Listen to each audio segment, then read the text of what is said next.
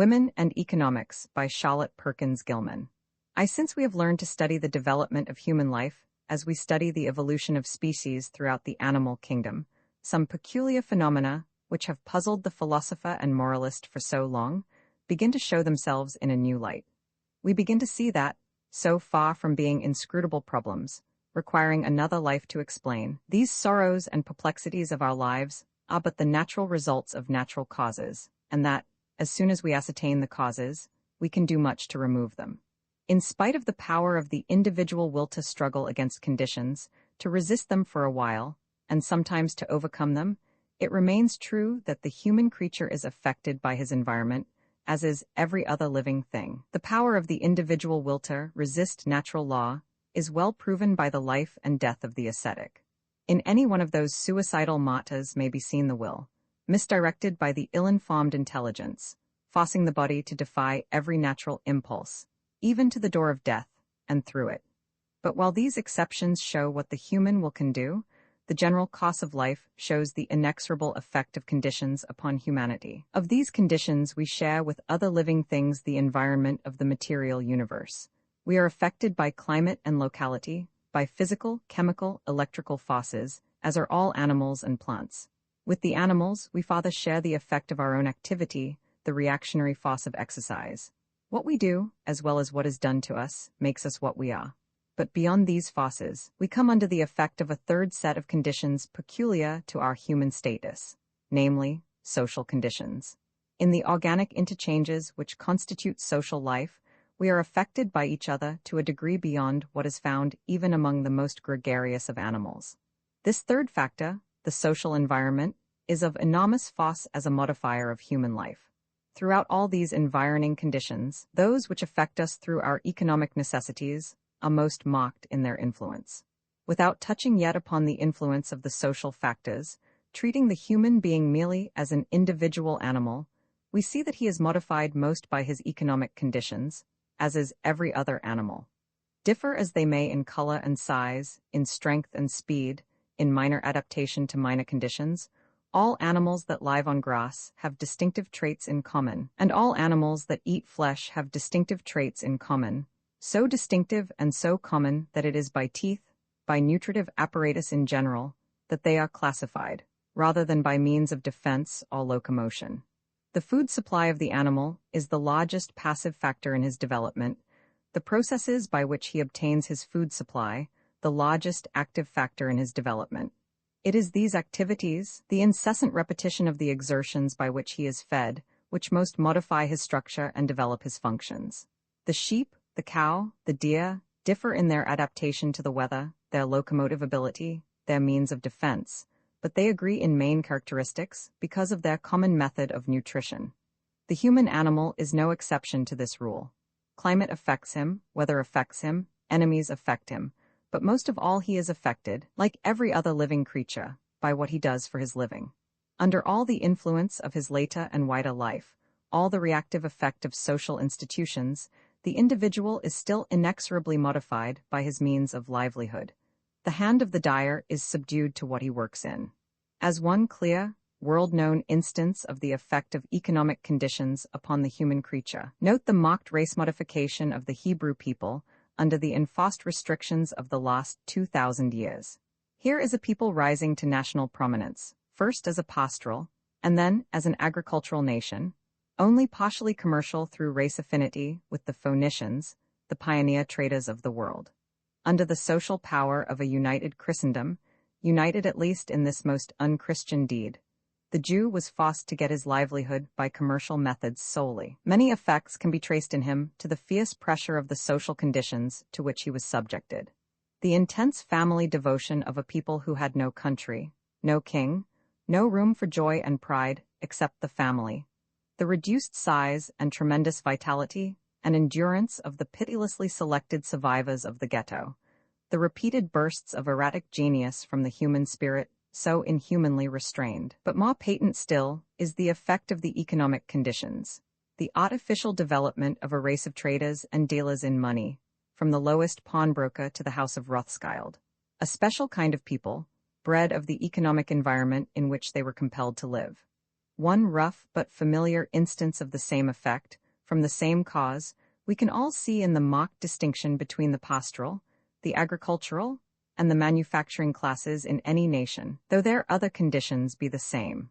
On the clear line of argument that functions and organs are developed by use, that what we use most is developed most, and that the daily processes of supplying economic needs are the processes that we most use, it follows that, when we find special economic conditions affecting any special class of people, we may look for special results and find them.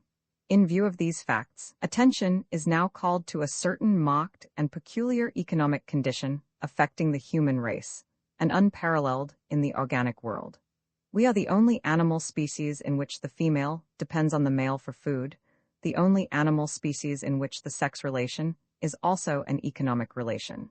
With us, an entire sex lives in a relation of economic dependence upon the other sex, and the economic relation is combined with the sex relation. The economic status of the human female is relative to the sex relation.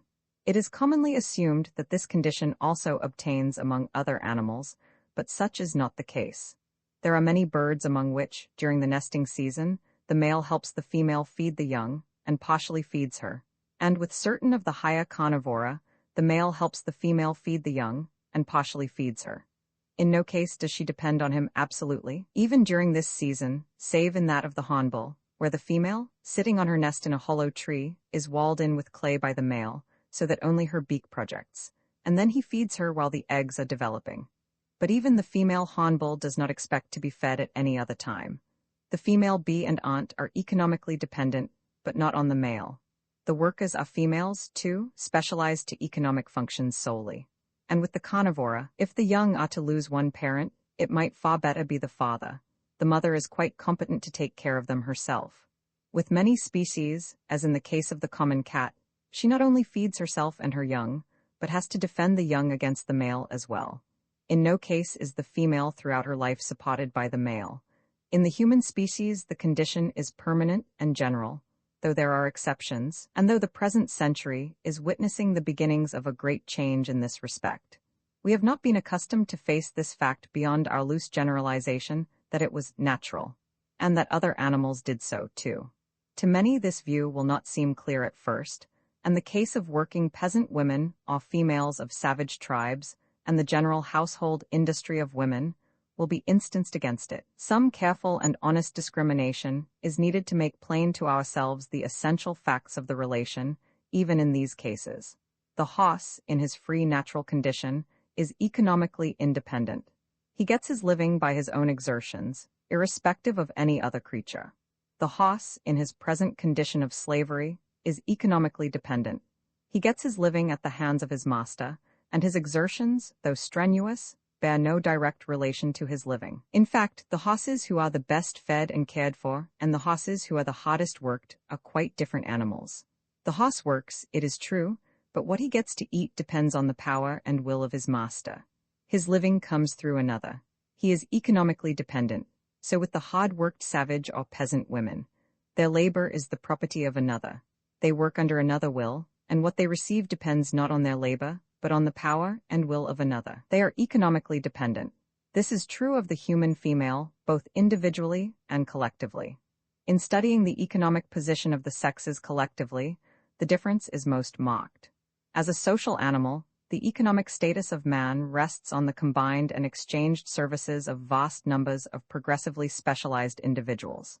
The economic progress of the race, its maintenance at any period, its continued advance, involve the collective activities of all the trades, crafts, arts, manufactures, inventions, discoveries, and all the civil and military institutions that go to maintain them. The economic status of any race at any time, with its involved effect on all the constituent individuals, depends on their worldwide labors and their free exchange.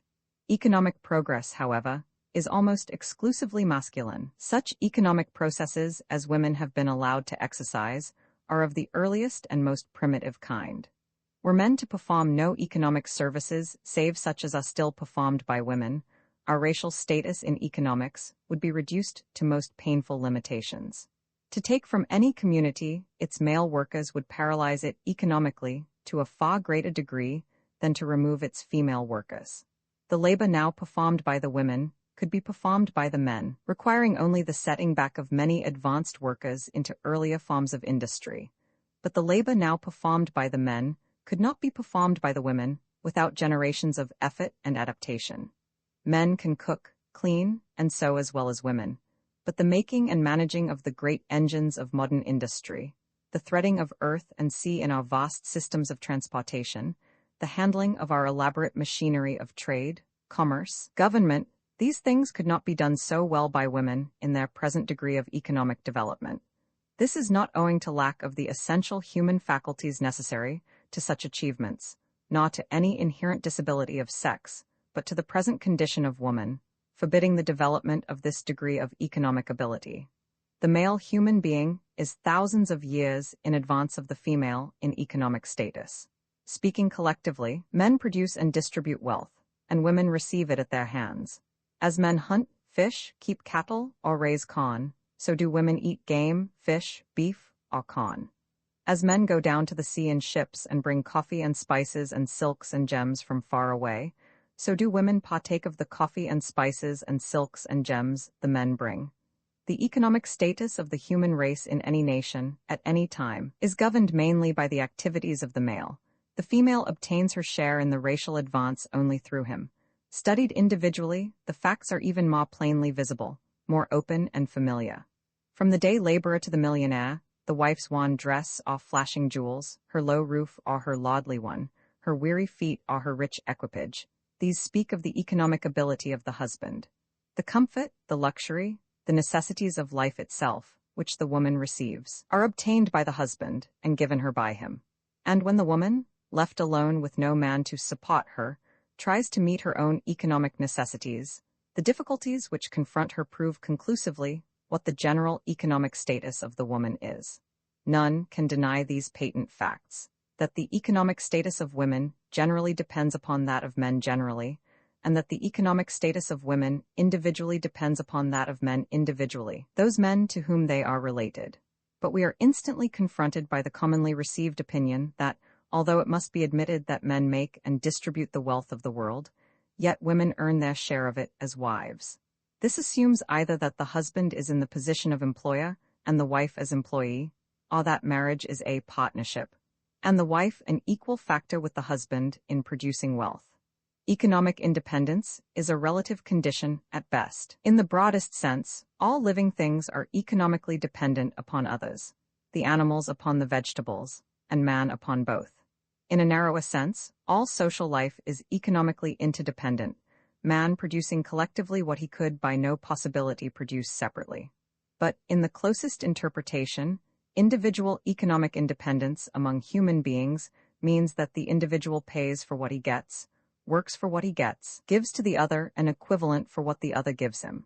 I depend on the shoemaker for shoes, and the tailor for coats, but if I give the shoemaker and the tailor enough of my own labor, as a house builder to pay for the shoes and coats they give me, I retain my personal independence.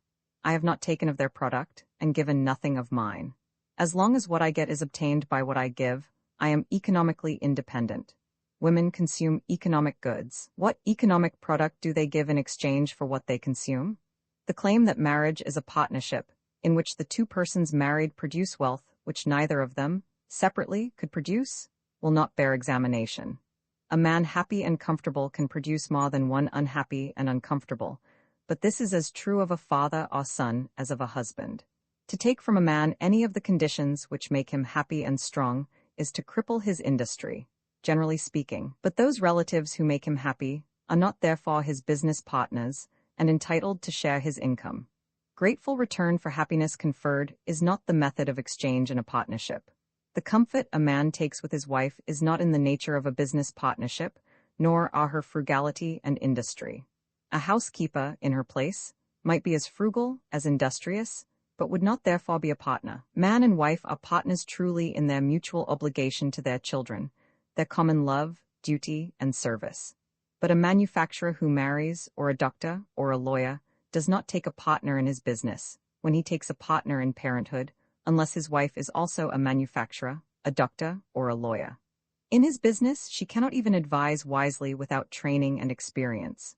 To love her husband, the composer, does not enable her to compose. And the loss of a man's wife, though it may break his heart, does not cripple his business unless his mind is affected by grief. She is in no sense a business partner, unless she contributes capital or experience or labor, as a man would in like relation.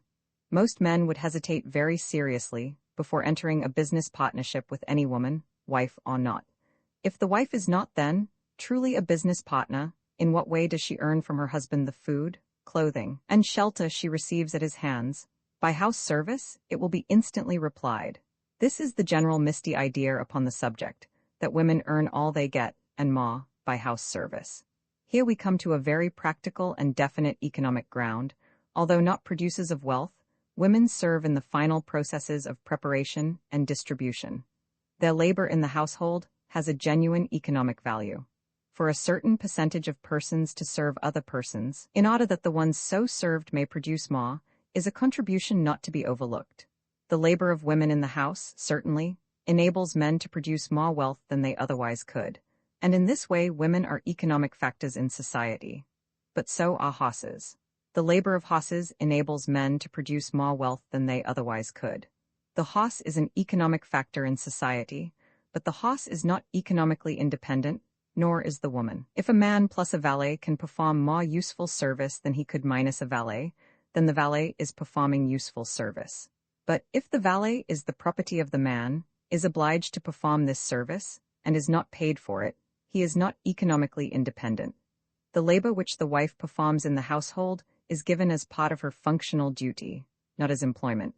The wife of the poor man, who works hard in a small house, doing all the work for the family, or the wife of the rich man, who wisely and gracefully manages a large house and administers its functions, each is entitled to fair pay for services rendered. To take this ground and hold it honestly, wives, as earners through domestic service, are entitled to the wages of cooks, housemaids, nursemaids, seamstresses, or housekeepers, and to no more. This would of course reduce the spending money of the wives of the rich, and put it out of the power of the poor man to support a wife at all, unless, indeed, the poor man faced the situation fully, paid his wife her wages as house servant, and then she and he combined their funds in the support of their children. He would be keeping a servant, she would be helping keep the family, but nowhere on earth would there be a rich woman by these means. Even the highest class of private housekeeper, useful as her services are, does not accumulate a fortune. She does not buy diamonds and sables and keep a carriage. Things like these are not earned by house service.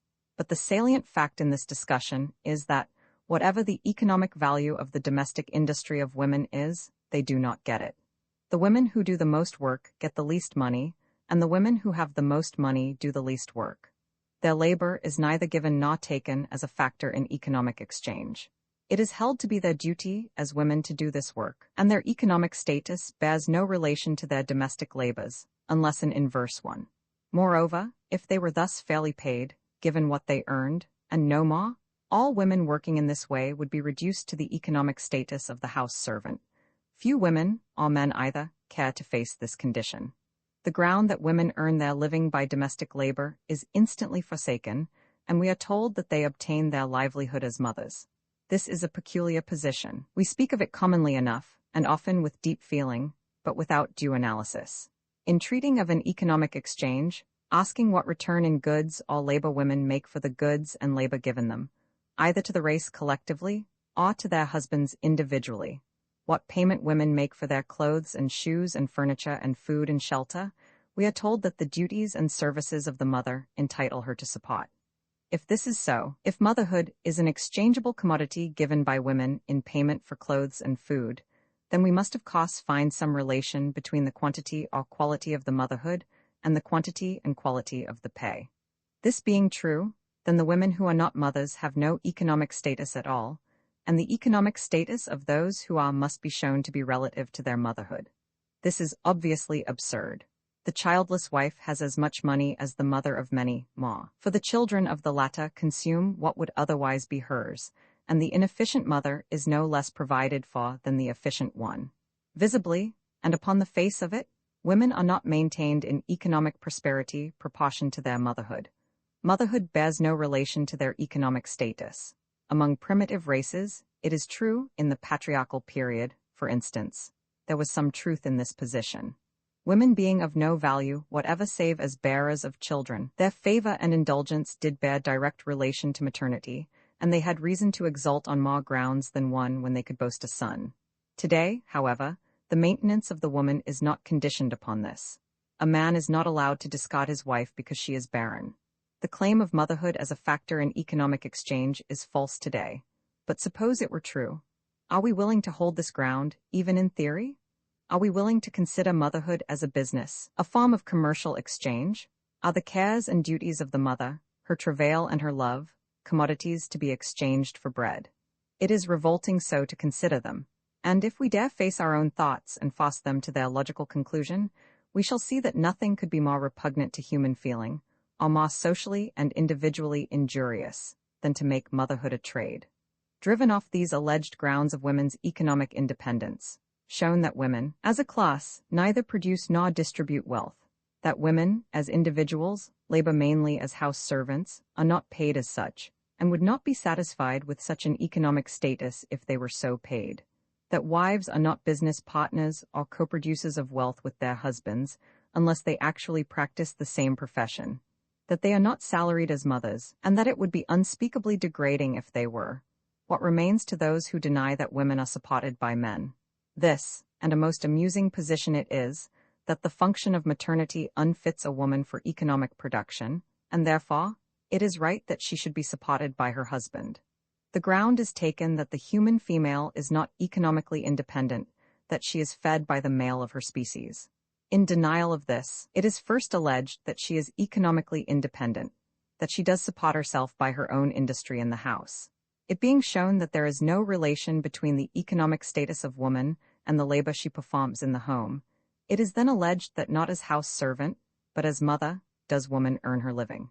It being shown that the economic status of woman bears no relation to her motherhood, either in quantity or quality, it is then alleged that motherhood renders a woman unfit for economic production, and that therefore, it is right that she be supported by her husband. Before going farther, let us seize upon this admission, that she is supported by her husband. Without going into either the ethics or the necessities of the case, we have reached so much common ground.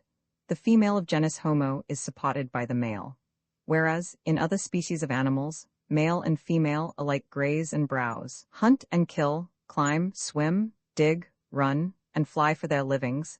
In our species, the female does not seek her own living in the specific activities of our race, but is fed by the male. Now, as to the alleged necessity. Because of her maternal duties, the human female is said to be unable to get her own living. As the maternal duties of other females do not unfit them for getting their own living, and also the livings of their young, it would seem that the human maternal duties require the segregation of the entire energies of the mother to the service of the child during her entire adult life, or so large a proportion of them that not enough remains to devote to the individual interests of the mother. Such a condition, did it exist, would of course excuse and justify the pitiful dependence of the human female and her support by the male. As the queen bee, modified entirely to maternity, is supported, not by the male, to be sure, but by her co-workers, the old maids, the barren working bees, who labor so patiently and lovingly in their branch of the maternal duties of the hive, so would the human female, modified entirely to maternity, become unfit for any other exertion, and a helpless dependent. Is this the condition of human motherhood?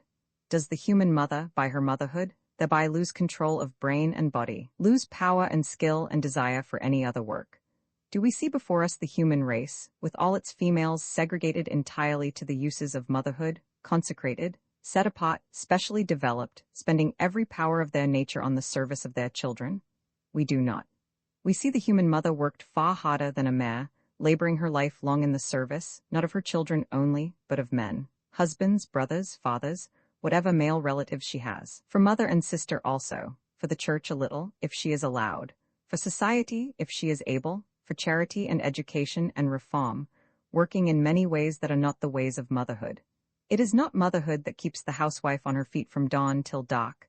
It is house service, not child service.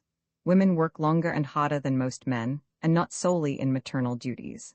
The savage mother carries the burdens and does all menial service for the tribe. The peasant mother toils in the fields, and the workingman's wife in the home. Many mothers, even now, are wage earners for the family, as well as bearers and rearers of it. And the women who are not so occupied, the women who belong to rich men, here perhaps is the exhaustive devotion to maternity which is supposed to justify an admitted economic dependence. But we do not find it even among these.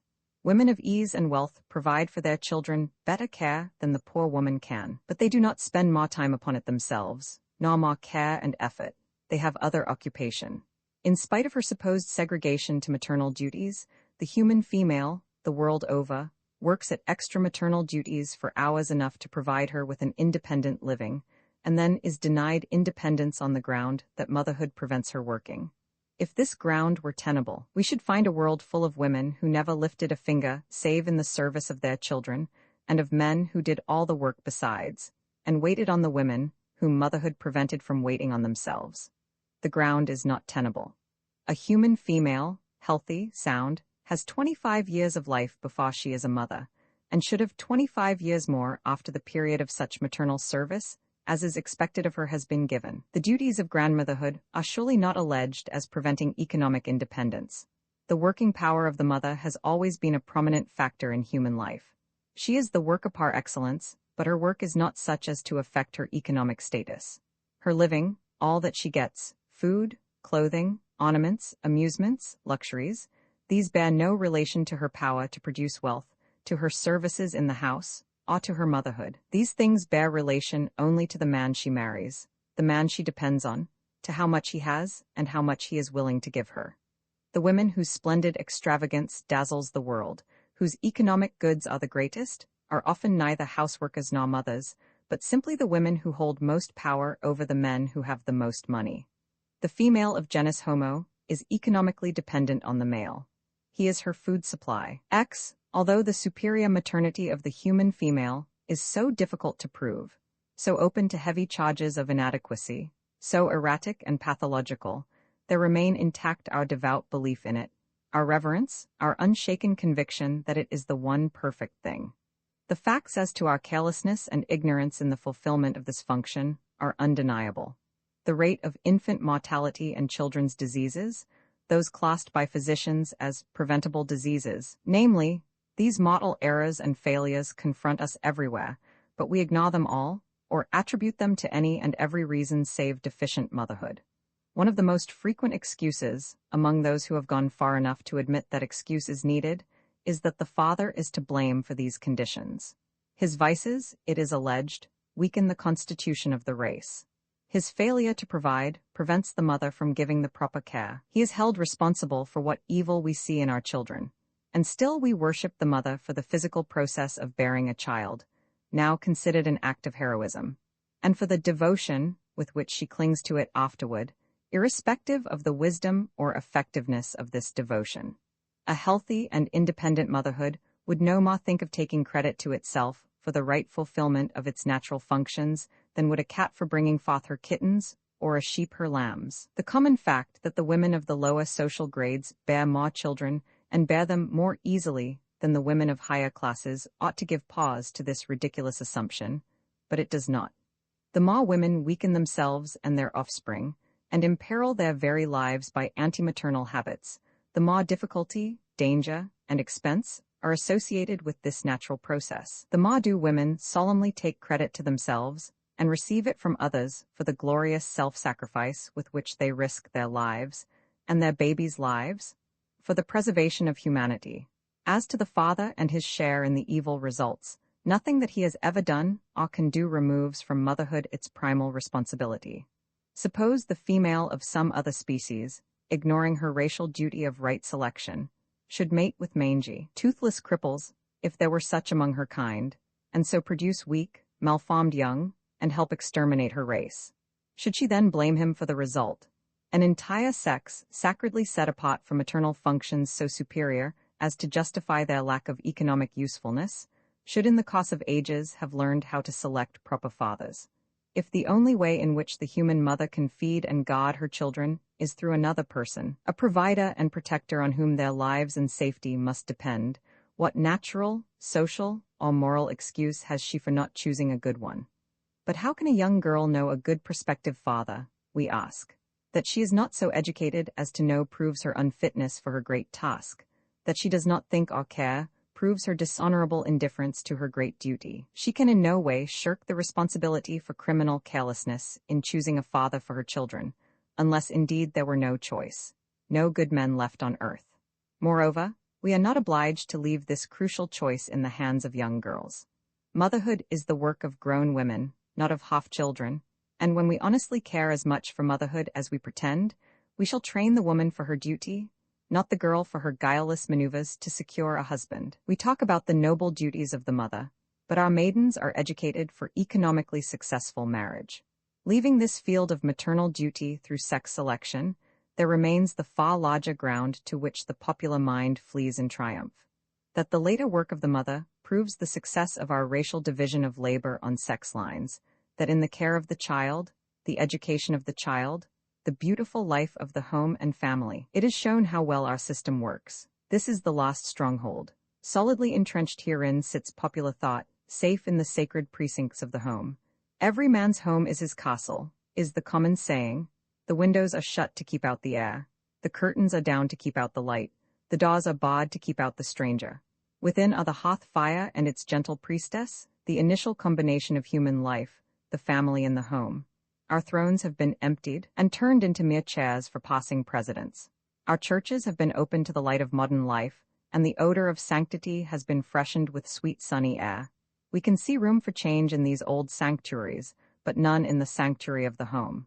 And this temple, with its rites, is so closely interwound with the services of subject woman, its altar so demands her ceaseless sacrifices, that we find it impossible to conceive of any other basis of human living. We are chilled to the heart's core by the fear of losing any of these ancient and hallowed associations.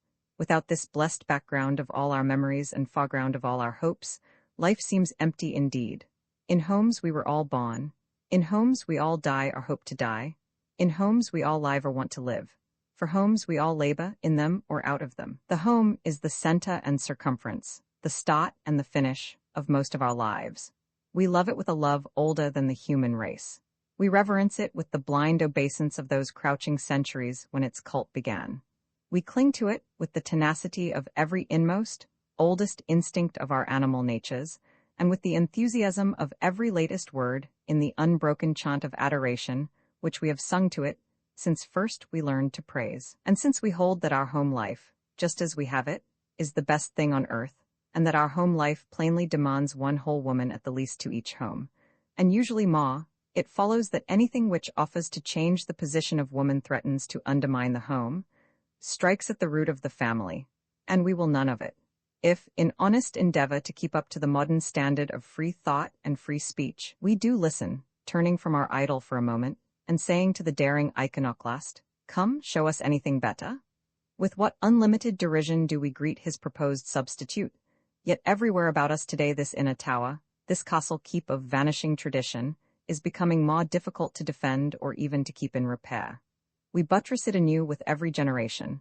We love its very cracks and crumbling corners. We hang and drape it with endless decorations. We hide the looming dangers overhead with fresh clouds of incense, and we demand of the would-be repairers and rebuilders that they prove to us the desirability of their wild plans before they lift a hammer. But when they show their plans, we laugh them to scorn. It is a difficult case to meet.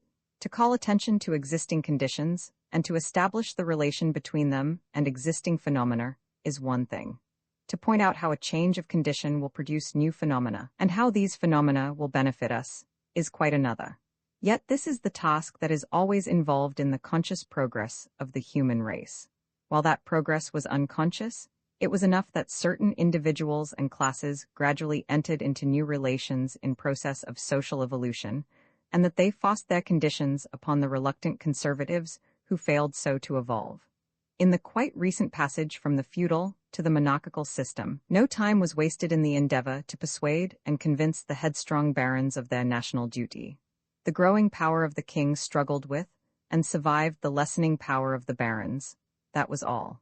Had a book been written then to urge the change, it could have proved clearly enough the evils of the feudal system, But when it tried to portray the glories of national peace and power under a single monarch, it would have had small weight. National peace and power, which had been hitherto non-existent, would have failed to appeal to the sturdy lords of the soil, whose only idea of peace and power was to sit down and rest on their prostrate neighbors. Had their strength run in the line of argument, they would have scouted the should-be's and will-be's of the author, and defied him to prove that the new condition would be developed by the new processes. And indeed, he would have found it hard. So today, in questioning the economic status of woman and her position in the home and in the family, it is far easier to prove present evil than future good. Yet this is what is most exactingly demanded. It is required of the advocate of social reform not only that he convince the contented followers of the present system of its wrong, but that he prove to their satisfaction the superiority of some other system. This, in the nature of the case, is impossible. When people are contented, you cannot make them feel that what is wrong, or that something else might be better. Even the discontented are far more willing to refer their troubles to some personal factor than to admit that their condition as a whole, inevitably, produces the general trouble in which they share. Even if convinced that a change of condition will remove the source of injury, they, like the fox with the swarm of flies, fear to be disturbed, lest their lost state be worse than their first. In the face of this inevitable difficulty, however, the task must be undertaken. Two things let us premise and agree upon before starting. First, that the duty of human life is progress, development, that we are here, not merely to live, but to grow, not to be content with lean savagery or fat barbarism or sordid semi-civilization, but to toil on through the centuries and build up the ever nobler forms of life toward which social evolution tends. If this is not believed, if any hold that to keep alive and reproduce the species is the limit of our human duty, then they need look no farther here. That aim can be attained, and has been attained, for irrefutable centuries, through many forms of sex relation and of economic relation. Human beings have lived and brought up children as good as their parents in free promiscuity and laziness, in forced polygamy and slavery, in willing polyandry and industry, and in monogamy plus prostitution and manufactures. Just to live and bear children does not prove the relative superiority of any system, either in sex or economics. But when we believe that life means progress, then each succeeding form of sex relation or economic relation is to be measured by its effect on that progress. It may be necessary here to agree on a definition of human progress. According to the general law of organic evolution, it may be defined as follows: such progress in the individual and in his social relations as shall maintain him in health and happiness and increase the organic development of society. If we accept such a definition of human progress, if we agree that progress is the duty of society, and that all social institutions are to be measured by it, we may proceed to our second premise. This is not to be ranked with the first in importance. It should be too commonly understood and accepted to be dragged into such a prominent position, but it is not commonly understood and accepted. In fact, it is misunderstood and denied to so general a degree that no apology is needed for insisting on it here. The second premise is this: our enjoyment of a thing does not prove that it is right. Even our love, admiration, and reverence for a thing does not prove that it is right, and, even from an evolutionary point of view, our belief that a thing is natural does not prove that it is right. A thing may be right in one stage of evolution which becomes wrong in another. For instance, promiscuity is natural. The human animal, like many others, is quite easily inclined thereto. Monogamy is proven right by social evolution. It is the best way to carry on the human race in social relation, but it is not yet as natural as could be desired. So, to return to our second premise, which is admittedly rather a large one, to show that any custom or status of ours is natural and enjoyable does not prove that it is right. It does not of course prevent its being right. Right things may be enjoyed, may be loved, admired, and reverenced, may even be natural, but so may wrong things. Even that subhuman faculty called instinct is only a true guide to conduct when the conditions are present, which originally developed that instinct. The instinct that makes a modern house dog turn around 3 times before he lies down is not worthy of much admiration today, though it served its purpose on the grassy plains and in the leafy hollows where it was formed. If these two premises are granted, that the duty of human life is progress, and that a given condition is not necessarily right because we like it, we may go on. Is our present method of home life, based on the economic dependence of woman in the sex relation, the best calculated to maintain the individual in health and happiness, and develop in him the highest social faculties? The individual is not maintained in health and happiness. That is visible to all, and how little he is developed in social relation is shown in the jarring irregularity and wastefulness of our present economic system. Economic independence for women necessarily involves a change in the home and family relation. But if that change is for the advantage of individual and race, we need not fear it. It does not involve a change in the marriage relation, except in withdrawing the element of economic dependence, nor in the relation of mother to child save to improve it. But it does involve the exercise of human faculty in women, in social service and exchange, rather than in domestic service solely. This will of course require the introduction of some other form of living than that which now obtains. It will render impossible the present method of feeding the world by means of millions of private servants, and bringing up children by the same hand. It is a melancholy fact that the vast majority of our children are reared and trained by domestic servants, generally their mothers, to be sure, but domestic servants by trade. To become a producer, a factor in the economic activities of the world, must perforce interfere with woman's present status as a private servant. House mistress she may still be, in the sense of owning and ordering her home, but housekeeper or house servant she may not be, and be anything else. Her position as mother will alter too. Mother in the sense of bearer and rearer of noble children she will be, as the closest and dearest, the one most honored and best loved.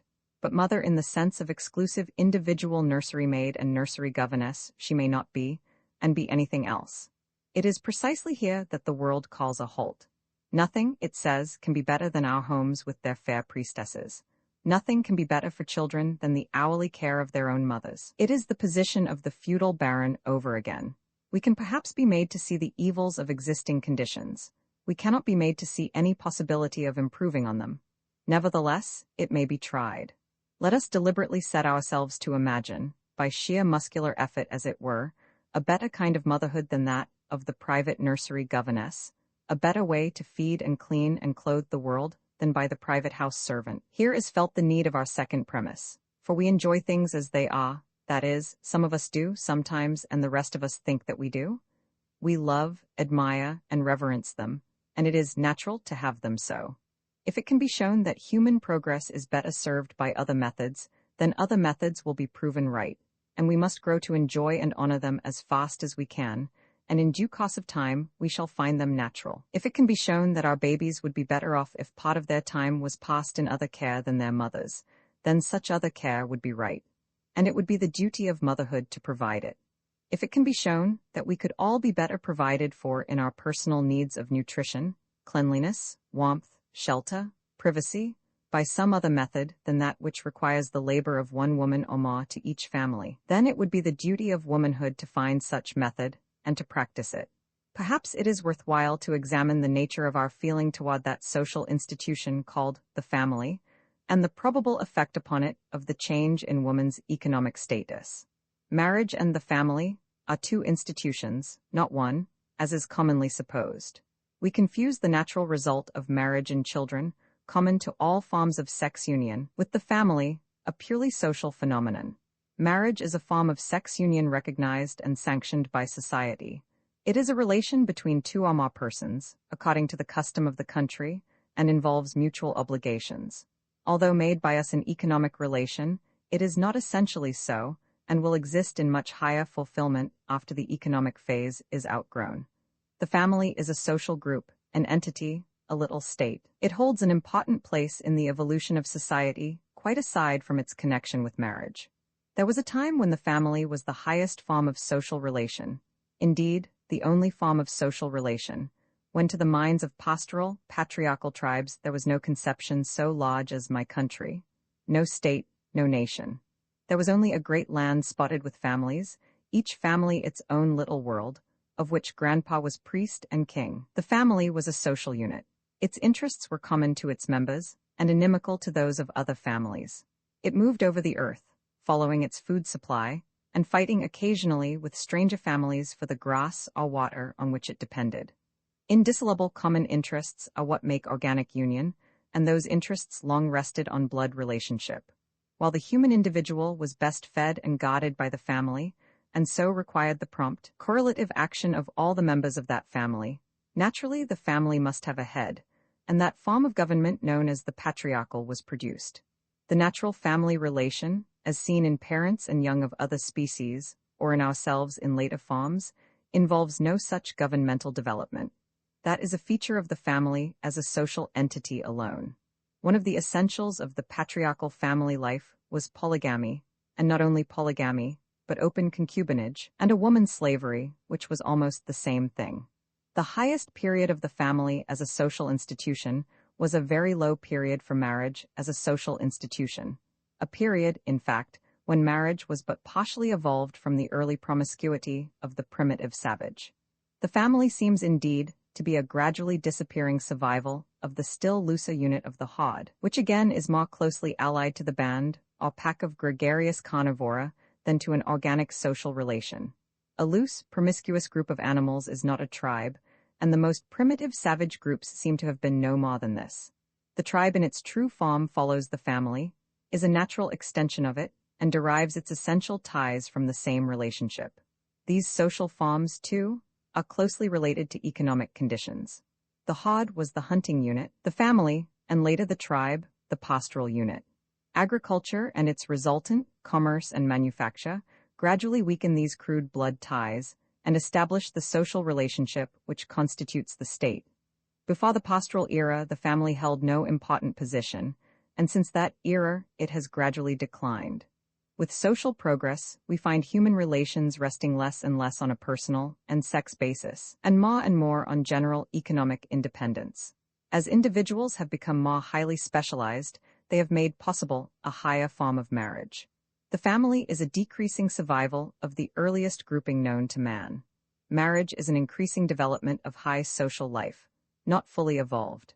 So far from being identical with the family, it improves and strengthens in inverse ratio to the family, as is easily seen by the broad contrast between the marriage relations of Jacob and the unquenchable demand for lifelong single mating that grows in our hearts today. There was no conception of marriage as a personal union for life of two well-matched individuals during the patriarchal era.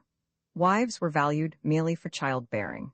The family needed numbers of its own blood, especially males, and the man-child was the price of favor to women then. It was but a few degrees beyond the herd, not yet become a tribe in the full sense.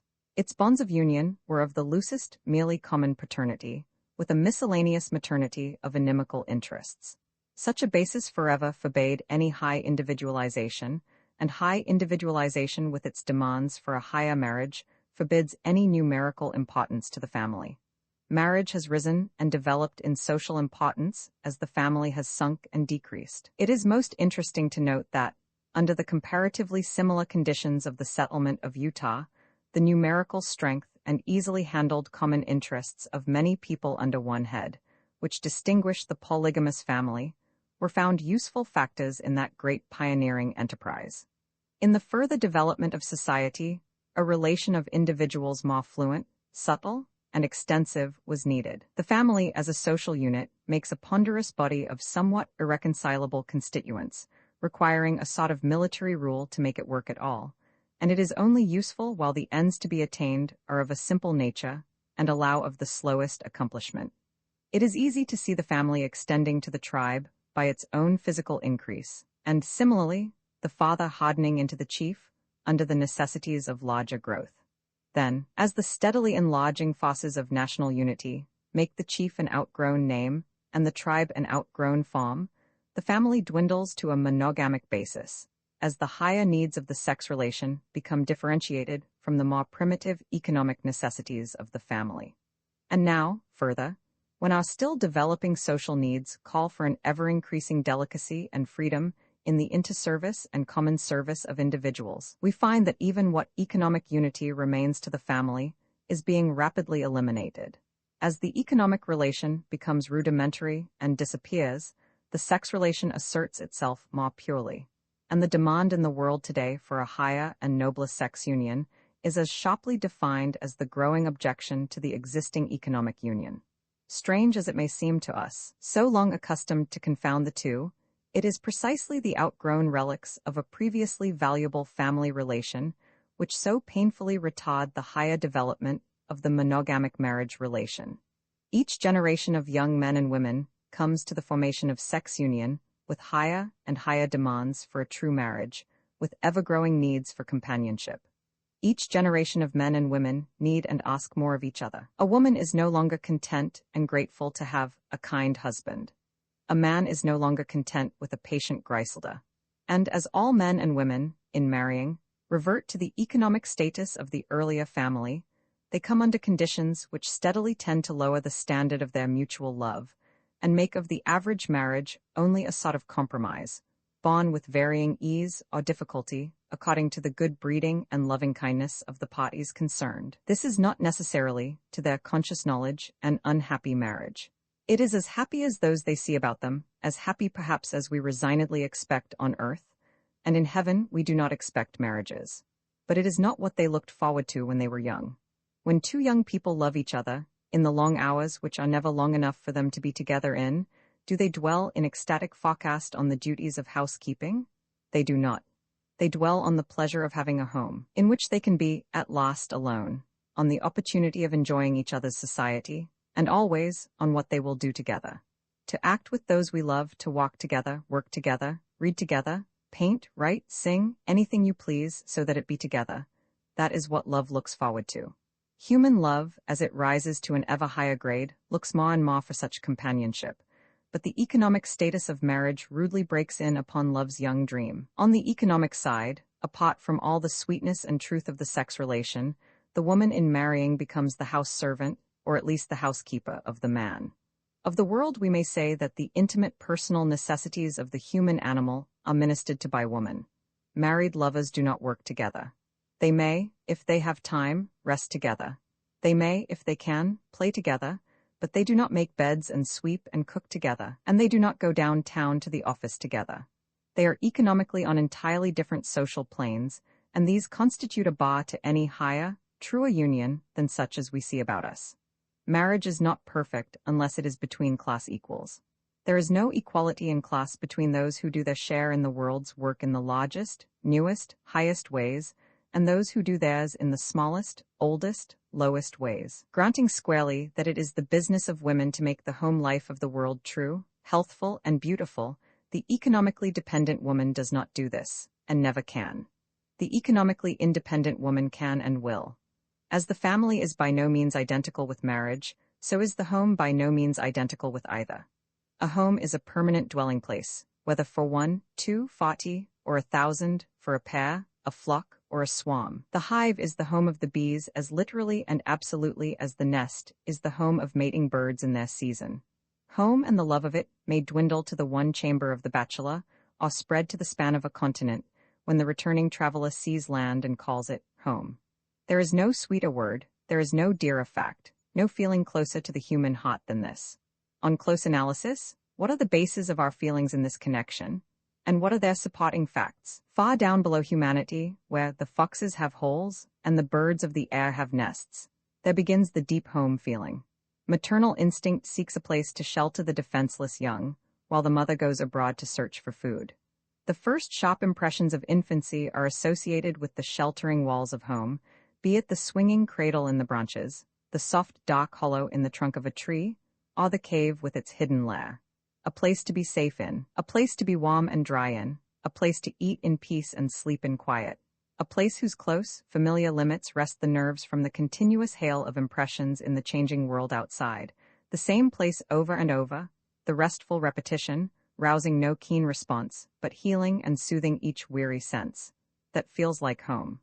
All this from our first consciousness, all this for millions and millions of years. No wonder we love it. Then comes the gradual addition of tender associations, family ties of the earliest. Then, still primitive, but not yet outgrown, the groping religious sentiment of early ancestor worship, adding sanctity to safety and driving deep our sentiment for home. It was the place in which to pray, to keep alight the sacred fire, and pour libations to departed grandfathers. Following this, the slow-dying era of paternal government gave a new sense of honor to the place of comfort and the place of prayer. It became the seat of government also, the palace and the throne. Upon this deep foundation, we have built a towering superstructure of habit, custom, law, and in it dwell together every deepest, oldest, closest, and tenderest emotion of the human individual. No wonder we are blind and deaf to any suggested improvement in our lordly pleasure house. But look farther. Without contradicting any word of the above, it is equally true that the highest emotions of humanity arise and live outside the home and apart from it. While religion stayed at home, in dogma and ceremony, in spirit and expression, it was a low and narrow religion. It could never rise till it found a new spirit and a new expression in human life outside the home, until it found a common place of worship, a ceremonial and a morality on a human basis, not a family basis. Science, art, government, education, industry. The home is the cradle of them all, and their grave if they stay in it. Only as we live, think, feel, and work outside the home do we become humanly developed, civilized, socialized. The exquisite development of modern home life is made possible only as an accompaniment and result of modern social life.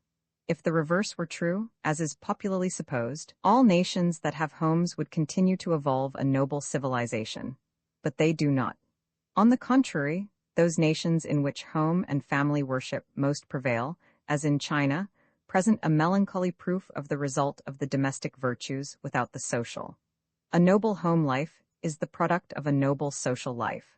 The home does not produce the virtues needed in society, but society does produce the virtues needed in such homes as we desire today. The members of the freest, most highly civilized and individualized nations make the most delightful members of the home and family. The members of the closest and most highly venerated homes do not necessarily make the most delightful members of society. In social evolution, as in all evolution, the tendency is from indefinite, incoherent homogeneity to definite, coherent heterogeneity, and the home, in its rigid maintenance of a permanent homogeneity, constitutes a definite limit to social progress. What we need is not less home, but more. Not a lessening of the love of human beings for a home, but its extension through new and more effective expression. And above all, we need the complete disentanglement in our thoughts of the varied and often radically opposed interests and industries so long supposed to be component parts of the home and family. The change in the economic position of woman from dependence to independence must bring with it a rearrangement of these home interests and industries, to our great gain. Roman 11, as a natural consequence of our division of labor on sex lines, giving to woman the home and to man the world in which to work, we have come to have a dense prejudice in favor of the essential womanliness of the home duties, as opposed to the essential manliness of every other kind of work. We have assumed that the preparation and serving of food and the removal of dirt, the nutritive and excretive processes of the family, are feminine functions, and we have also assumed that these processes must go on in what we call the home, which is the external expression of the family. In the home, the human individual is fed, cleaned, warmed, and generally cared for, while not engaged in working in the world. Human nutrition is a long process. There's many a ship twixt the cup and the lip, to paraphrase an old proverb. Food is produced by the human race collectively, not by individuals for their own consumption, but by interrelated groups of individuals, all over the world, for the world's consumption. This collectively produced food circulates over the Earth's surface through elaborate processes of transportation, exchange, and preparation, before it reaches the mouths of the consumers, and the final processes of selection and preparation are in the hands of woman. She is the final purchaser. She is the final handler in that process of human nutrition known as cooking, which is a sort of extra-organic digestion proven advantageous to our species. This department of human digestion has become a sex function, supposed to pertain to women by nature. If it is to the advantage of the human race that its food supply should be thus handled by a special sex, this advantage should be shown in superior health and purity of habit. But no such advantage is visible. In spite of all our power and skill in the production and preparation of food, we remain the sickest beast alive in the matter of eating. Our impotent outcries against adulteration prove that part of the trouble is in the food products as offered for purchase. The pathetic reiteration of our numerous cookbooks proves that part of the trouble is in the preparation of those products, and the futile exhortations of physicians and mothers prove that part of the trouble is in our morbid tastes and appetites. It would really seem as if the human race, after all its long centuries, had not learned how to prepare good food, nor how to cook it, nor how to eat it, which is painfully true. This great function of human nutrition is confounded with the sex relation, and is considered a sex function. It is in the helpless hands of that amiable but abortive agent, the economically dependent women, and the essential incapacity of such an agent is not hard to show. In her position as private house steward, she is the lost purchaser of the food of the world, and here we reach the governing factor in our incredible adulteration of food products. All kinds of deceit and imposition in human service are due to that desire to get without giving, which, as has been shown in previous chapters, is largely due to the training of women as non-productive consumers. But the particular form of deceit and imposition practiced by a given dealer is governed by the intelligence and power of the buyer. The dilution and adulteration of food products is a particularly easy path to profit because the ultimate purchaser has almost no power and very little intelligence. The individual housewife must buy at short intervals and in small quantities. This operates to her pecuniary disadvantage, as is well known, but its effect on the quality of her purchases is not so commonly observed. Not unless she becomes the head of a wealthy household, and so purchases in quantity for family, servants, and guests, is her trade of sufficient value to have force in the market. The dealer who sells to 100 poor women can and does sell a much lower quality of food than he who sells an equal amount to one purchaser. Therefore, the home, as a food agency, holds an essentially and permanently unfavorable position as a purchaser, and it is thereby the principal factor in maintaining the low standard of food products against which we struggle with the cumbrous machinery of legislation. Most housekeepers will innocently prove their ignorance of these matters by denying that the standard of food products is so low. Let such offended ladies but examine the statutes and ordinances of their own cities, of any civilized city, and see how the bread, the milk, the meat, the fruit, are under a steady legislative inspection which endeavors to protect the ignorance and helplessness of the individual purchaser. If the private housekeeper had the technical intelligence as purchaser which is needed to discriminate in the selection of foods, if she were prepared to test her milk, to detect the foreign substance in her coffee and spices, rightly to estimate the quality of her meat and the age of her fruit and vegetables, she would then be able at least to protest against her supply, and to seek, as far as time, distance, and funds allowed, a better market.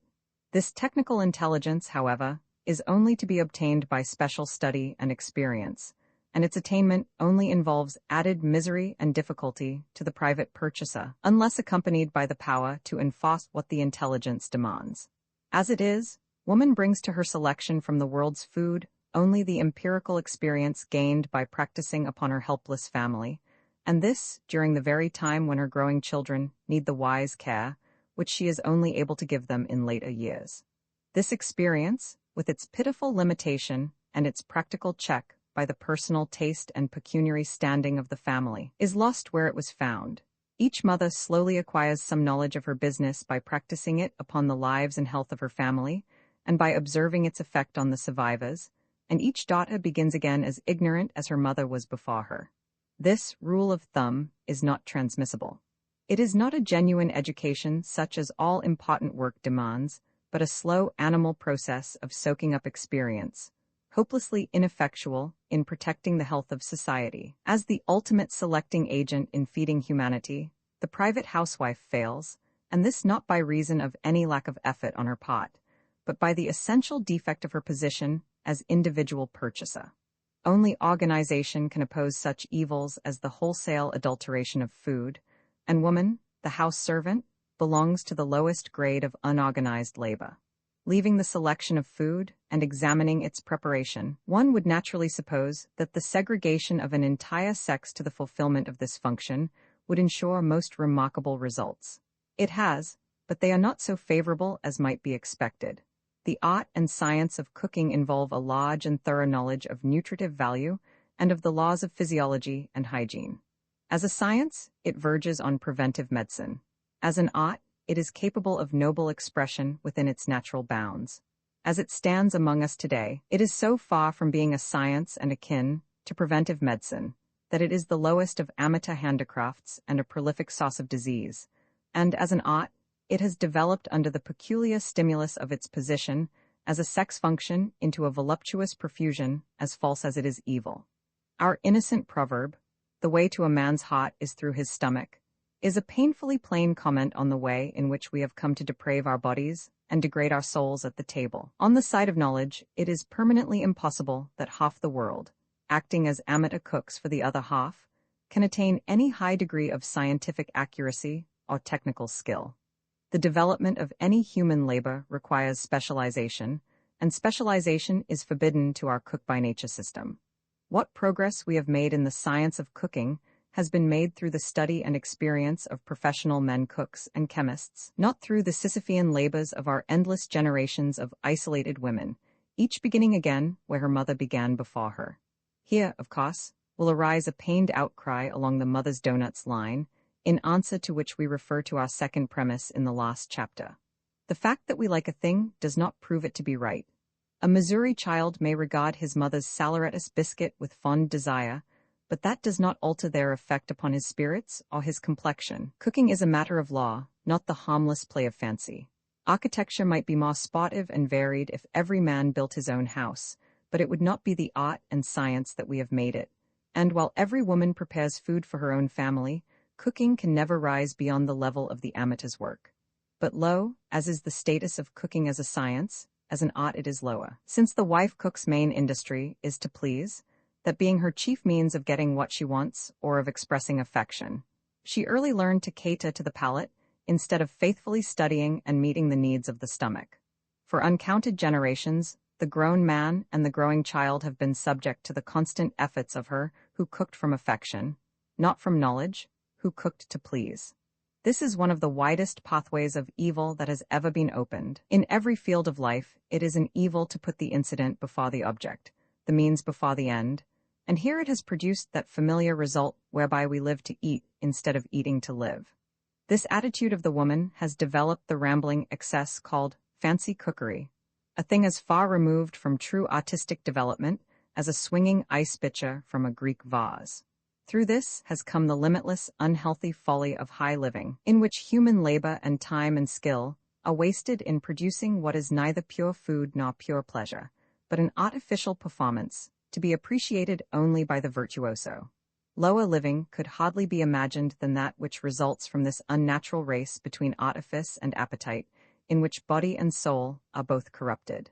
In the man, the subject of all this dining-room devotion, has been developed and maintained that cultivated interest in his personal tastes and their gratification, that demand for things which he likes rather than for things which he knows to be good, wherein lies one of the most dangerous elements in character known to the psychologist.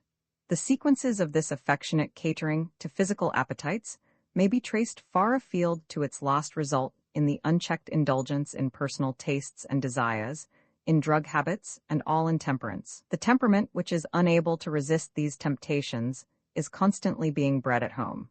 As the concentration of woman's physical energies on the sex functions, enforced by her economic dependence, has tended to produce and maintain man's excess in sex indulgence, to the injury of the race. So the concentration of woman's industrial energies on the close and constant service of personal tastes and appetites has tended to produce and maintain an excess in table indulgence, both in eating and drinking, which is also injurious to the race.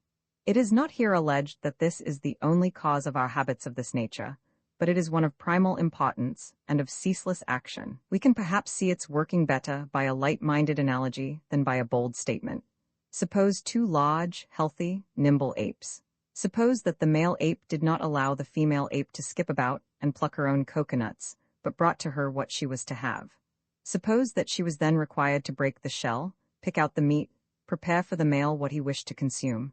And suppose, further, that her share in the dinner, to say nothing of her chance of a little pleasure excursion in the treetops afterward, was dependent on his satisfaction with the food she prepared for him. She, as an ape of intelligence, would seek, by all devices known to her, to add stimulus and variety to the meals she arranged, to select the bits he specially preferred to please his taste and to meet his appetite.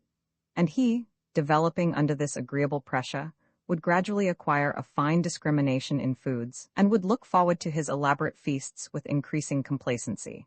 He would have a new force to make him eat, not only his need of food, with its natural and healthy demands, but her need of everything, acting through his need of food. This sounds somewhat absurd in a family of apes, but it is precisely what has occurred in the human family. To gratify her husband has been the woman's way of obtaining her own ends, and she has of necessity learned how to do it, and, as she has been in general an uneducated and unskilled worker, she could only seek to please him through what powers she had, mainly those of house service. She has been set to serve two appetites, and to profit accordingly. She has served them well, but the profit to either party is questionable. On lines of social development, we are progressing from the gross gouging of the savage on whatever food he could seize, toward the discriminating selection of proper foods, and an increasing delicacy and accuracy in their use. Against this social tendency runs the crosscurrent of our sexuo-economic relation, making the preparation of food a sex function, and confusing all its processes with the ardor of personal affection and the dragging weight of self-interest. This method is applied, not only to the husband, but, in a certain degree, to the children. For, where maternal love and maternal energy are forced to express themselves mainly in the preparation of food, the desire properly to feed the child becomes confounded with an unwise desire to please, and the mother degrades her high estate by catering steadily to the lower tastes of humanity instead of to the higher. Our general notion is that we have lifted and ennobled our eating and drinking by combining them with love. On the contrary, we have lowered and degraded our love by combining it with eating and drinking, and, what is more, we have lowered these habits also.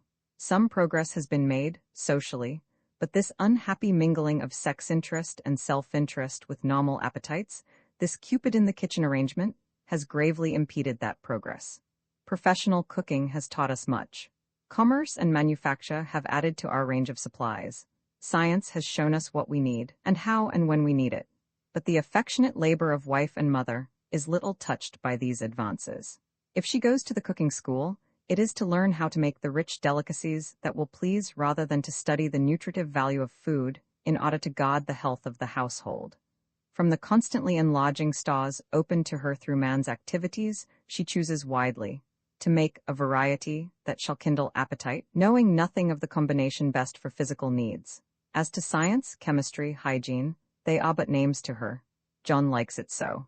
Willie won't eat it so. Your father never could bear cabbage. She must consider what he likes, not only because she loves to please him, or because she profits by pleasing him, but because he pays for the dinner, and she is a private servant. Is it not time that the way to a man's heart through his stomach should be relinquished for some higher avenue? The stomach should be left to its natural uses, not made a thoroughfare for stranger passions and purposes, and the heart should be approached through higher channels. We need a new picture of our overworked blind god, fat, greasy, pampered with sweetmeats by the poor worshippers long forced to pay their devotion through such degraded means. No, the human race is not well nourished by making the process of feeding it a sex function. The selection and preparation of food should be in the hands of trained experts, and woman should stand beside man as the comrade of his soul, not the servant of his body. This will require large changes in our method of living. To feed the world by expert service, bringing to that great function the skill and experience of the trained specialist, the power of science, and the beauty of art, is impossible in the sexuo-economic relation. While we treat cooking as a sex function common to all women, and eating as a family function, not otherwise rightly accomplished, we can develop no farther. We are spending much earnest study and hard labor today on the problem of teaching and training women in the art of cooking, both the wife and the servant. For, with our usual habit of considering voluntary individual conduct as the cause of conditions, we seek to modify conditions by changing individual conduct. What we must recognize is that, while the conditions remain, the conduct cannot be altered. Any trade or profession, the development of which depended upon the labor of isolated individuals, assisted only by hired servants more ignorant than themselves, would remain at a similarly low level. So far as health can be promoted by public means, we are steadily improving by sanitary regulations and medical inspection, by professionally prepared health foods, and by the literature of hygiene, by special legislation as to contagious diseases and dangerous trades. But the health that lies in the hands of the housewife is not reached by these measures. The 9/10 of our women who do their own work cannot be turned into proficient purchasers, and cooks any more than 9/10 of our men could be turned into proficient tailors with no better training or opportunity than would be furnished by clothing their own families. The alternative remaining to the women who comprise the other 10th is that peculiar survival of earlier labor methods known as domestic service.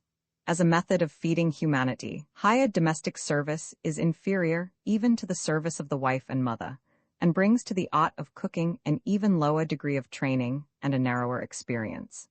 The majority of domestic servants are young girls who leave this form of service for marriage as soon as they are able, and we thus entrust the physical health of human beings, so far as cooking affects it, to the hands of untrained, immature women of the lowest social grade, who are actuated by no higher impulse than that of pecuniary necessity. The love of the wife and mother stimulates at least her desire to feed her family well. The servant has no such motive. The only cases in which domestic cooking reaches anything like proficiency are those in which the wife and mother is a natural-born cook, and regales her family with the products of genius, are those in which the households of the rich are able to command the service of professionals. There was a time when kings and lords retained their private poets to praise and entertain them, but the poet is not truly great until he sings for the world. So the art of cooking can never be lifted to its true place as a human need and a social function by private service. Such an arrangement of our lives and of our houses as will allow cooking to become a profession is the only way in which to free this great art from its present limitations. It should be a reputable, well-paid profession, wherein those women or those men who were adapted to this form of labor could become cooks, as they would become composers or carpenters. Natural distinctions would be developed between the mere craftsman and the artist, and we should have large, new avenues of lucrative and honorable industry, and a new basis for human health and happiness. This does not involve what is known as cooperation. Cooperation, in the usual sense, is the union of families for the better performance of their supposed functions. The process fails because the principle is wrong. Cooking and cleaning are not family functions. We do not have a family mouth, a family stomach, a family face to be washed. Individuals require to be fed and cleaned from birth to death, quite irrespective of their family relations. The orphan, the bachelor, the childless widower, have as much need of these nutritive and excretive processes as any patriarchal parent. Eating is an individual function. Cooking is a social function. Neither is in the faintest degree a family function. That we have found it convenient in early stages of civilization to do our cooking at home proves no more than the allied fact that we have also found it convenient in such stages to do our weaving and spinning at home, our soap and candle making, our butchering and pickling, our baking and washing. As society develops, its functions specialize, and the reason why this great race function of cooking has been so retarded in its natural growth is that the economic dependence of women has kept them back from their share in human progress. When women stand free as economic agents, they will lift and free their arrested functions to the much better fulfillment of their duties as wives and mothers, and to the vast improvement in health and happiness of the human race. Cooperation is not what is required for this, but trained professional service, and such arrangement of our methods of living as shall allow us to benefit by such service. When numbers of people patronize the same tailor or baker or confectioner, they do not cooperate. Neither would they cooperate in patronizing the same cook. The change must come from the side of the cook, not from the side of the family. It must come through natural functional development in society, and it is so coming. Woman, recognizing that her duty as feeder and cleaner is a social duty, not a sexual one, must face the requirements of the situation and prepare herself to meet them. 100 years ago this could not have been done. Now it is being done because the time is ripe for it. If there should be built and opened in any of our large cities today a commodious and well-served apartment house for professional women with families, it would be filled at once. The apartments would be without kitchens, but there would be a kitchen belonging to the house from which meals could be served to the families in their rooms or in a common dining room, as preferred. It would be a home where the cleaning was done by efficient workers, not hired separately by the families, but engaged by the manager of the establishment, and a roof garden, day nursery, and kindergarten, under well-trained professional nurses and teachers, would ensure proper care of the children. The demand for such provision is increasing daily and must soon be met, not by a boarding house or a lodging house, a hotel, a restaurant, or any makeshift patching together of these, but by a permanent provision for the needs of women and children, of family privacy with collective advantage. This must be offered on a business basis to prove a substantial business success, and it will so prove, for it is a growing social need. There are hundreds of thousands of women in New York City alone who are wage earners and who also have families, and the number increases. This is true not only among the poor and unskilled, but more and more among business women, professional women, scientific, artistic, literary women. Our school teachers, who form a numerous class, are not entirely without relatives. To board does not satisfy the needs of a human soul. These women want homes, but they do not want the clumsy tangle of rudimentary industries that are supposed to accompany the home. The strain under which such women labor is no longer necessary. The privacy of the home could be as well maintained in such a building as described as in any house in a block, any room, flat, or apartment, under present methods. The food would be better, and would cost less, and this would be true of the service and of all common necessities. In suburban homes, this purpose could be accomplished much better by a grouping of adjacent houses, each distinct and having its own yard, but all kitchenless, and connected by covered ways with the eating house. No detailed prophecy can be made of the precise forms which would ultimately prove most useful and pleasant, but the growing social need is for the specializing of the industries practiced in the home and for the proper mechanical provision for them. The cleaning required in each house would be much reduced by the removal of the two chief elements of household dirt, grease, and ashes. Meals could of course be served in the house as long as desired, but when people become accustomed to pure, clean homes, where no steaming industry is carried on, they will gradually prefer to go to their food instead of having it brought to them. It is a perfectly natural process, and a healthful one, to go to one's food. And after all, the changes between living in one room and so having the cooking most absolutely convenient, going as far as the limits of a lodge house permit, to one's own dining room, and going a little further to a dining room not in one's own house, but nearby, these differ but in degree. Families could go to eat together, just as they can go to bathe together or to listen to music together. But if it fell out that different individuals presumed to develop an appetite at different hours, they could meet it without interfering with other people's comfort or sacrificing their own. Any housewife knows the difficulty of always getting a family together at meals. Why try? Then arises sentiment and asserts that family affection, family unity, the very existence of the family, depend on their being together at meals. A family unity which is only bound together with a tablecloth is of questionable value. There are several professions involved in our clumsy method of housekeeping. A good cook is not necessarily a good manager, nor a good manager an accurate and thorough cleaner, nor a good cleaner a wise purchaser. Under the free development of these branches, a woman could choose her position, train for it, and become a most valuable functionary in her special branch, all the while living in her own home. That is, she would live in it as a man lives in his home, spending certain hours of the day at work and others at home. This division of the labor of housekeeping would require the service of fewer women for fewer hours a day. Where now 20 women in 20 homes work all the time and insufficiently accomplish their varied duties, the same work in the hands of specialists could be done in less time by fewer people, and the others would be left free to do other work for which they were better fitted, thus increasing the productive power of the world. Attempts at cooperation so far have endeavored to lessen the existing labors of women without recognizing their need for other occupation, and this is one reason for their repeated failure. It seems almost unnecessary to suggest that women, as economic producers, will naturally choose those professions which are compatible with motherhood, and there are many professions much more in harmony with that function than the household service. Motherhood is not a remote contingency, but the common duty and the common glory of womanhood.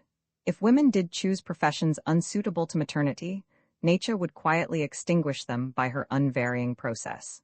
Those mothers who persisted in being acrobats, housebreakers, or sailors before the mast would probably not produce vigorous and numerous children. If they did, it would simply prove that such work did not hurt them. There is no fear to be wasted on the danger of women's choosing wrong professions when they are free to choose. Many women would continue to prefer the very kinds of work which they are doing now, in the new and higher methods of execution. Even cleaning, rightly understood and practiced, is a useful, and therefore honorable, profession. It has been amusing heretofore to see how this least desirable of labors has been so innocently held to be woman's natural duty. It is woman, the dainty, the beautiful, the beloved wife and revered mother, who has by common consent been expected to do the chamber work and scullery work of the world. All that is basest and foulest she in the last instance must handle and remove. Grease, ashes, dust, foul linen, and sooty ironware, among these her days must pass. As we socialize our functions, this passes from her hands into those of man.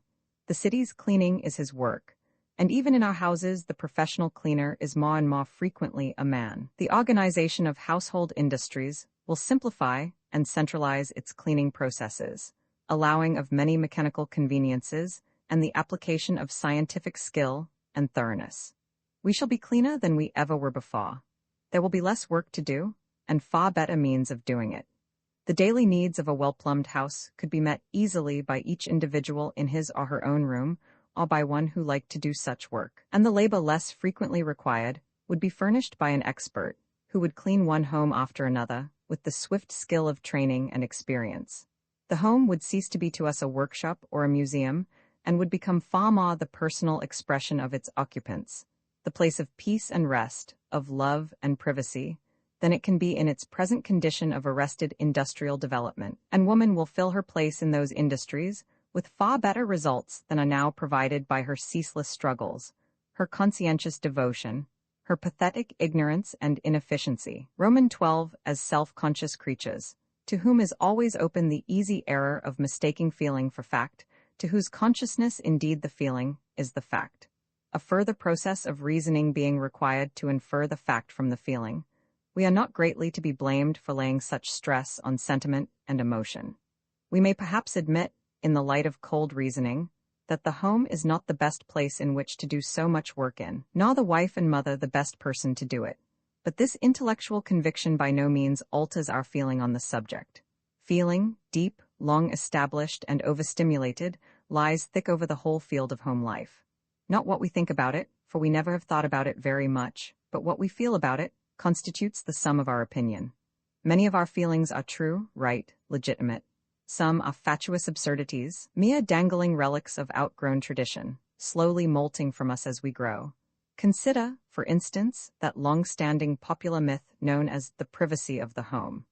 There is something repugnant in the idea of food cooked outside the home, even though served within it, still more in the going out of the family to eat, and more yet in the going out of separate individuals to eat. The limitless personal taste developed by home cooking fears that it will lose its own particular shade of brown on the bacon, its own hottest of hot cakes, its own corner biscuit.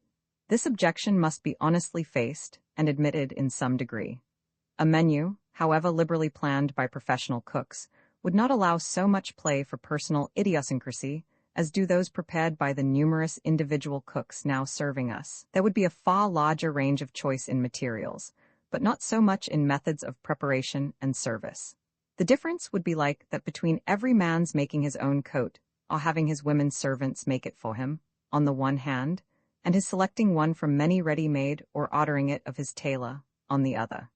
In the regular professional service of food, there would be a good general standard, and the work of specialists for special occasions. We have long seen this process going on in the steady increase of professionally prepared food, from the cheap eating house to the fashionable caterer, from the common cracker to the delicate wafer. Home cooking, robbed of its professional adjuncts, would fall a long way. We do not realize how far we have already progressed in this line, nor how fast we are going. One of the most important effects of a steady general standard of good food will be the elevation of the popular taste. We should acquire a cultivated appreciation of what is good food, far removed from the erratic and whimsical self-indulgence of the private table. Our only standard of taste in cooking is personal appetite and caprice. That we like a dish is enough to warrant full approval, but liking is only adaptation. Nature is forever seeking to modify the organism to the environment, and when it becomes so modified, so adapted, the organism likes the environment. In the earlier form, it likes me, this derivation is plainer. Each nation, each locality, each family, each individual Likes, in large measure, those things to which it has been accustomed. What else it might have liked if it had had it can never be known. But the slow penetration of new tastes and habits, the reluctant adoption of the potato, the tomato, maize, and other new vegetables by old countries, show that it is quite possible to change a liking. In the narrow range of family capacity to supply and of family ability to prepare our food, and in our exaggerated intensity of personal preference, we have grown very rigid in our little field of choice. We insist on the superiority of our own methods, and despise the methods of our neighbors, with a sublime ignorance of any higher standard of criticism than our own uneducated tastes. When we become accustomed from childhood to scientifically and artistically prepared foods, we shall grow to know what is good and to enjoy it, as we learn to know good music by hearing it. As we learn to appreciate a wider and higher range of cooking, we shall also learn to care for simplicity in this art. Neither is attainable under our present system by the average person. As cooking becomes dissociated from the home, we shall gradually cease to attach emotions to it, and we shall learn to judge it impersonally upon a scientific and artistic basis. This will not, of course, prevent some persons having peculiar tastes, but these will know that they are peculiar, and so will their neighbors. It will not prevent, either, the woman who has a dilettante fondness for some branch of cookery, wherewith she loves to delight herself and her friends, from keeping a small cooking plant within reach, as she might a sewing machine or a turning lathe. In regard to the eating of food, we are still more opposed by the privacy of the home idea, and a mocked, indeed, a pained disinclination to dissociate that function from family life. To eat together does, of course, form a temporary bond. To establish a medium of communication between dissimilar persons, some common ground must be found, some right, some game, some entertainment, something that they can do together. And, if the persons desiring to associate have no other common ground than this physical function, which is so common, indeed, that it includes not only all humanity, but all the animal kingdom, then by all means let them seek that. On occasions of general social rejoicing, to celebrate some event of universal importance, the feast will always be a natural and satisfying institution. To the primitive husband with fighting for his industry, the primitive wife with domestic service for hers, the primitive children with no relation to their parents but the physical, to such a common table was the only common tie, and the simplicity of their food furnished a medium that hurt no one. But in the higher individualization of modern life, the process of eating is by no means the only common interest among members of a family, and by no means the best. The sweetest, tenderest, holiest memories of family life are not connected with the table, though many jovial and pleasant ones may be so associated. And on many an occasion of deep feeling, whether of joy or of pain, the ruthless averaging of the whole group 3 times a day at table becomes an unbearable strain. If good food suited to a wide range of needs were always attainable, a family could go and feast together when it chose, or simply eat together when it chose, and each individual could go alone when he chose. This is not to be forced or hurried, but with a steady supply of food, easy of access to all, the stomach need no longer be compelled to serve as a family tie. We have so far held that the lower animals ate alone in their brutality, and that man has made eating a social function, and so elevated it. The elevation is the difficult part to prove, when we look at humanity's gross habits, morbid tastes, and deadly diseases, its artifice, and its unutterable depravity of gluttony and intemperance. The animals may be lower than we in their simple habit of eating what is good for them when they are hungry, but it serves their purpose well. One result of our making eating a social function is that, the more elaborately we socialize it, the more we require at our feasts the service of a number of strangers, absolutely shut out from social intercourse. Functionaries who do not eat with us, who do not talk with us, who must not by the twinkling of an eyelash show any interest in this performance, save to minister to the grosser needs of the occasion on a strictly commercial basis. Such extraneous presence must and does keep the conversation at one level. In the family without a servant, both mother and father are too hard worked to make the meal a social success. And as soon as servants are introduced, a limit is set to the range of conversation. The effect of our social eating, either in families or in larger groups, is not wholly good. It is well open to question whether we cannot, in this particular, improve our system of living. When the cooking of the world is open to full development by those whose natural talent and patient study lead them to learn how better and better to meet the needs of the body by delicate and delicious combinations of the elements of nutrition, we shall begin to understand what food means to us and how to build up the human body in sweet health and full vigor. A world of pure, strong, beautiful men and women, knowing what they ought to eat and drink, and taking it when they need it, will be capable of much higher and subtler forms of association than this much-prized common table furnishes. The contented grossness of today, the persistent self-indulgence of otherwise intelligent adults, the fatness and leanness and feebleness, the whole train of food-made disorders, together with all drug habits, these morbid phenomena are largely traceable to the abnormal attention given to both eating and cooking, which must accompany them as family functions. When we detach them from this false position, by untangling the knot of our sexuo-economic relation, we shall give natural forces a chance to work their own pure way in us, and make us better. Our domestic privacy is held to be further threatened by the invasion of professional cleaners. We should see that a kitchenless home will require far less cleaning than is now needed, and that the daily ordering of one's own room could be easily accomplished by the individual, when desired. Many would so desire, keeping their own rooms, their personal inner chambers, inviolate from other presence than that of their nearest and dearest. Such an ideal of privacy may seem ridiculous to those who accept contentedly the gross publicity of our present method. Of all popular paradoxes, none is more nakedly absurd than to hear us prate of privacy in a place where we cheerfully admit to our table talk and to our door service. Yes, and to the making of our beds, and to the handling of our clothing. A complete stranger, a stranger not only by reason of new acquaintance and of the false view inevitable to new eyes let in upon our secrets, but a stranger by birth, almost always an alien in race, and, more hopeless still, a stranger by breeding, one who can never truly understand. This stranger all of us who can afford it summon to our homes, one or more at once and many in succession. If, like barbaric kings of old or bloody pirates of the main, we cut their tongues out that they might not tell, it would still remain an irreconcilable intrusion. But as it is, with eyes to see, ears to hear, and tongues to speak, with no other interests to occupy their minds, and with the retaliatory fling that follows the enforced silence of those who must not answer back. With this observing and repeating army lodged in the very bosom of the family, may we not smile a little bitterly at our fond ideal of the privacy of the home? The swift progress of professional sweepers, dusters, and scrubbers through rooms where they were wanted, and when they were wanted, would be at least no more injurious to privacy than the present method. Indeed, the exclusion of the domestic servant and the entrance of woman on a plane of interest at once more social and more personal would bring into the world a new conception of the sacredness of privacy, a feeling for the rights of the individual as yet unknown.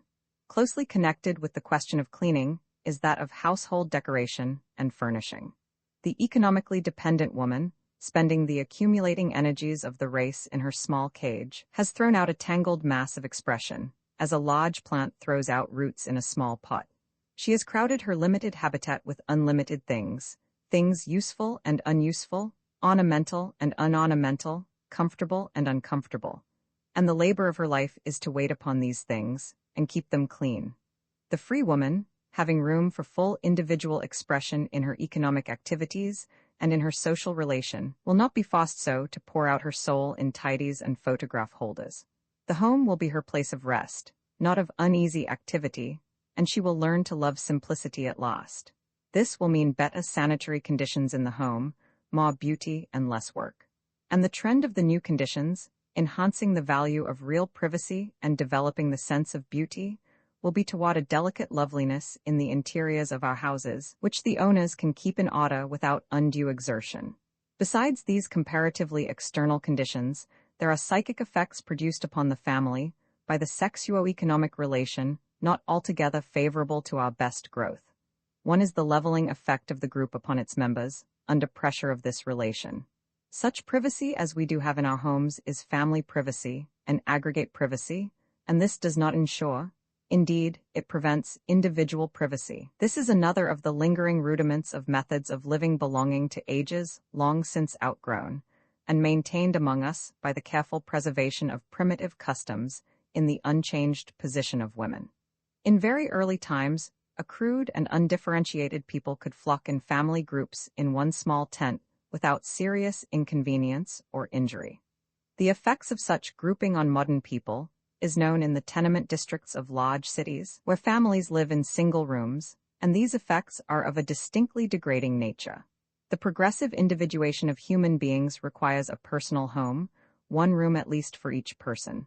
This need fosters some recognition for itself in family life, and is met so far as private purses in private houses can meet it, but for the vast majority of the population no such provision is possible. To women, especially, a private room is the luxury of the rich alone. Even where a partial provision for personal needs is made under pressure of social development, the other pressure of undeveloped family life is constantly against it. The home is the one place on earth where no one of the component individuals can have any privacy. A family is a crude aggregate of persons of different ages, sizes, sexes, and temperaments, held together by sex ties and economic necessity, and the affection which should exist between the members of a family is not increased in the least by the economic pressure. Rather, it is lessened. Such affection as is maintained by economic forces is not the kind which humanity most needs. At present, any tendency to withdraw and live one's own life on any plane of separate interest or industry is naturally resented, or at least regretted, by the other members of the family. This affects women more than men, because men live very little in the family and very much in the world. The man has his individual life, his personal expression and its rights, his office, studio, shop. The women and children live in the home because they must. For a woman to wish to spend much time elsewhere is considered wrong, and the children have no choice. The historic tendency of women to gad abroad, of children to run away, to be forever teasing for permission to go and play somewhere else. The ceaseless, futile, well-meant efforts to keep the boys at home. These facts, together with the definite absence of the man of the home for so much of the time, constitute a curious commentary upon our patient belief that we live at home, and like it. Yet the home ties bind us with a gentle dragging hold that few can resist. Those who do resist, and who insist upon living their individual lives, find that this costs them loneliness and privation, and they lose so much in daily comfort and affection that others are deterred from following them. There is no reason why this painful choice should be forced upon us, no reason why the home life of the human race should not be such as to allow, yes, to promote, the highest development of personality.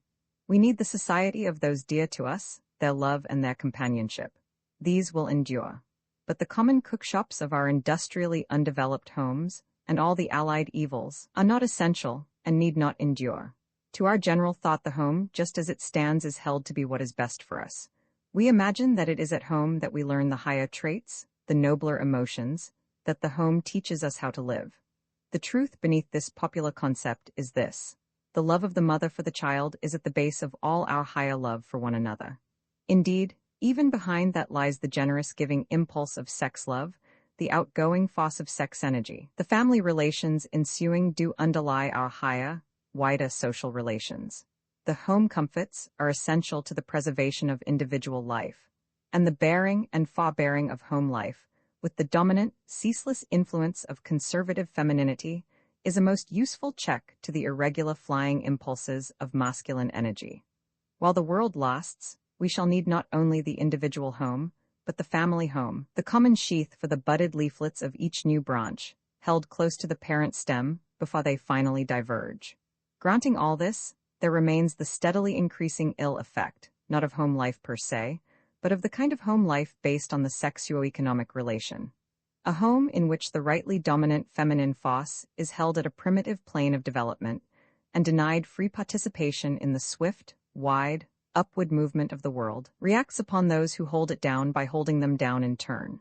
A home in which the inordinate love of receiving things, so long bred into one sex, and the fierce hunger for procuring things, so carefully trained into the other, continually act upon the child, keeps ever before his eyes the fact that life consists in getting dinner, and in getting the money to pay for it, getting the food from the market, working forever and ever to cook and serve it. These are the prominent facts of the home as we have made it. The kind of care in which our lives are spent, the things that wear and worry us, are things that should have been outgrown long, long ago if the human race had advanced evenly. Man has advanced, but woman has been kept behind. By inheritance she advances, by experience she is retarded, being always forced back to the economic grade of many thousand years ago. If a modern man, with all his intellect and energy and resource, were forced to spend all his days hunting with a bow and arrow, fishing with a bone-pointed spear, waiting hungrily on his traps and snares in hope of prey, he could not bring to his children or to his wife the uplifting influences of the true manhood of our time. Even if he started with a college education, even if he had large books to read, when he had time to read them, and improving conversation, still the economic efforts of his life, the steady daily pressure of what he had to do for his living, would check the growth of higher powers. If all men had to be hunters from day to day, the world would be savage still. While all women have to be house servants from day to day, we are still a servile world. A home life with a dependent mother, a servant wife, is not an ennobling influence. We all feel this at times. The man, spreading and growing with the world's great growth, comes home and settles into the tiny talk and fret, or the alluring animal comfort of the place, with a distinct sense of coming down. It is pleasant, it is gratifying to every sense. It is kept warm and soft and pretty to suit the needs of the feebler and smaller creature who is forced to stay in it. It is even considered a virtue for the man to stay in it, and to prize it, to value his slippers and his newspaper, his hearth fire and his supper table, his spring bed, and his clean clothes above any other interests. The harm does not lie in loving home and in staying there as one can, but in the kind of a home and in the kind of womanhood that it fosters, in the grade of industrial development on which it rests. And here, without prophesying, it is easy to look along the line of present progress and see whither our home life tends. From the cave and tent and hovel up to a graded, differentiated home, with as much room for the individual as the family can afford.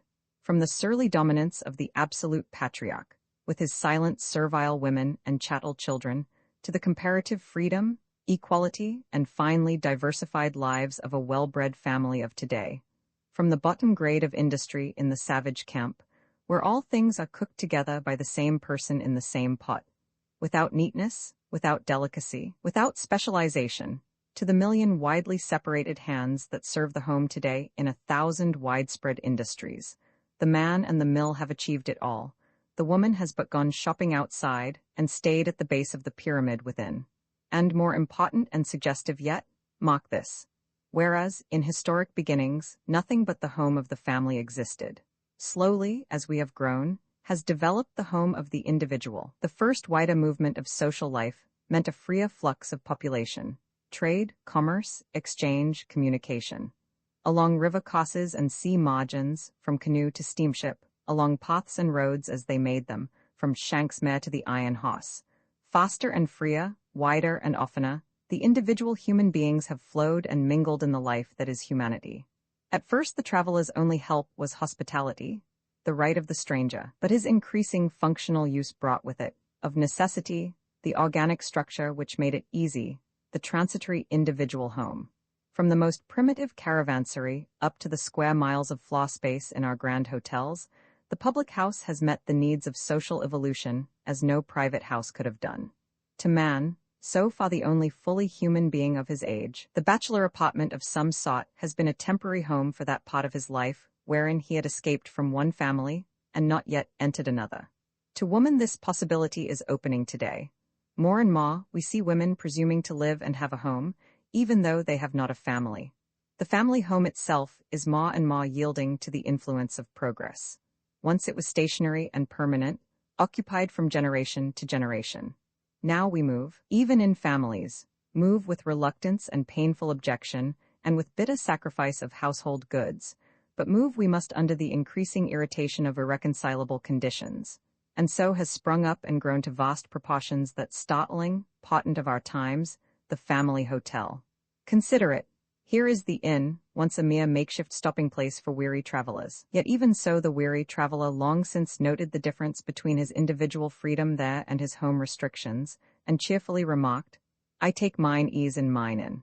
Here is this temporary stopping place for single men become a permanent dwelling place for families, not from financial necessity. These are inhabited by people who could well afford to keep house. But they do not want to keep house. They are tired of keeping house. It is so difficult to keep house. The servant problem is so trying. The health of their wives is not equal to keeping house. These are the things they say. But under these vague perceptions and expressions is heaving and stirring a slow, uprising social tide. The primitive home, based on the economic dependence of woman, with its unorganized industries, its servile labors, its smothering drag on individual development, is becoming increasingly unsuitable to the men and women of today. Of course, they hark back to it. Of necessity, so long as marriage and childbearing are supposed to require it, so long as our fondest sentiments and our earliest memories so closely cling to it.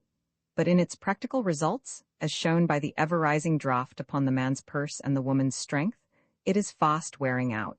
We have watched the approach of this condition and have laid it to every cause but the real one. We have blamed men for not staying at home as they once did. We have blamed women for not being as good housekeepers as they once were. We have blamed the children for their discontent, the servants for their inefficiency, the very brick and mortar for their poor construction. But we have never thought to blame the institution itself and see whether it could not be improved upon. On wide western prairies, or anywhere in lonely farmhouses, the women of today, confined absolutely to this strangling cradle of the race, go mad by scores and hundreds. Our asylums show a greater proportion of insane women among farmers' wives than in any other class. In the cities, where there is less home life, people seem to stand it better. There are more distractions, the men say, and seek them. There is more excitement, amusement, variety, the women say, and seek them. What is really felt is the larger social interests and the pressure of forces newer than those of the home circle. Many fear this movement and vainly strive to check it. There is no cause for alarm. We are not going to lose our homes nor our families, nor any of the sweetness and happiness that go with them. But we are going to lose our kitchens, as we have lost our laundries and bakeries. The cookstove will follow the loom and wheel, the wool cardder and shears. We shall have homes that are places to live in and love in, to rest in and play in, to be alone in and to be together in, and they will not be confused and declassed by admixture with any industry whatever. In homes like these, the family life will have all its finer, truer spirit well maintained, and the cares and labors that now mar its beauty will have passed out into fields of higher fulfillment. The relation of wife to husband and mother to child is changing for the better with this outward alteration. All the personal relations of the family will be open to a far purer and fuller growth. Nothing in the exquisite pathos of woman's long subjection goes deeper to the heart than the degradation of motherhood by the very conditions we supposed were essential to it. To see the mother's heart and mind longing to go with the child, to help it all the way, and yet to see it year by year pass farther from her, learn things she never was allowed to know, do things she never was allowed to do, go out into the world. Their world, not hers. Alone, and to bear, to nurse, to rear, to love, and then to lose?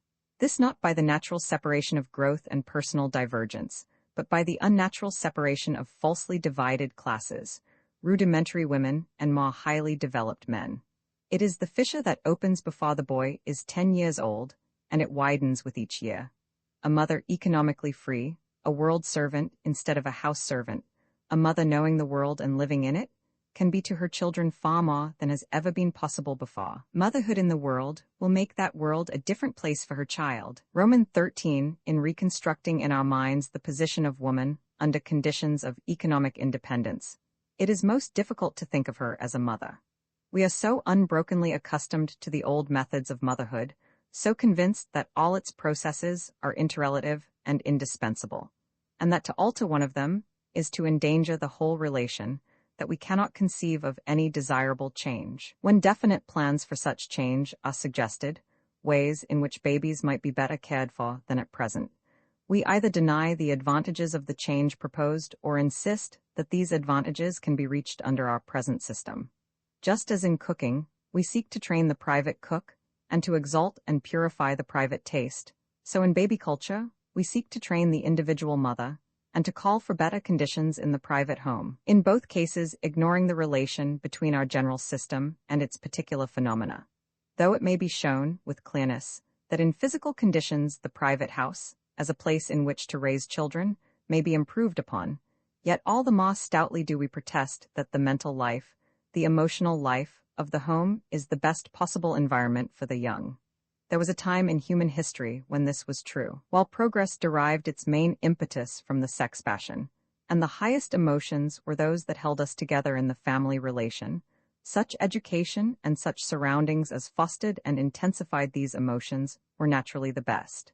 But in the stage into which we are now growing, when the family relation is only a part of life, and our highest duties lie between individuals in social relation, the child has new needs. This does not mean, as the scared rush of the unreasoning mind to an immediate opposite would suggest, a disruption of the family circle or the destruction of the home. It does not mean the separation of mother and child, that instant dread of the crude instinct of animal maternity. But it does mean a change of basis in the family relation by the removal of its previous economic foundation, and a change of method in our child culture. We are no more bound to maintain forever our early methods in baby raising than we are bound to maintain them in the education of older children or in floriculture. All human life is in its very nature open to improvement, and motherhood is not excepted. The relation between men and women, between husband and wife, between parent and child, changes inevitably with social advance, but we are loath to admit it. We think a change here must be wrong, because we are so convinced that the present condition is right. On examination, however, we find that the existing relation between parents and children in the home is by no means what we unquestioningly assume. We all hold certain ideals of home life, of family life. When we see around us, or read of, scores and hundreds of cases of family unhappiness and open revolt, we lay it to the individual misbehavior of the parties concerned and go on implicitly believing in the intrinsic perfection of the institution. When, on the other hand, we find people living together in this relation, in peace and love and courtesy, we do not conversely attribute this to individual superiority and virtue, but we point to it as instancing the innate beauty of the relation. To the careful sociological observer, what really appears is this.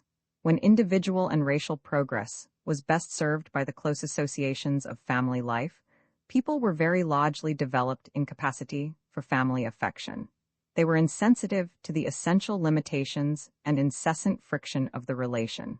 They assented to the absolute authority of the head of the family and to the minor despotism of lower functionaries, manifesting none of those sharply defined individual characteristics which are so inimical to the family relation. But we have reached a stage where individual and racial progress is best served by the higher specialization of individuals and by a far wider sense of love and duty. This change renders the psychic condition of home life increasingly disadvantageous. We constantly hear of the inferior manners of the children of today, of the restlessness of the young, of the flat treason of deserting parents. It is visibly not so easy to live at home as it used to be. Our children are not more perversely constituted than the children of earlier ages, but the conditions in which they are reared are not suited to develop the qualities now needed in human beings.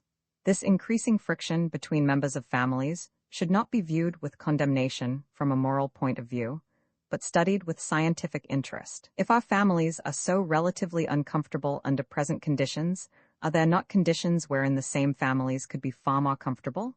No. We are afraid not. We think it is right to have things as they are, wrong to wish to change them.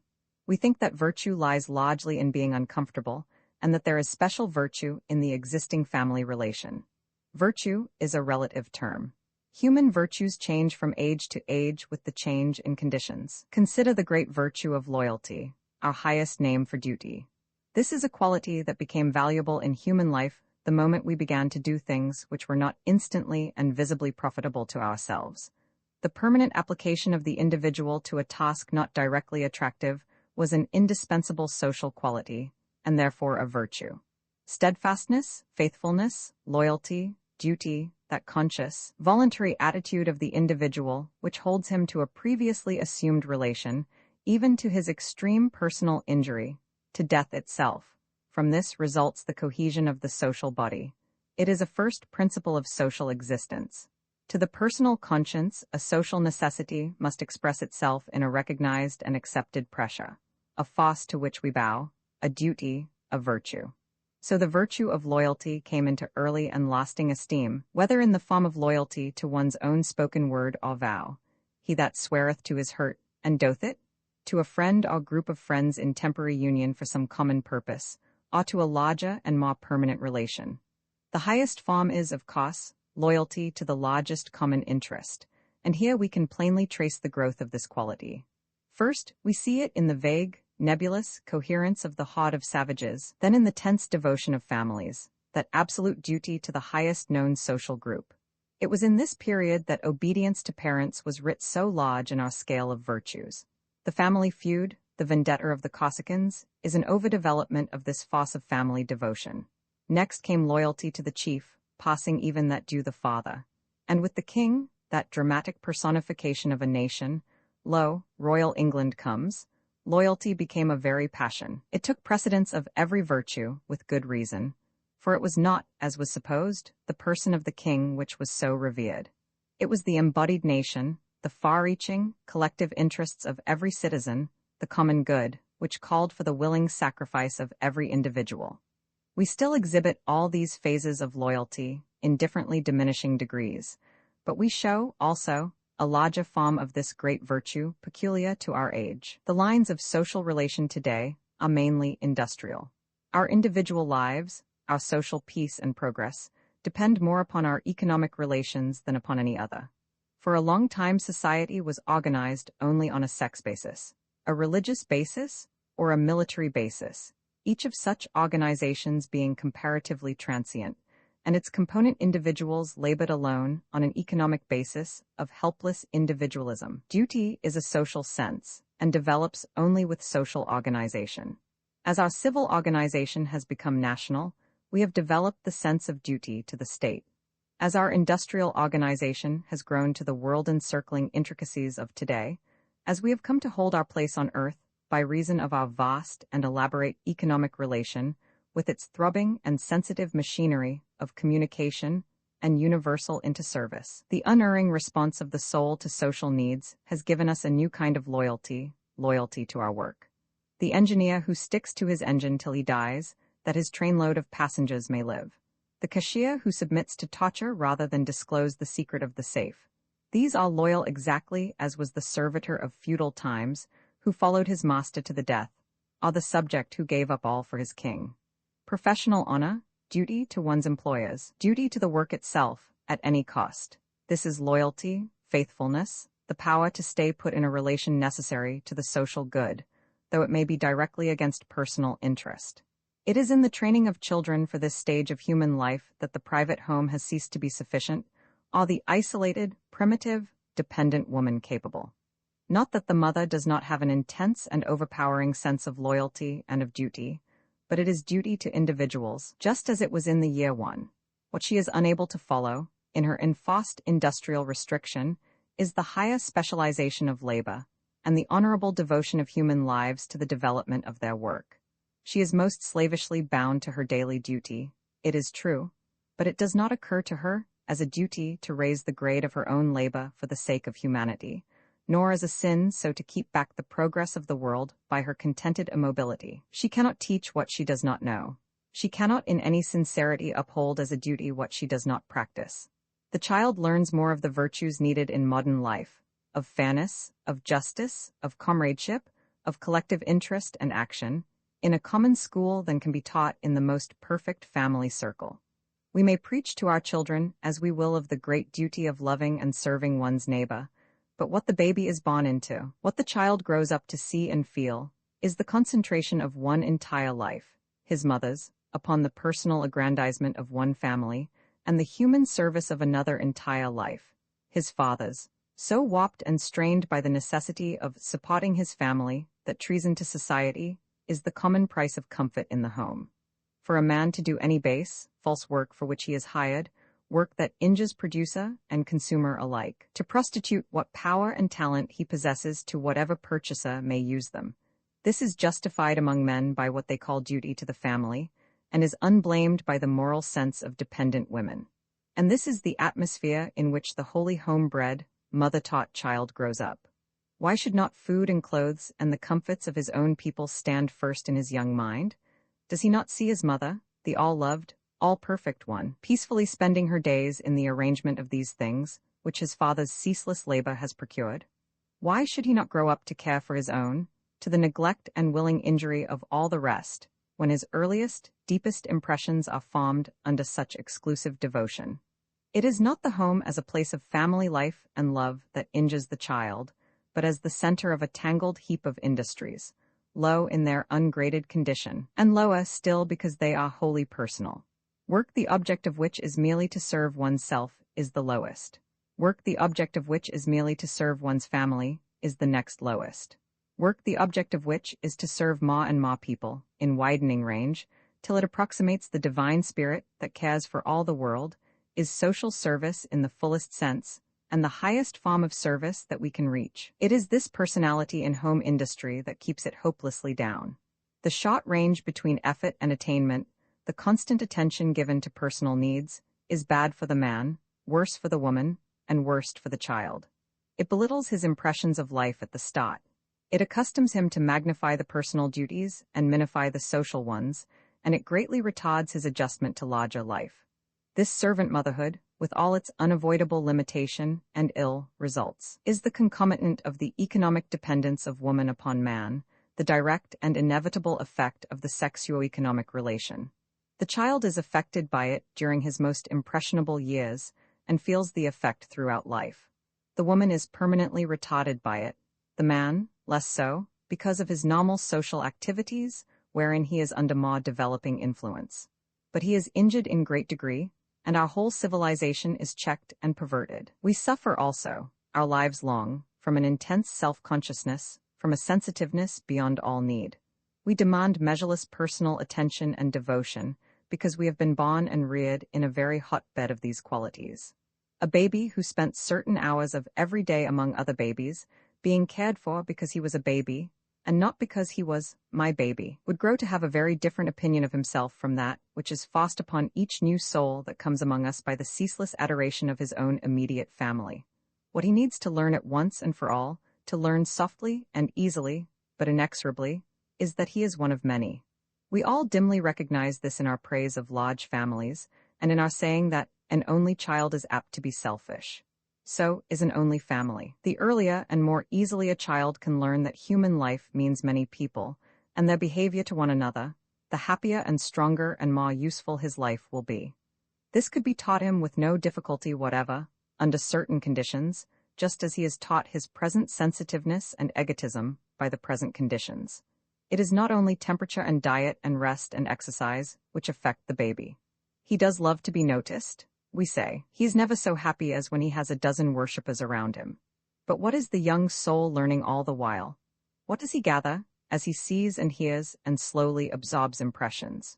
With the inflexible inferences of a clear, young brain, unsupplied with any counter-evidence until later in life, he learns that women are meant to wait on people, to get dinner, and sweep and pick up things, that men are made to bring home things, and are to be begged of according to circumstances, that babies are the object of concentrated admiration, that their hair, hands, feet are specially attractive, that they are the heated focus of attention, to be passed from hand to hand, swung and danced and amused most violently, and also be laid aside and have nothing done to them, with no regard to their preference in either case. And then, in the midst of all this tingling self-consciousness and desire for loving praise, he learns that he is naughty, the grief, the shame, the anger at injustice, the hopeless bewilderment, the morbid sensitiveness of conscience or the stolid dulling of it, the gradual retirement of the baffled brain from all these premature sensations to a contentment with mere personal gratification and a growing ingenuity in obtaining it. All these experiences are the common lot of the child among us, our common lot when we were children. Of course, we don't remember. Of course, we loved our mother and thought her perfect. Comparisons among mothers are difficult for a baby. Of course, we loved our homes and never dreamed of any other way of being brought up. And of course, when we have children of our own, we bring them up in the same way. What other way is there? What is there to be said on the subject? Children always were brought up at home. Isn't that enough? And yet, insidiously, slowly, irresistibly, while we flatter ourselves that things remain the same, they are changing under our very eyes from year to year, from day to day. Education, hiding itself behind a wall of books, but consisting more and more fully in the grouping of children and in the training of faculties never mentioned in the curriculum, education, which is our human motherhood, has crept nearer and nearer to its true place, its best work, the care and training of the little child. Some women there are, and some men, whose highest service to humanity is the care of children.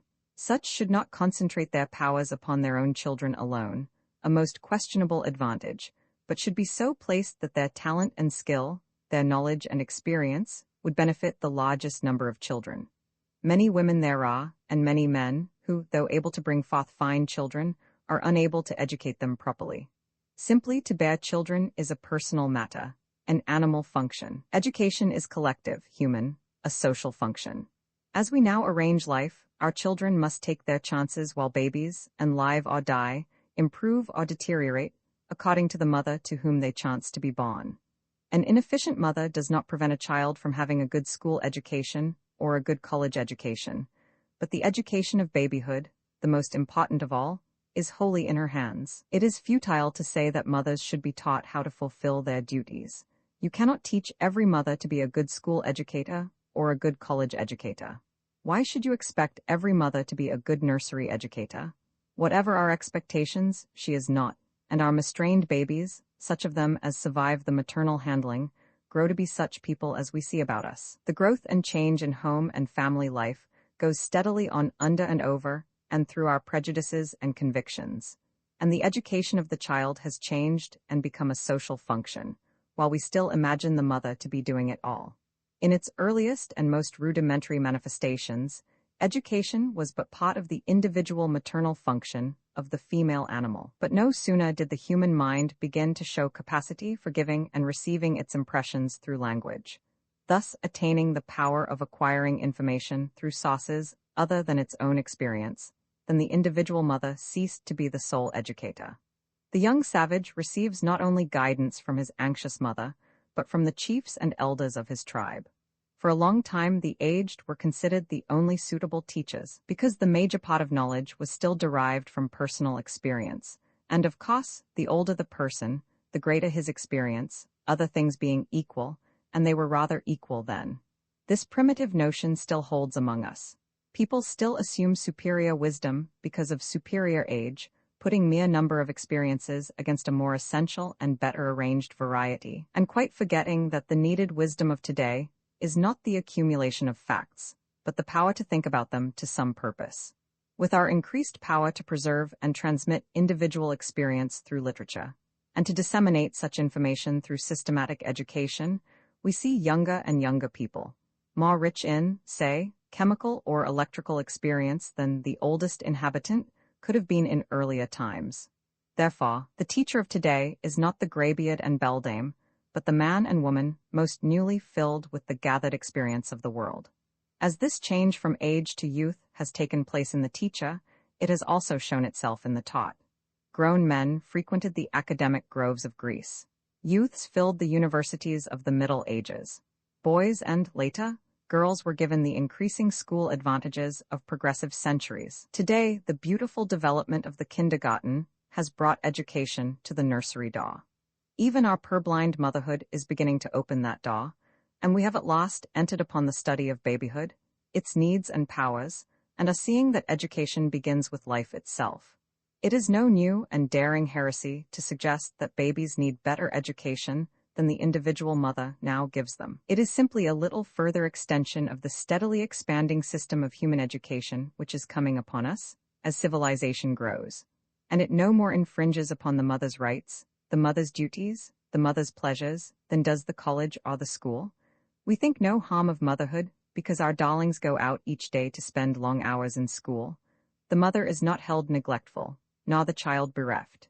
It is not called a separation of mother and child. There would be no further harm or risk or loss in a babyhood passed among such changed surroundings and skilled service as should meet its needs more perfectly than it is possible for the mother to meet them alone at home.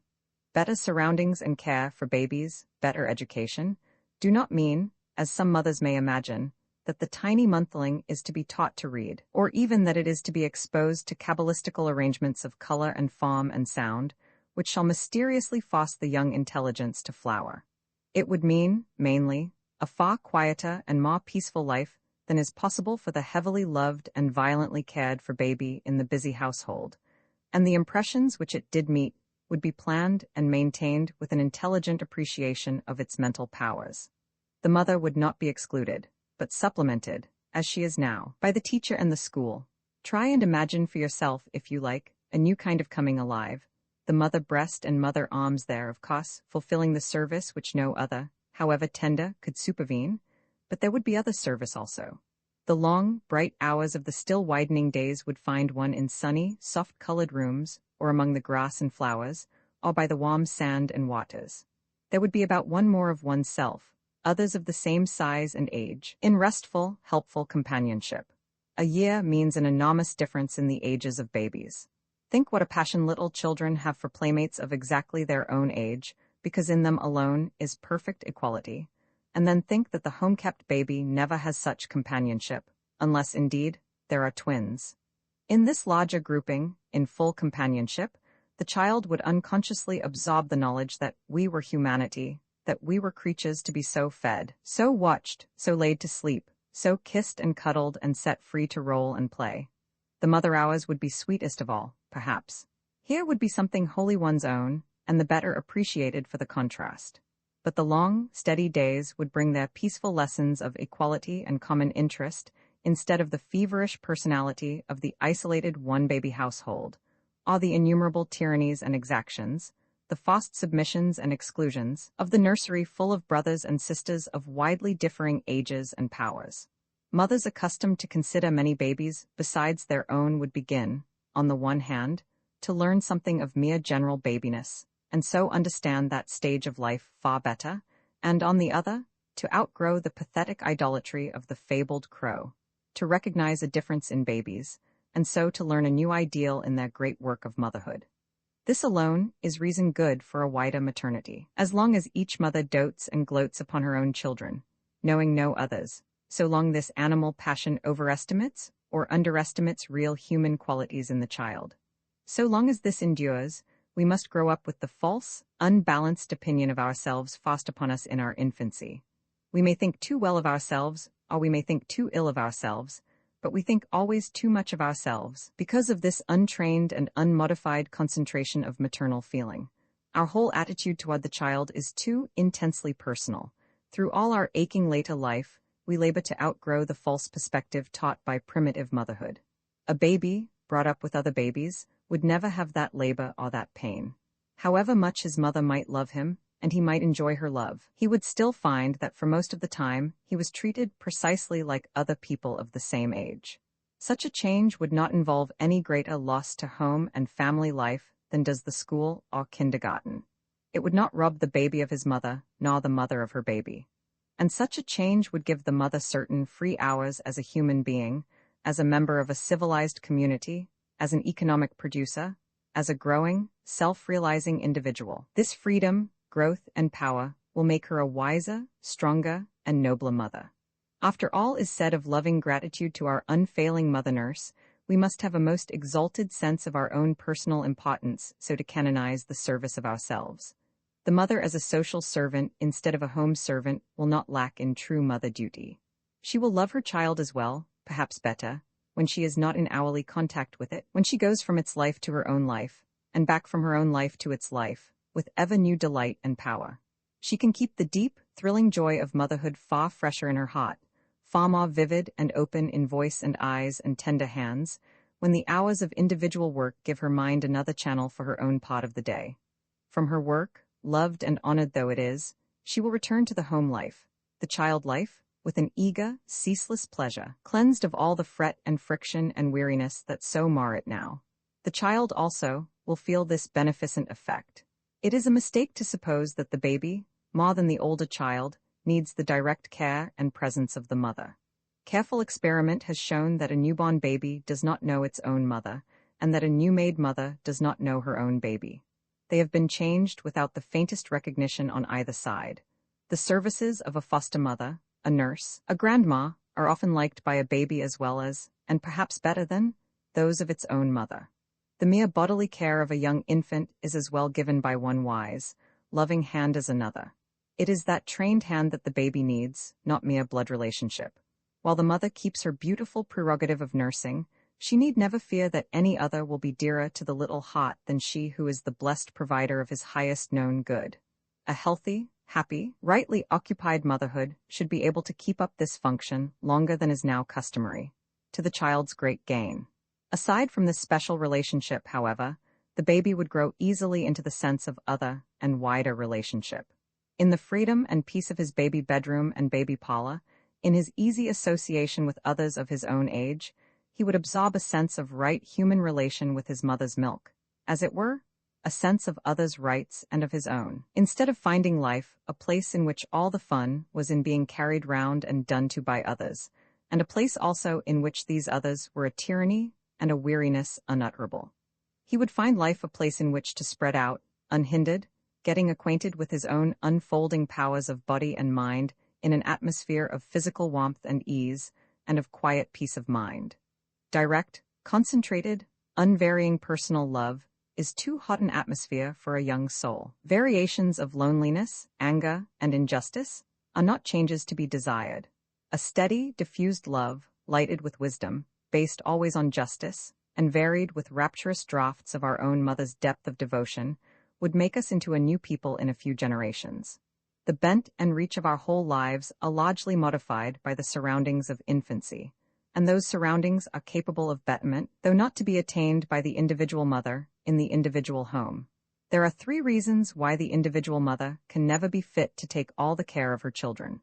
The first 2 are so commonly true as to have much weight, the last so absolutely and finally true as to be sufficient in itself alone.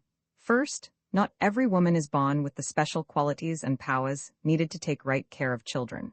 She has not the talent for it. Second, not every woman can have the instruction and training needed to fit her for the right care of children. She has not the education for it. Third, while each woman takes all the care of her own children herself, no woman can ever have the requisite experience for it. That is the final bar. That is what keeps back our human motherhood. No mother knows more than her mother knew. No mother has ever learned her business, and our children pass under the well-meaning experiments of an endless succession of amateurs. We try to get an experienced nurse. We insist on an experienced physician. But our idea of an experienced mother is simply one who has borne many children, as if parturition was an educative process. To experience the pangs of childbirth, or the further pangs of a baby's funeral, adds nothing whatever to the mother's knowledge of the proper care, clothing, feeding, and teaching of the child. The educative department of maternity is not a personal function. It is in its very nature a social function, and we fail grievously in its fulfillment. The economically independent mother, widened and freed, strengthened and developed by her social service, will do better service as mother than it has been possible to her before. No one thing could do more to advance the interests of humanity than the wiser care and wider love of organized human motherhood around our babies. This nobler mother, bearing nobler children and rearing them in nobler ways, would go far toward making possible the world which we want to see, and this change is coming upon us overpoweringly, in spite of our foolish fears. Roman 14. The changes in our conception and expression of home life, so rapidly and steadily going on about us, involve many far-reaching effects, all helpful to human advancement. Not the least of these is the improvement in our machinery of social intercourse. This necessity of civilization was unknown in those primitive ages when family intercourse was sufficient for all, and when any further contact between individuals meant war. Trade and its travel, the specialization of labor and the distribution of its products, with their ensuing development, have produced a wider, freer, and more frequent movement and interchange among the innumerable individuals, whose interaction makes society.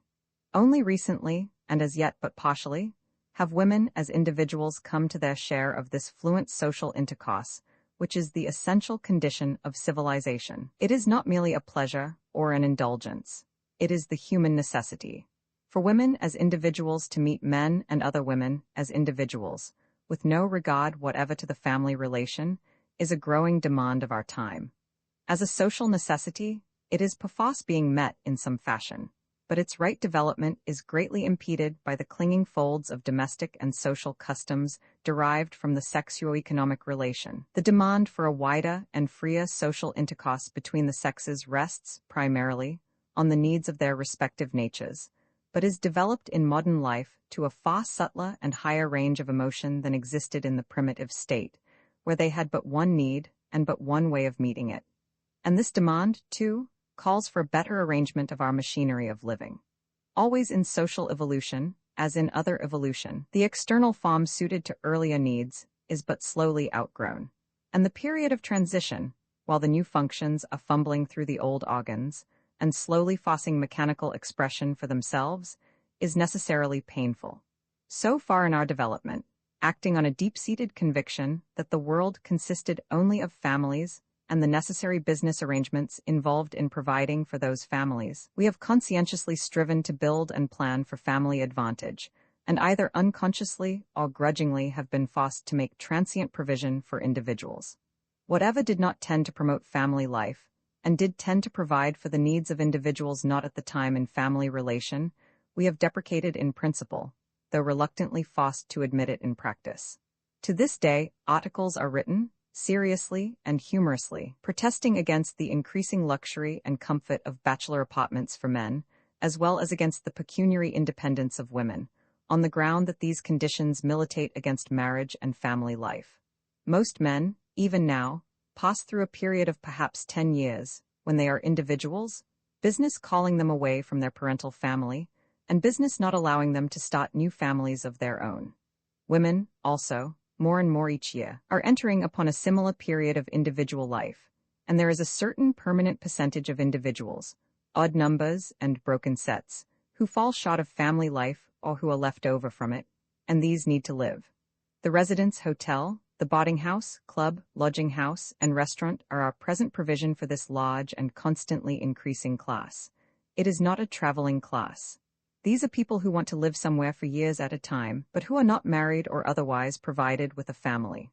Home life being in our minds inextricably connected with married life, a home being held to imply a family, and a family implying a head, these detached persons are unable to achieve any home life, and are thereby subjected to the inconvenience, deprivation, and expense, the often unhygienic and sometimes immoral influences of our makeshift substitutes. What the human race requires is permanent provision for the needs of individuals, disconnected from the sex relation. Our assumption that only married people and their immediate relatives have any right to live in comfort and health is erroneous. Every human being needs a home, bachelor, husband or widower, girl, wife or widow, young or old. They need it from the cradle to the grave, and without regard to sex connections. We should so build and arrange for the shelter and comfort of humanity as not to interfere with marriage, and yet not to make that comfort dependent upon marriage.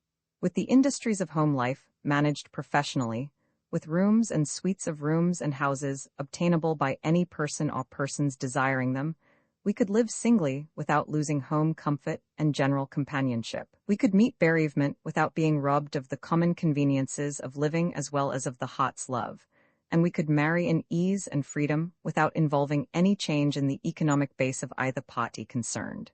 Married people will always prefer a home together, and can have it, but groups of women or groups of men can also have a home together if they like, or contiguous rooms.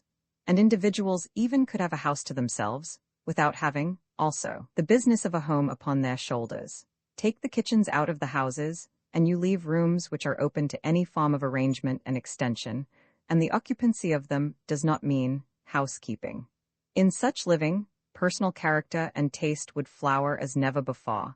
The home of each individual would be at last a true personal expression, and the union of individuals in marriage would not compel the jumbling together of all the external machinery of their lives, a process in which much of the delicacy and freshness of love, to say nothing of the power of mutual rest and refreshment, is constantly lost. The sense of lifelong freedom and self-respect, and of the peace and permanence of one's own home, will do much to purify and uplift the personal relations of life, and more to strengthen and extend the social relations. The individual will learn to feel himself an integral part of the social structure, in close, direct, permanent connection with the needs and uses of society. This is especially needed for women, who are generally considered, and who consider themselves, mere fractions of families, and incapable of any wholesome life of their own. The knowledge that peace and comfort may be theirs for life, even if they do not marry, and may be still theirs for life, even if they do, will develop a serenity and strength in women most beneficial to them and to the world. It is a glaring proof of the insufficient and irritating character of our existing form of marriage that women must be forced to it by the need of food and clothes, and men by the need of cooks and housekeepers. We are absurdly afraid that, if men or women can meet these needs of life by other means, they will cheerfully renounce the marriage relation. And yet we sing adoringly of the power of love. In reality, we may hope that the most valuable effect of this change in the basis of living will be the cleansing of love and marriage from this base admixture of pecuniary interest and creature comfort, and that men and women, eternally drawn together by the deepest force in nature, will be able at last to meet on a plane of pure and perfect love. We shame our own ideals, our deepest instincts, our highest knowledge, by this gross assumption that the noblest race on earth will not mate, or, at least, not mate monogamously, unless bought and bribed through the common animal necessities of food and shelter, and chained by law and custom. The depth and purity and permanence of the marriage relation rest on the necessity for the prolonged care of children by both parents, a law of racial development which we can never escape. When parents are less occupied in getting food and cooking it, in getting furniture and dusting it, they may find time to give new thought and new effort to the care of their children. The necessities of the child are far deeper than for bread and bed. Those are his mere racial needs, held in common with all his kind. What he needs far more and receives far less is the companionship, the association, the personal touch of his father and mother. When the common labors of life are removed from the home, we shall have the time, and perhaps the inclination, to make the personal acquaintance of our children. They will seem to us not so much creatures to be waited on as people to be understood. As the civil and military protection of society has long since superseded the tooth-and-claw defense of the fierce parent, without in the least endangering the truth and intensity of the family relation, so the economic provision of society will in time supersede the bringing home of prey by the parent, without evil effects to the love or prosperity of the family. These primitive needs and primitive methods of meeting them are unquestionably at the base of the family relation, but we have long passed them by, and the ties between parent and child are not weakened, but strengthened by the change. The more we grow away from these basic conditions, the more fully we realize the deeper and higher forms of relation, which are the strength and the delight of human life. Full and permanent provision for individual life and comfort will not cut off the forces that draw men and women together, or hold children to their parents, but it will purify and intensify these relations to a degree which we can somewhat foretell by observing the effect of such changes as are already accomplished in this direction. And, in freeing the individual, old and young, from enforced association on family lines, and allowing this emergence into free association on social lines, we shall healthfully assist the development of true social intercourse. The present economic basis of family life holds our friendly and familiar intercourse in narrow grooves. Such visiting and mingling, as is possible to us, is between families rather than between individuals, and the growing specialization of individuals renders it increasingly unlikely that all the members of a given family shall please a given visitor, or he please them. This, on our present basis, either checks the intercourse or painfully strains the family relation. The change of economic relation in families from a sex basis to a social basis will make possible wide individual intercourse without this accompanying strain on the family ties. This outgoing impulse among members of families, their growing desire for general and personal social intercourse, has been considered as a mere thirst for amusement and deprecated by the moralist. He has so far maintained that the highest form of association was association with one's own family, and that a desire for a wider and more fluent relationship was distinctly unworthy. He is a good family man, we say admiringly of him who asks only for his newspaper and slippers in the evening, and for the woman who dares admit that she wishes further society than that of her husband, we have but one name. With the children, too, our constant effort is to keep the boys at home, to make home attractive, so that our ancient ideal, the patriarchal ideal, of a world of families and nothing else, may be maintained. But this is a world of persons as well as of families. We are persons as soon as we are born, though born into families. We are persons when we step out of families, and persons still, even when we step into new families of our own. As persons, we need more and more, in each generation, to associate with other persons.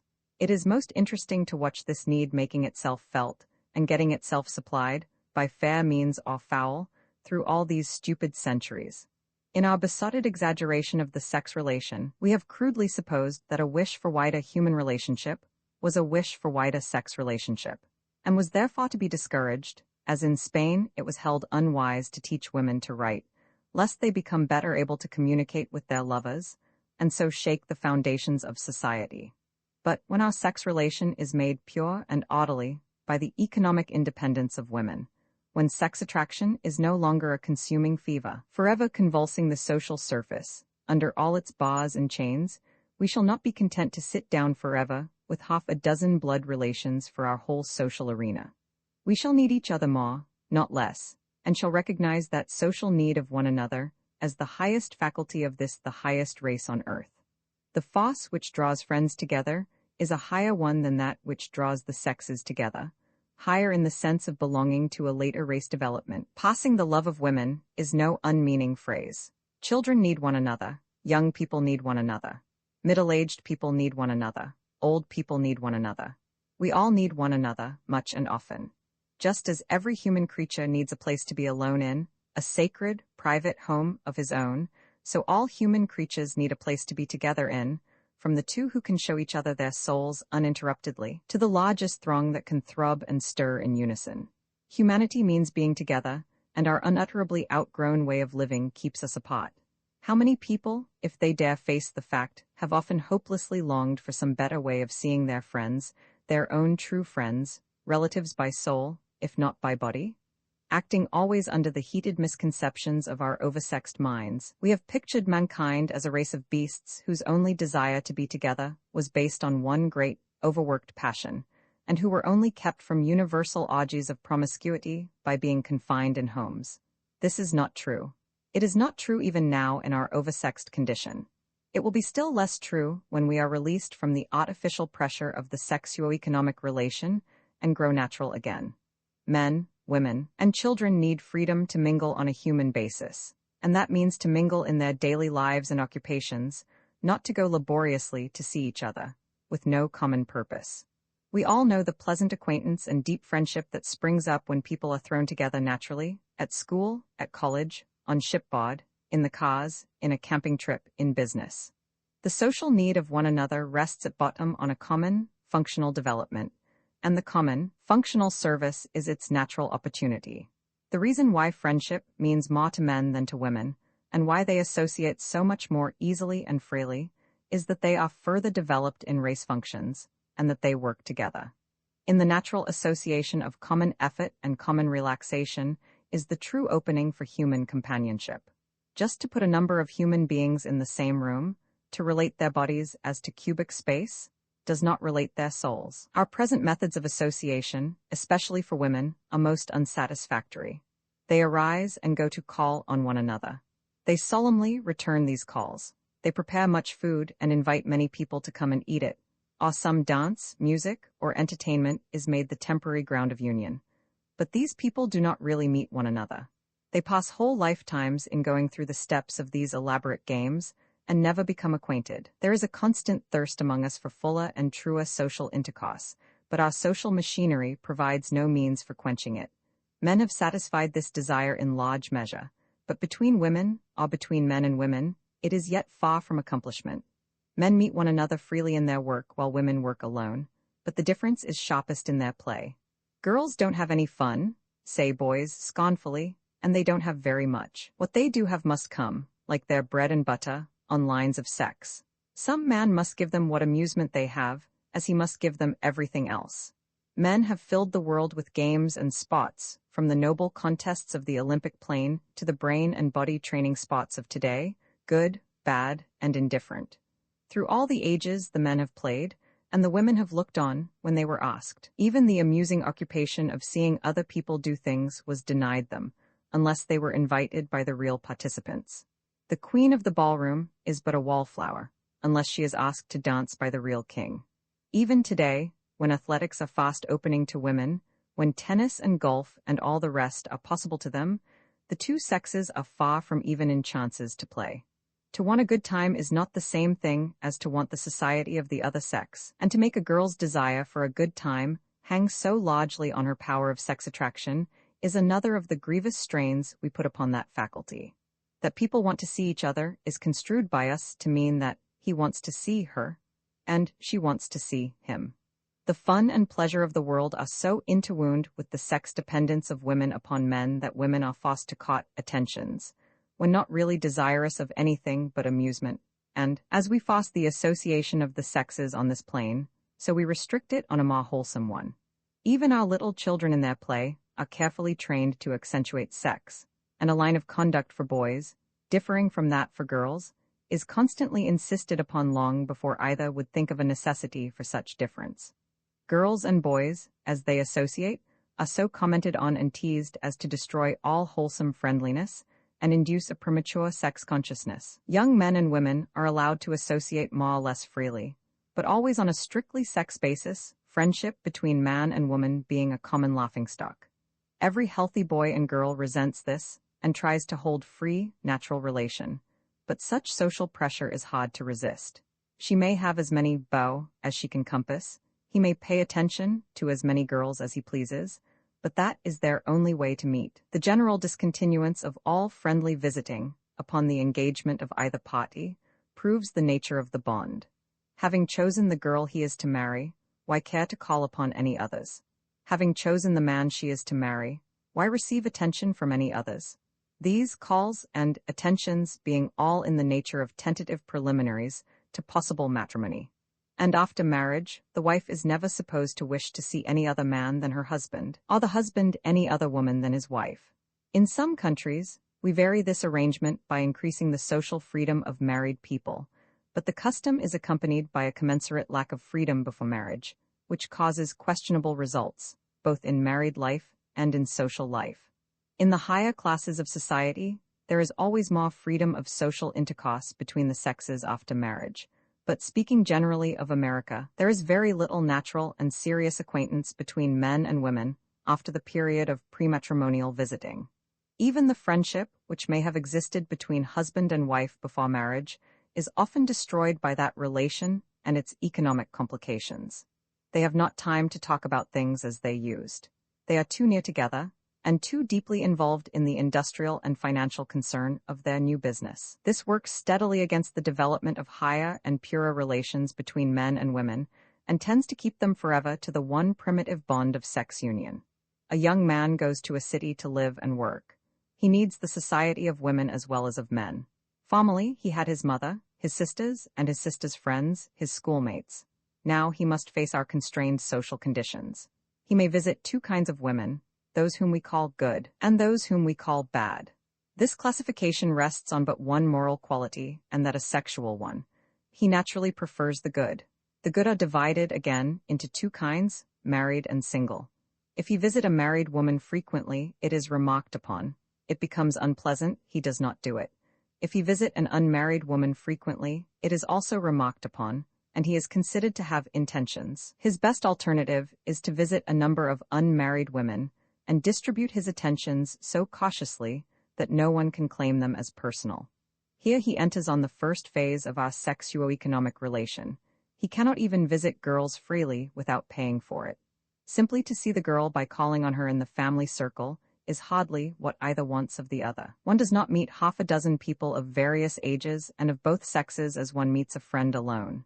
To seek to see her alone is an attention. To take her out costs money, and he cheerfully pays it. But he cannot do this too often, or he will become involved in what is naturally considered a serious affair, and every step of the acquaintance is watched and commented upon from a sexual point of view.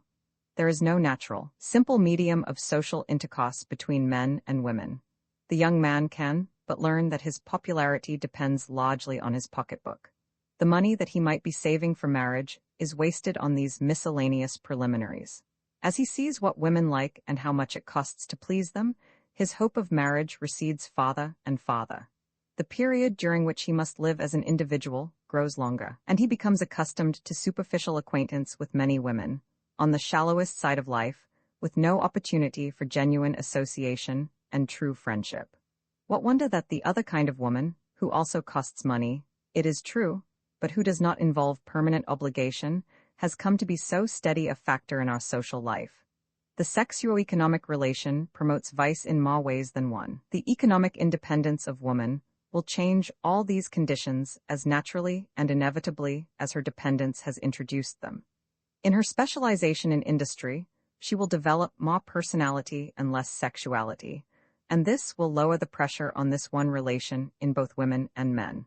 And, in our social intercourse, the new character and new method of living will allow of broad and beautiful developments in human association. As the private home becomes a private home indeed, and no longer the woman's social and industrial horizon, as the workshops of the world, woman's sphere as well as man's, become homelike and beautiful under her influence, and as men and women move freely together in the exercise of common racial functions, we shall have new channels for the flow of human life. We shall not move from the isolated home to the sodded shop and back again, in a world torn and dissevered by the selfish production of one sex and the selfish consumption of the other. But we shall live in a world of men and women humanly related, as well as sexually related, working together, as they were meant to do, for the common good of all. The home will be no longer an economic entity, with its cumbrous industrial machinery huddled vulgarly behind it, but a peaceful and permanent expression of personal life, as withdrawn from social contact, and that social contact will be provided for by the many common meeting places necessitated by the organization of domestic industries. The assembling room is as deep a need of human life as the retiring room, not some ballroom or theater, to which one must be invited of set purpose, but great common libraries and parlors, baths and gymnasia, workrooms and playrooms, to which both sexes have the same access for the same needs, and where they may mingle freely in common human expression. The kind of buildings essential to the carrying out of the organization of home industry will provide such places. There will be the separate rooms for individuals and the separate houses for families, but there will be, also, the common rooms for all. These must include a place for the children, planned and built for the happy occupancy of many children for many years, a home such as no children have ever had.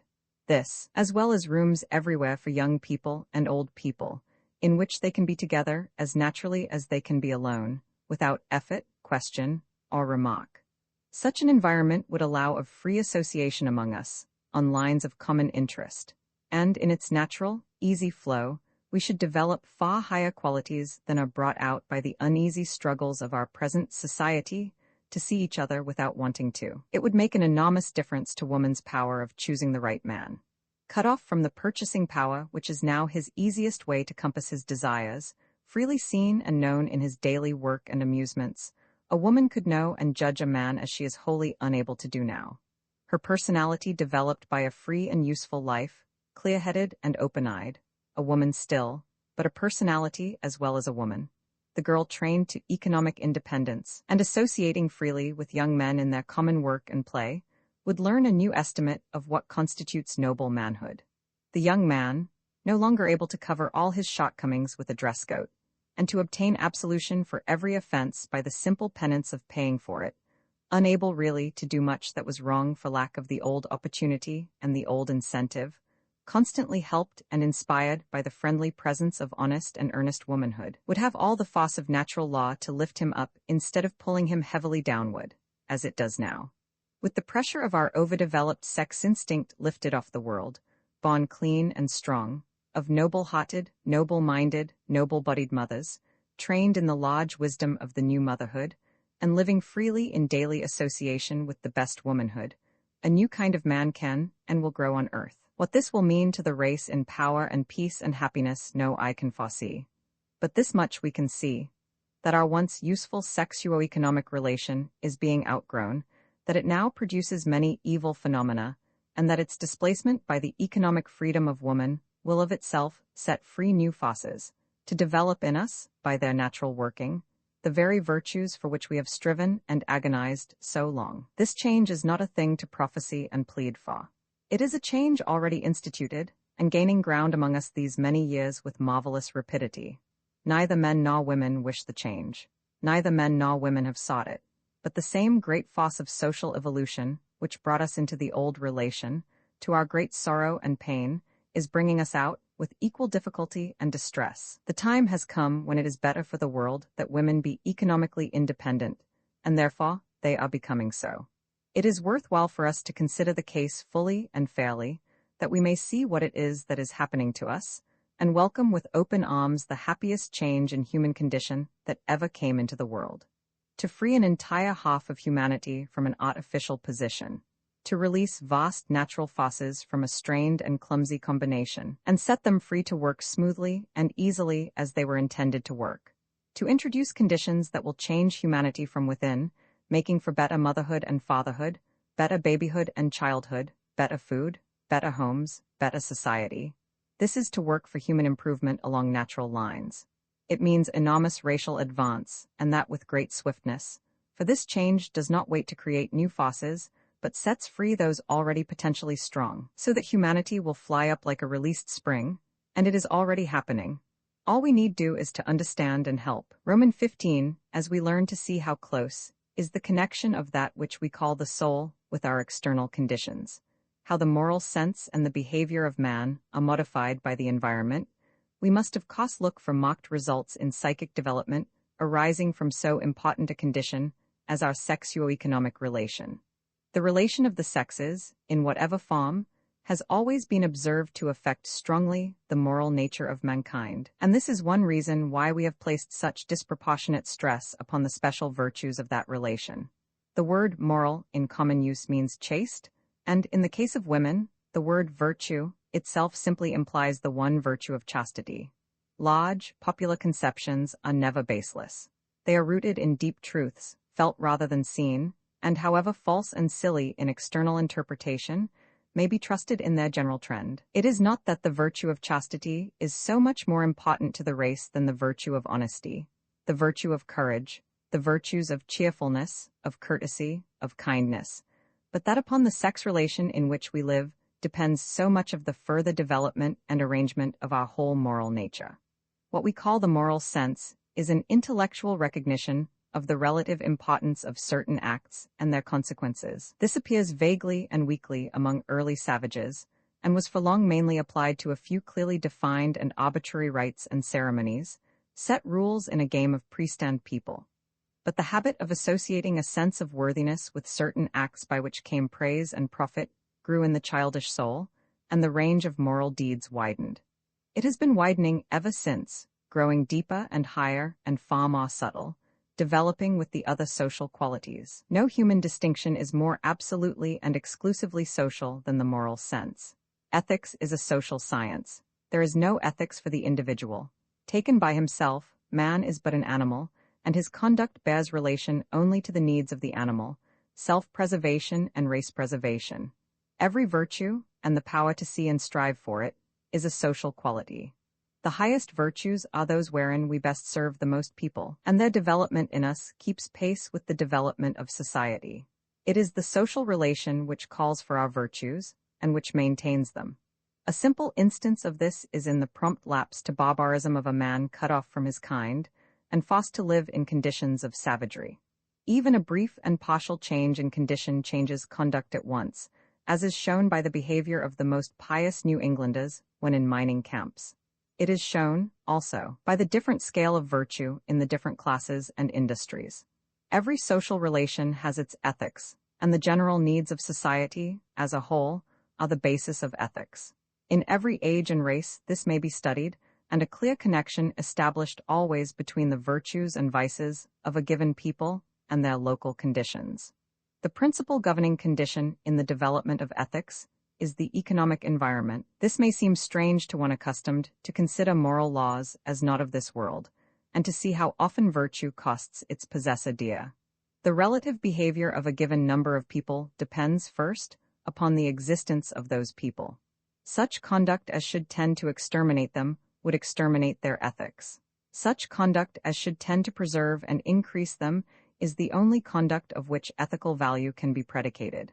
Ethics is, therefore, absolutely conditioned upon life and the maintenance thereof. From the lowest and narrowest view, which calls an act right or wrong, according to its immediate effects upon one's present life, to the clear vision of ultimate results, which calls a course of conduct right or wrong, according to its final effects upon one's eternal life. Our ethics, small and great, is the science of human conduct measured by its results. It is inevitable, then, that in all races we should find those acts whereby men live, considered right, and should see a high degree of approval awarded to him who best performs them. In the hunting and fighting period, the best hunter and fighter was the best man, praised and honored by his tribe. The virtues cultivated were such as enabled the possessor to hunt and kill most successfully, to maintain himself and be a credit and a help to his friends. Savage virtues are the simple reflection of savage conditions. To be patient and self-controlled was an economic necessity to the hunter. To bear pain and arduous exertion easily was a necessity to the fighter. Therefore, the savage, by precept and example, cultivated these virtues. In the long agricultural and military periods, we see the same thing. In the peasant, the virtues of industry and patience were extolled. It takes industry and patience to raise corn. In the soldier, the virtues of courage and obedience were extolled, and in everyone, the virtue of faith was the prime requisite of the existing religion. It took a great deal of faith to accept the religions of those times. The importance of faith as a virtue declines as religion grows more intelligible and applicable to life. It requires no effort to believe what you can understand and do. Slowly, the industrial era dawned and grew from the weak, sporadic efforts of the cringing packman and craftsman, the common prey of the dominant fighting class, to our colossal industrial organization, in which the soldier is ruthlessly exploited to some financial interests. With this change in economic conditions has changed the scale of virtues. Physical courage has sunk. Obedience, patience, faith, and the rest do not stand as they did. We praise and value today, as always, the virtues whereby we live. Every animal develops the virtues of his conditions. Our human distinction is that we add the power of conscious perception and personal volition to the action of natural force. Not only in our own race, but in others, do we call good and bad those qualities which profit us, and the beasts that we train and use develop, of necessity, the qualities that profit them, as, for instance, in our well-known friend, the dog. The dog is an animal long since cut off from his natural means of support, and depending absolutely on man for food. As a free, wild dog, he was profited by a daring initiative, courage, ferocity. As a tame, slave dog, he is profited by abject submission, by a crawling will-lessness that grovels at a blow, and licks the foot that kicks it. We have quite made over the original dog, and his moral nature, his spirit, shows the change even more than his body. The force which has accomplished this is economic, a change of base in the source of supplies and the processes of obtaining them. Let us briefly examine the distinctive virtues of humanity, their order of introduction and development, and see how this one peculiar relation has affected them. The main distinction of human virtue is in what we roughly describe as altruism, otherness.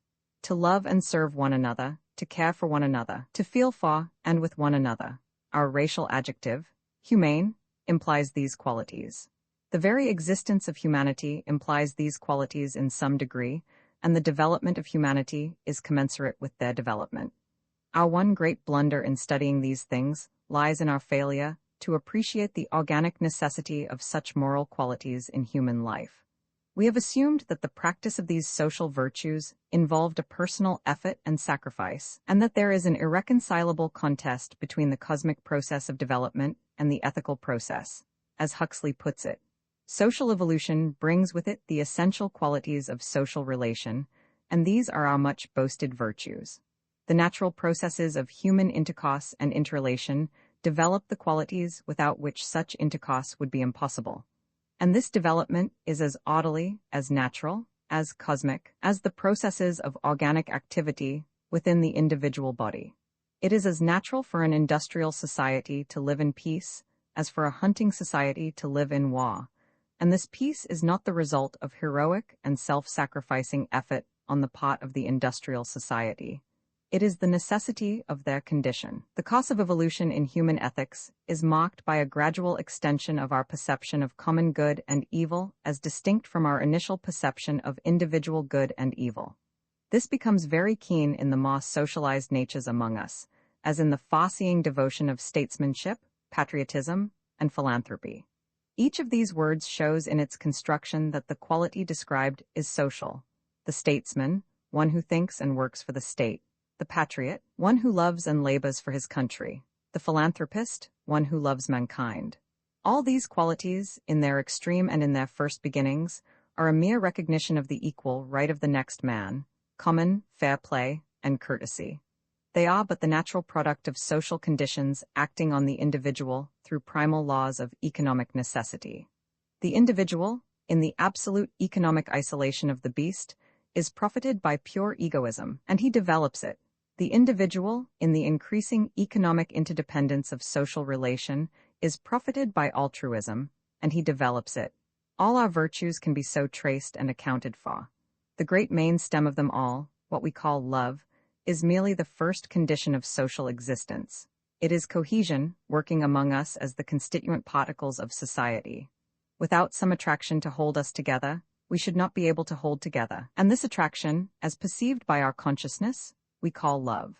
The virtue of obedience consists in the surrender of the individual will, so often necessary to the common good, and it stands highest in military organization, wherein great numbers of men must act together against their personal interests, even to the sacrifice of life, in the service of the community. As we have grown into fuller social life, we have slowly and experimentally, painfully and expensively, discovered what kind of man was the best social factor. The type of a satisfactory member of society today is a man self-controlled, kind, gentle, strong, wise, brave, courteous, cheerful, true. In the Middle Ages, strong, brave, and true would have satisfied the demands of the time. We now require for our common good a larger range of qualities, a more elaborate moral organization.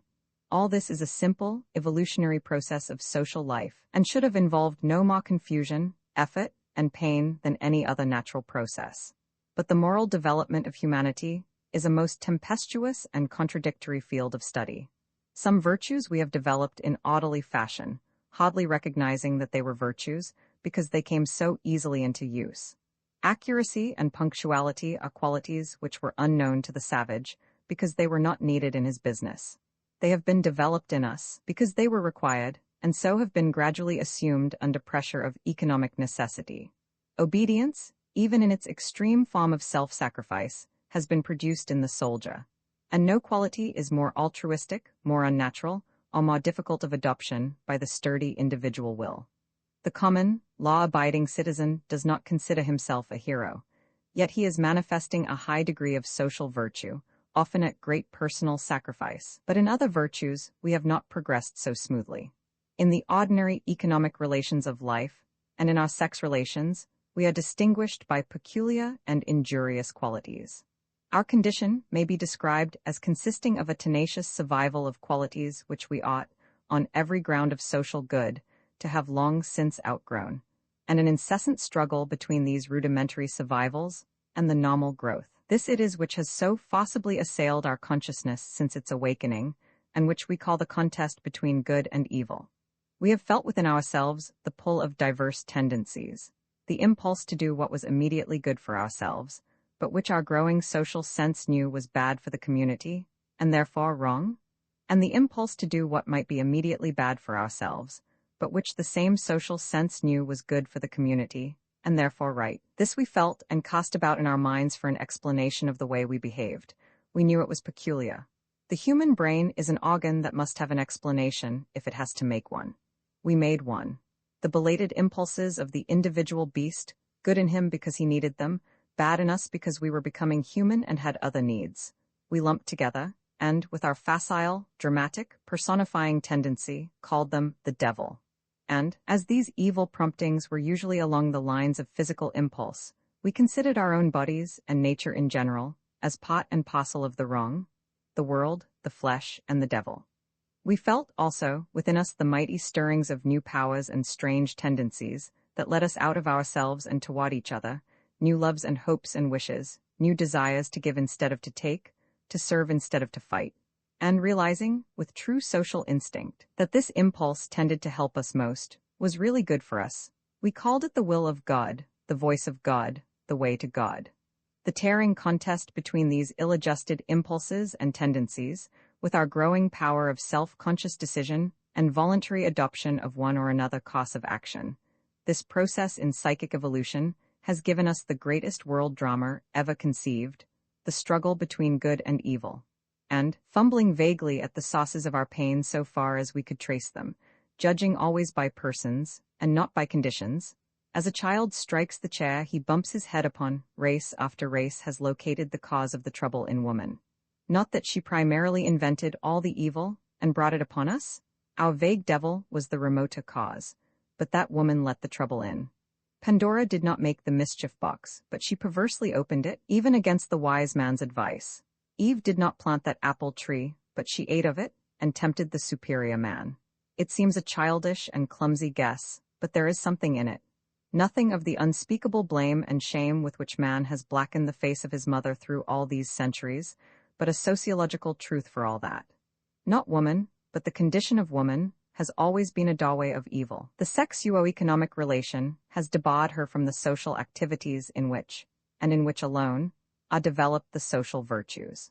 She was not allowed to acquire the qualities needed in our racial advance, and, in her position of arrested development, she has maintained the virtues and the vices of the period of human evolution at which she was imprisoned. At a period of isolated economic activity, mere animal individualism, at a period when social ties ceased with the ties of blood, woman was cut off from personal activity in social economics and confined to the functional activities of her sex. In keeping her on this primitive basis of economic life, we have kept half humanity tied to the starting post, while the other half ran. We have trained and bred one kind of qualities into one half the species, and another kind into the other half, and then we wonder at the contradictions of human nature. For instance, we have done all we could, in addition to natural forces, to make men brave. We have done all we could, in addition to natural forces, to make women cowards, and since every human creature is born of two parents, it is not surprising that we are a little mixed. We have trained in men the large qualities of social usefulness, which the pressure of their economic conditions was also developing. And we have done this by means of conscious praise and blame, reward and punishment, and with the aid of law and custom. We have trained in women, by the same means, the small qualities of personal usefulness, which the pressure of their economic conditions was also developing. We have made a creature who is not homogeneous, whose life is fed by two currents of inheritance, as dissimilar and opposed as could be well imagined. We have bred a race of psychic hybrids, and the moral qualities of hybrids are well known. Away back in that early beginning, by dividing the economic conditions of women and men, we have divided their psychic development, and built into the constitution of the race the irreconcilable elements of these diverse characters. The incongruous behavior of this crossbred product is the riddle of human life. We ourselves, by maintaining this artificial diversity between the sexes, have constantly kept before us the enigma which we found so hard to solve, and have preserved in our own characters the confusion and contradiction, which is our greatest difficulty in life. The largest and most radical effect of restoring women to economic independence will be in its result in clarifying and harmonizing the human soul. With a homogeneous nature bred of two parents in the same degree of social development, we shall be able to feel simply, to see clearly, to agree with ourselves, to be one person and master of our own lives, instead of wrestling in such hopeless perplexity with what we have called man's dual nature. Marry a civilized man to a primitive savage, and their child will naturally have a dual nature. Marry an Anglo-Saxon to an African or Oriental, and their child has a dual nature. Marry any man of a highly developed nation, full of the specialized activities of his race and their accompanying moral qualities, to the carefully preserved, rudimentary female creature he has so religiously maintained by his side, and you have as result what we all know so well: the human soul in its pitiful, well-meaning efforts, its cross-eyed, purblind errors, its baby fits of passion, and its beautiful and ceaseless upward impulse through all this wavering. We are quite familiar with this result, but we have not so far accurately located the cause. We have had our glimmering perception that woman had something to do with it, and she has been treated accordingly, by many simple races, to her further injury, and to that of the whole people. What we need to see is that it is not woman as a sex who is responsible for this mismothered world, but the economic position of woman which makes her what she is. If men were so placed, it would have the same effect. Not the sex relation, but the economic relation of the sexes, has so tangled the skein of human life. Besides the essential evils of an unbalanced nature, many harmful qualities have been developed in human characters by these conditions. For countless centuries, we have sought to develop, by selection and education, a timid submission in woman.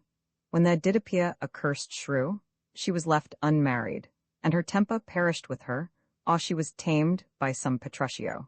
The dependence of women on the personal favor of men has produced an exceeding cleverness in the adaptation of the dependent one to the sauce of her supplies, under the necessity of pleasing, whether she wished or no, of interceding for a child's pardon, or of suing for new pleasures for herself.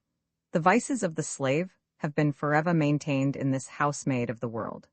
Another discord introduced by the condition of servitude is that between will and action.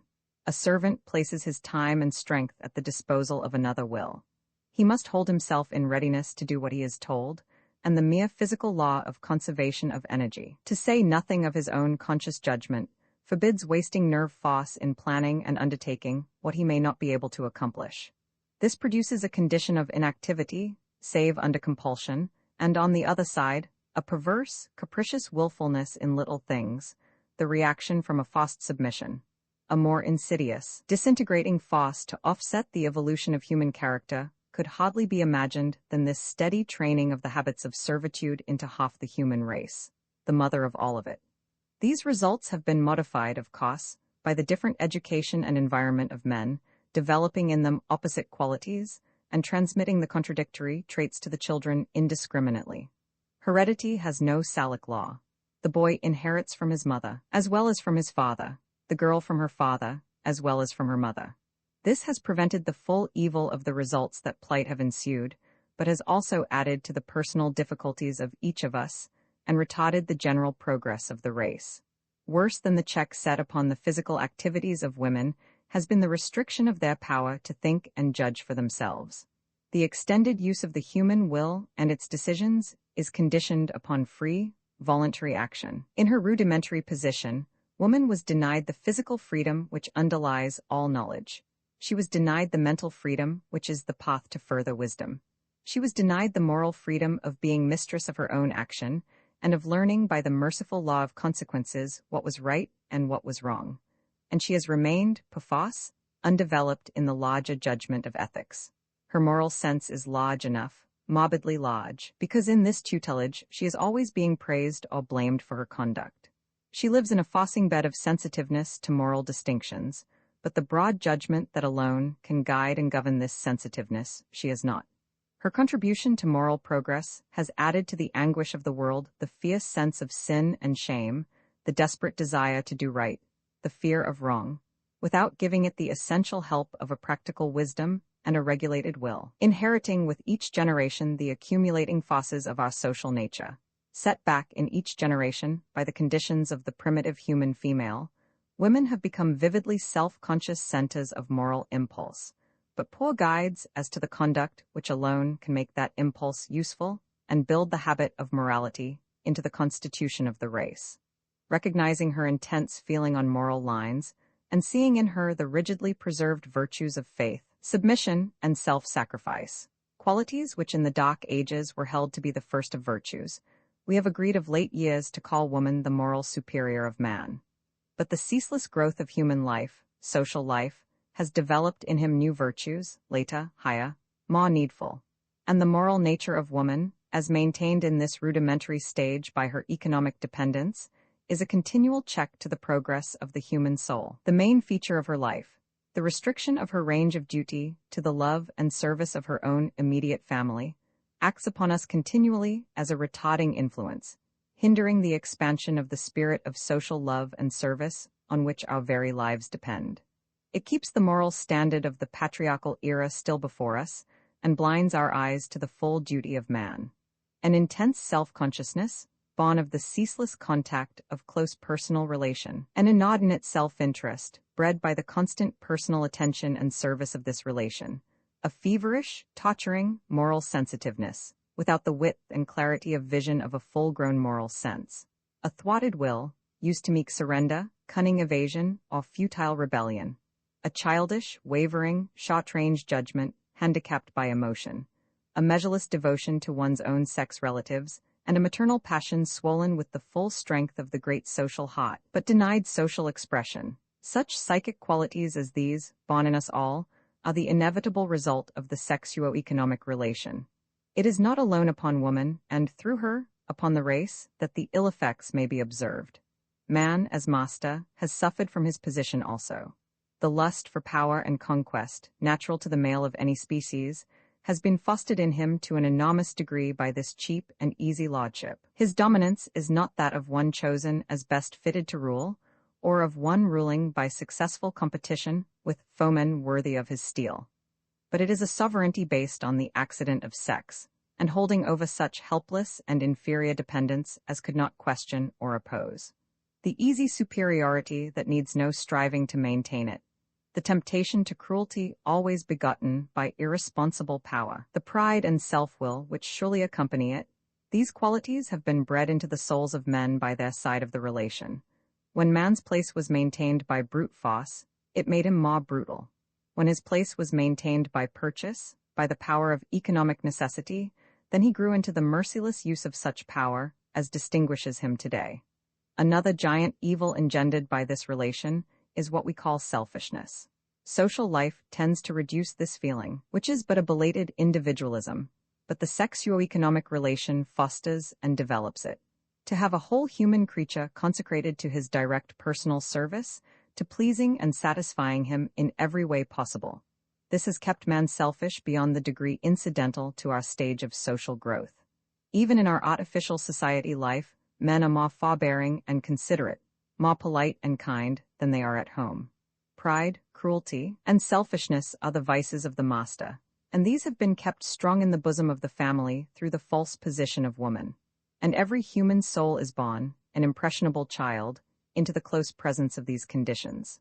Our men must live in the ethics of a civilized, free, industrial, democratic age, but they are born and trained in the moral atmosphere of a primitive patriarchate. No wonder that we are all somewhat slow to rise to the full powers and privileges of democracy, to feel full social honor and social duty, while every soul of us is reared in this stronghold of ancient and outgrown emotions, the economically related family. So we may trace from the sexuo-economic relation of our species not only definite evils in psychic development, bred severally in men and women, and transmitted indifferently to their offspring, but the innate perversion of character, resultant from the moral miscegenation of two so diverse souls, the unfailing shadow and distortion which has darkened and twisted the spirit of man from its beginnings. We have been injured in body and in mind by the two dissimilar traits inherited from our widely separated parents, but nowhere is the injury more apparent than in its ill effects upon the moral nature of the race. Yet here, as in the other evil results of the sexuo-economic relation, we can see the accompanying good that made the condition necessary in its time, and we can follow the beautiful results of our present changes with comforting assurance. A healthy, normal moral sense will be ours, freed from its exaggerations and contradictions. And with that clear perception, we shall no longer conceive of the ethical process as something outside of and against nature, but as the most natural thing in the world. Where now we strive and agonize after impossible virtues, we shall then grow naturally and easily into those very qualities, and we shall not even think of them as especially commendable. Where our progress hitherto has been warped and hindered by the retarding influence of surviving rudimentary forces, it will flow on smoothly and rapidly, when both men and women stand equal in economic relation. When the mother of the race is free, we shall have a better world, by the easy right of birth and by the calm, slow, friendly forces of social evolution. Roman II, knowing how important a factor in the evolution of species is the economic relation, and finding in the human species an economic relation so peculiar, we may naturally look to find effects peculiar to our race. We may expect to find phenomena in the sex relation and in the economic relation of humanity of a unique character, phenomena not traceable to human superiority, but singularly derogatory to that superiority. Phenomena so marked, so morbid, as to give rise to much speculation as to their cause. Are these natural inferences fulfilled? Are these peculiarities in the sex relation and in the economic relation manifested in human life? Indisputably these are so plain, so prominent, so imperiously demanding attention, that human thought has been occupied from its first consciousness in trying some way to account for them. To explain and relate these phenomena, separating what is due to normal race development from what is due to this abnormal socio-economic relation, is the purpose of the line of study here suggested. As the racial distinction of humanity lies in its social relation, so we find the distinctive gains and losses of humanity to lie also in its social relation. We are more affected by our relation to each other than by our physical environment.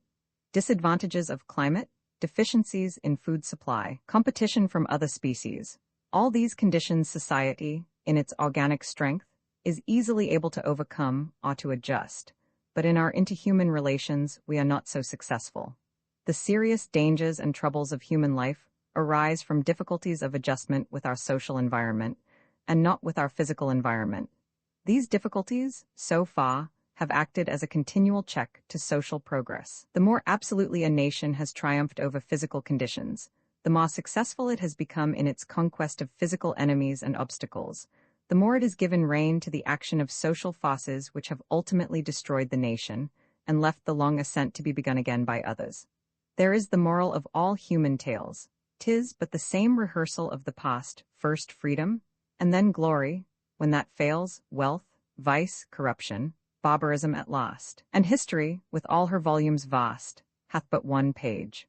The path of history is strewn with fossils and faint relics of extinct races, races which died of what the sociologist would call internal diseases rather than natural causes. This, too, has been clear to the observer in all ages. It has been easily seen that there was something in our own behavior which did us more harm than any external difficulty. But what we have not seen is the natural cause of our unnatural conduct, and how most easily to alter it. Rudely classifying the principal fields of human difficulty, we find one large proportion lies in the sex relation, and another in the economic relation between the individual constituents of society. To speak broadly, the troubles of life as we find them are mainly traceable to the heart or the purse. The other horror of our lives, disease, comes back often to these causes, to something wrong either in economic relation or in sex relation. To be ill-fed or ill-bred, or both, is largely what makes us the sickly race we are. In this wrong breeding, this maladjustment of the sex relation in humanity, what are the principal features? We see in social evolution two main lines of action in this department of life. One is a gradual orderly development of monogamous marriage, as the form of sex union best calculated to advance the interests of the individual and of society. It should be clearly understood that this is a natural development, inevitable in the course of social progress, not an artificial condition, enforced by laws of our making. Monogamy is found among birds and mammals. It is just as natural a condition as polygamy or promiscuity, or any other form of sex union, and its permanence and integrity are introduced and increased by the needs of the young and the advantage to the race, just as any other form of reproduction was introduced. Our moral concepts rest primarily on facts. The moral quality of monogamous marriage depends on its true advantage to the individual and to society. If it were not the best form of marriage for our racial good, it would not be right. All the way up, from the promiscuous horde of savages, with their miscellaneous matings, to the lifelong devotion of romantic love, social life has been evolving a type of sex union best suited to develop and improve the individual and the race. This is an orderly process, and a pleasant one, involving only such comparative pain and difficulty as always attend the assumption of new processes and the extinction of the old, but accompanied by far more joy than pain. But with the natural process of social advancement has gone an unnatural process, an erratic and morbid action, making the sex relation of humanity a frightful source of evil. So prominent have been these morbid actions and evil results that hasty thinkers of all ages have assumed that the whole thing was wrong, and that celibacy was the highest virtue. Without the power of complete analysis, without knowledge of the sociological data essential to such analysis, we have sweepingly condemned as a whole what we could easily see was so allied with pain and loss. But, like all natural phenomena, the phenomena of sex may be studied, both the normal and the abnormal, the physiological and the pathological, and we are quite capable of understanding why we are in such evil case, and how we may attain more healthful conditions. So far, the The study of this subject has rested on the assumption that man must be just as we find him, that man behaves just as he chooses, and that, if he does not choose to behave as he does, he can stop. Therefore, when we discovered that human behavior in the sex relation was productive of evil, we exhorted the human creature to stop so behaving, and have continued so to exhort for many centuries. By law and religion, by education and custom, we have sought to enforce upon the human individual the kind of behavior which our social sense so clearly showed was right. But always there has remained the morbid action. Whatever the external form of sex union to which we have given social sanction, however Bible and Quran and Vedas have offered instruction, some hidden cause has operated continuously against the true cause of social evolution, to pervert the natural trend toward a higher and more advantageous sex relation, and to maintain lower forms and erratic phases of a most disadvantageous character. Every other animal works out the kind of sex union best adapted to the reproduction of his species and peacefully practices it. We have worked out the kind that is best for us, best for the individuals concerned, for the young resultant, and for society as a whole, but we do not peacefully practice it. So palpable is this fact that we have commonly accepted it and taken it for granted that this relation must be a continuous source of trouble to humanity. Marriage is a lottery, is a common saying among us. The course of true love never did run smooth. And we quote with unction Punch's advice to those about to marry, don't. That peculiar subrelation, which has dragged along with us all the time that monogamous marriage has been growing to be the accepted form of sex union, prostitution, we have accepted and called a social necessity. We also call it the social evil. We have tacitly admitted that this relation in the human race must be more or less uncomfortable and wrong, that it is part of our nature to have it so. Now let us examine the case fairly and calmly, and see whether it is as inscrutable and immutable as hitherto believed. What are the conditions? What are the natural and what the unnatural features of the case? To distinguish these involves a little study of the evolution of the processes of reproduction. Very early in the development of species, it was ascertained by nature's slow but sure experiments that the establishment of two sexes in separate organisms, and their differentiation, was to the advantage of the species. Therefore, out of the mere protoplasmic masses, the floating cells, the amorphous early forms of life, grew into use the distinction of the sexes, the gradual development of masculine and feminine organs and functions in two distinct organisms. Developed and increased by use, the distinction of sex increased in the evolution of species. As the distinction increased, the attraction increased, until we have in all the higher races two markedly different sexes, strongly drawn together by the attraction of sex, and fulfilling their use in the reproduction of species. These are the natural features of sex distinction and sex union, and they are found in the human species as in others.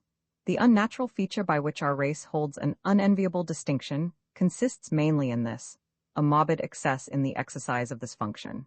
It is this excess, whether in marriage or out, which makes the health and happiness of humanity in this relation so precarious.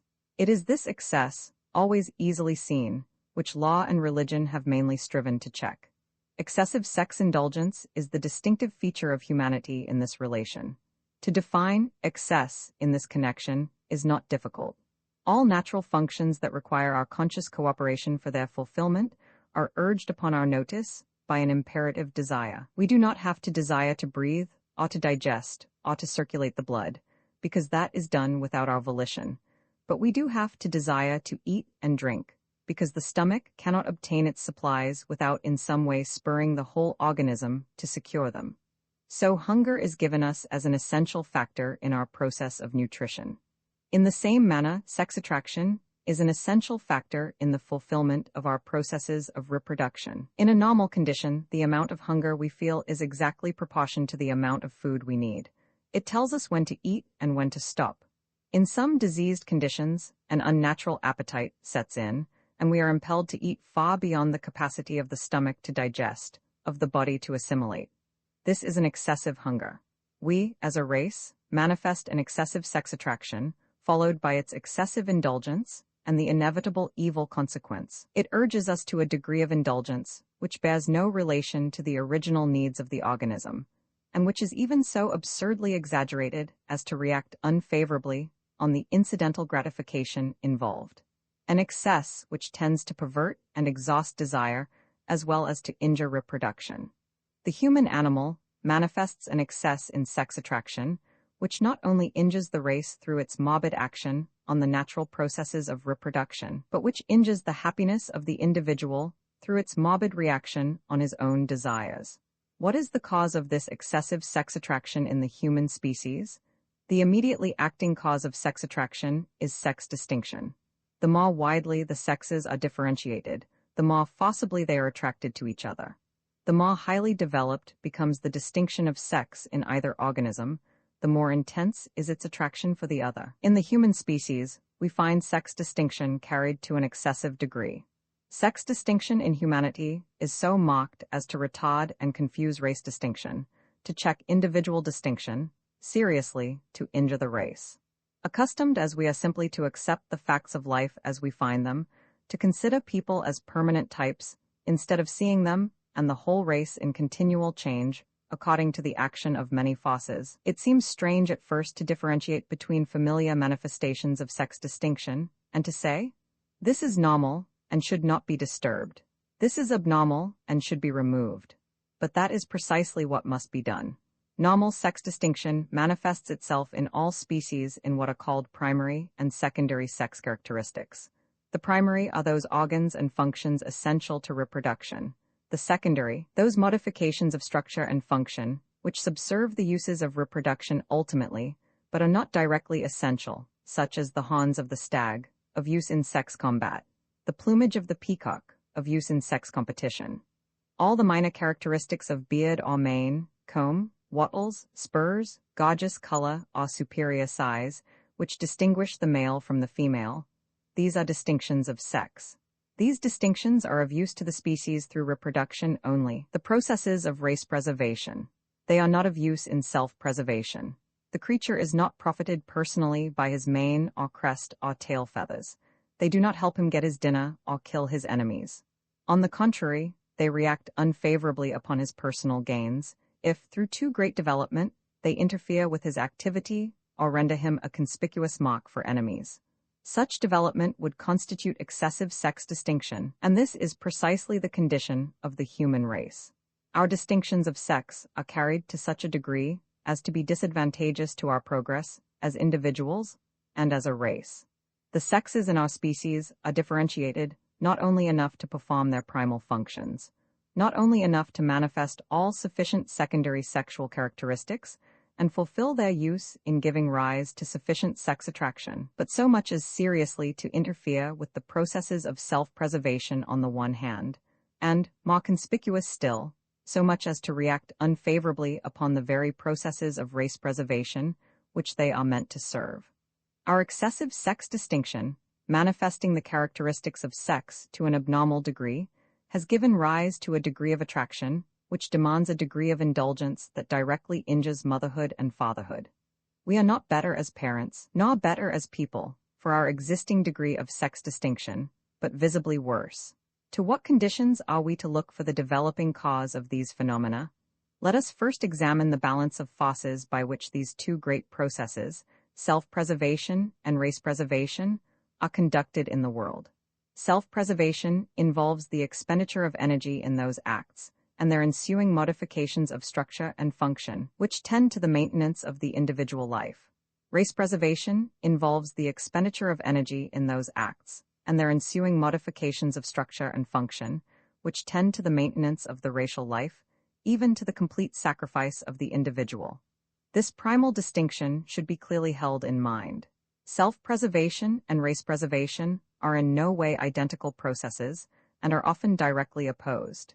In the line of self-preservation, natural selection, acting on the individual, develops those characteristics which enable it to succeed in the struggle for existence, increasing by use those organs and functions by which it directly profits. In the line of race preservation, sexual selection, acting on the individual, develops those characteristics which enable it to succeed in what Drummond has called the struggle for the existence of others, increasing by use those organs and functions by which its young are to profit, directly or indirectly. The individual has been not only modified to its environment, under natural selection, but modified to its mate, under sexual selection, each sex developing the qualities desired by the other by the simple process of choice, those best sexed being first chosen, and transmitting their sex development as well as their racial development. The otter mammalia is the resultant of a primary sex distinction developed by natural selection, but the gorgeous plumage of the peacock's tail is a secondary sex distinction developed by sexual selection. If the peacock's tail were to increase in size and splendor till it shone like the sun and covered an acre, if it tended so to increase, we will say, such excessive sex distinction would be so inimical to the personal prosperity of that peacock that he would die, and his tail tendency would perish with him. If the peahen, conversely, whose sex distinction attracts in the opposite direction, not by being large and splendid, but small and dull, if she should grow so small and dull as to fail to keep herself and her young fed and defended, then she would die, and there would be another check to excessive sex distinction.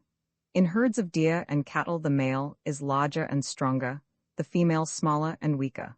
But unless the latter is large and strong enough to keep up with the male in the search for food or the flight from foes, one is taken and the other left, and there is no more of that kind of animal.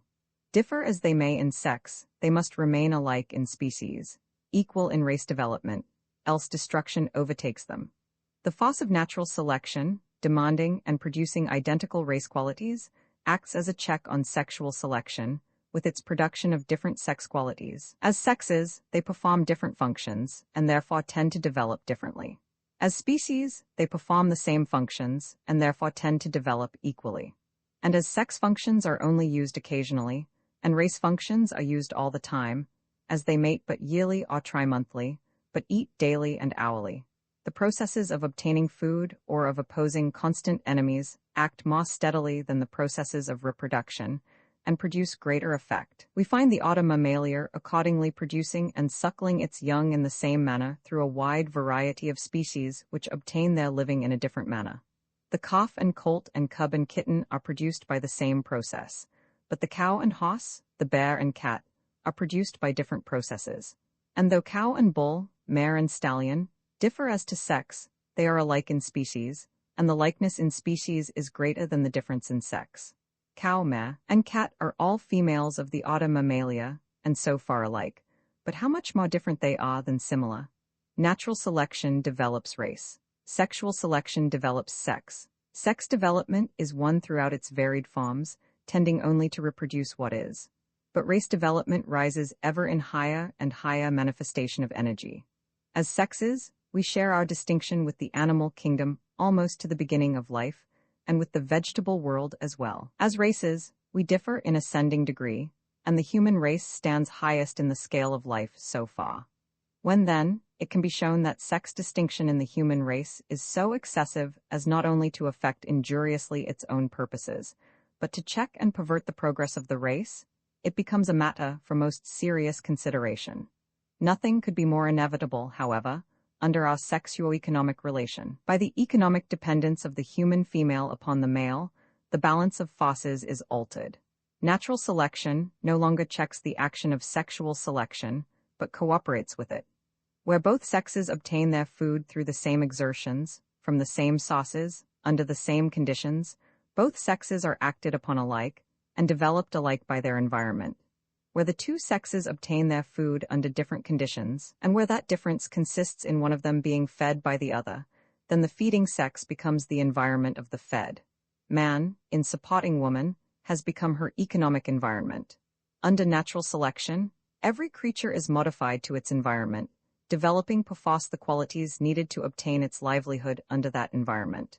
Man, as the feeder of woman, becomes the strongest modifying force in her economic condition. Under sexual selection, the human creature is of course modified to its mate, as with all creatures. When the mate becomes also the master, when economic necessity is added to sex attraction, we have the two great evolutionary forces acting together to the same end, namely, to develop sex distinction in the human female. For, in her position of economic dependence in the sex relation, sex distinction is with her not only a means of attracting a mate, as with all creatures, but a means of getting her livelihood, as is the case with no other creature under heaven. Because of the economic dependence of the human female on her mate, she is modified to sex to an excessive degree. This excessive modification she transmits to her children, and so is steadily implanted in the human constitution the morbid tendency to excess in this relation, which has acted so universally upon us in all ages, in spite of our best efforts to restrain it. It is not the normal sex tendency, common to all creatures, but an abnormal sex tendency, produced and maintained by the abnormal economic relation, which makes one sex get its living from the other by the exercise of sex functions. This is the immediate effect upon individuals of the peculiar sexuo-economic relation which obtains among us. Roman 3, in establishing the claim of excessive sex distinction in the human race, much needs to be said to make clear to the general reader what is meant by the term. To the popular mind, both the costly familiar and the over-refined, sexual is thought to mean sensual, and the charge of excessive sex distinction seems to be a reproach. This should be at once dismissed as merely showing ignorance of the terms used. A man does not object to being called masculine, nor a woman to being called feminine. Yet whatever is masculine or feminine is sexual. To be distinguished by femininity is to be distinguished by sex. To be over-feminine is to be over-sexed. To manifest in excess any of the distinctions of sex, primary or secondary, is to be over-sexed. Our hypothetical peacock, with his too large and splendid tail, would be oversexed, and no offense to his moral character. The primary sex distinctions in our race, as in others, consist merely in the essential organs and functions of reproduction. The secondary distinctions, and this is where we are to look for our largest excess, consist in all those differences in organ and function, in look and action, in habit, manner, method, occupation, behavior, which distinguish men from women. In a troop of horses, seen at a distance, the sexes are indistinguishable. In a herd of deer, the males are distinguishable because of their antlers. The male lion is distinguished by his mane, the male cat only by a somewhat heavier build. In certain species of insects, the male and female differ so widely in appearance that even naturalists have supposed them to belong to separate species. Beyond these distinctions lies that of conduct. Certain psychic attributes are manifested by either sex. The intensity of the maternal passion is a sex distinction as much as the lion's mane or the stag's horns. The belligerence and dominance of the male is a sex distinction. The modesty and timidity of the female is a sex distinction. The tendency to sit is a sex distinction of the hen. The tendency to strut is a sex distinction of the cock. The tendency to fight is a sex distinction of males in general. The tendency to protect and provide for is a sex distinction of females in general. With the human race, whose chief activities are social, the initial tendency to sex distinction is carried out in many varied functions. We have differentiated our industries, our responsibilities, our very virtues, along sex lines. It will therefore be clear that the claim of excessive sex distinction in humanity, and especially in woman, does not carry with it any specific moral reproach, though it does in the larger sense prove a decided evil in its effect on human progress. In primary distinctions, our excess is not so marked as in the farther and subtler development. Yet, even here, we have plain proof of it.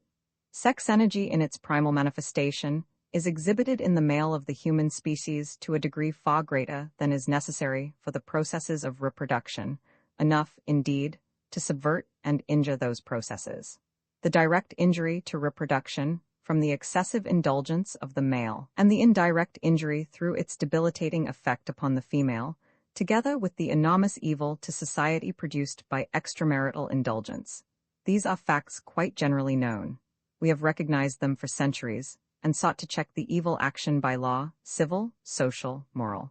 But we have treated it always as a field of voluntary action, not as a condition of morbid development. We have held it as right that man should be so, but wrong that man should do so. Nature does not work in that way. What it is right to be, it is right to do. What it is wrong to do, it is wrong to be. This inordinate demand in the human male is an excessive sex distinction.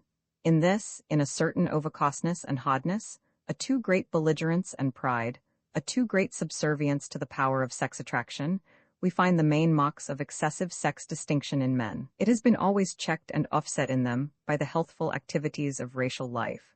Their energies have been called out and their faculties developed along all the lines of human progress. In the growth of industry, commerce, science, manufacture, government, art, religion, the male of our species has become human, far more than male. Strong as this passion is in him, inordinate as is his indulgence, he is a far more normal animal than the female of his species, far less oversexed. To him, this field of special activity is but part of life, an incident. The whole world remains besides. To her, it is the world. This has been well stated in the familiar epigram of Madame de Staël: love with man is an episode, with woman a history. It is in woman that we find most fully expressed the excessive sex distinction of the human species: physical, psychical, social. See first the physical manifestation. To make clear by an instance the difference between normal and abnormal sex distinction, look at the relative condition of a wild cow and a milch cow, such as we have made. The wild cow is a female. She has healthy calves and milk enough for them, and that is all the femininity she needs. Otherwise than that she is bovine rather than feminine. She is a light, strong, swift, sinewy creature, able to run, jump, and fight, if necessary. We, for economic uses, have artificially developed the cow's capacity for producing milk. She has become a walking milk machine, bred and tended to that express end, her value measured in quarts. The secretion of milk is a maternal function, a sex function. The cow is oversexed. Turn her loose in natural conditions, and if she survived the change, she would revert in a very few generations to the plain cow, with her energies used in the general activities of her race, and not all running to milk. Physically, woman belongs to a tall, vigorous, beautiful animal species, capable of great and varied exertion. In every race and time when she has opportunity for racial activity, she develops accordingly, and is no less a woman for being a healthy human creature. In every race and time where she is denied this opportunity, and few, indeed, have been her years of freedom, she is developed in the lines of action to which she was confined, and those were always lines of sex activity. In consequence, the body of woman, speaking in the largest generalization, manifests sex distinction predominantly. Woman's femininity, and the eternal feminine, means simply the eternal sexual, is more apparent in proportion to her humanity than the femininity of other animals in proportion to their caninity or felinity or equinity. A feminine hand, or a feminine foot, is distinguishable anywhere. We do not hear of a feminine paw or a feminine hoof. A hand is an organ of prehension, a foot an organ of locomotion. They are not secondary sexual characteristics. The comparative smallness and feebleness of woman is a sex distinction. We have carried it to such an excess that women are commonly known as the weaker sex. There is no such glaring difference between male and female in other, advanced species. In the long migrations of birds, in the ceaseless motion of the grazing herds that used to swing up and down over the continent each year, in the wild, steep journeys of the breeding salmon, nothing is heard of the weaker sex. And among the higher carnivora, where longer maintenance of the young brings their condition nearer ours, the hunter dreads the attack of the female more than that of the male. The disproportionate weakness is an excessive sex distinction.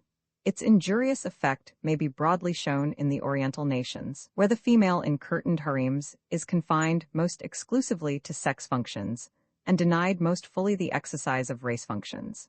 In such peoples the weakness, the tendency to small bones and adipose tissue of the oversexed female is transmitted to the male, with a retarding effect on the development of the race.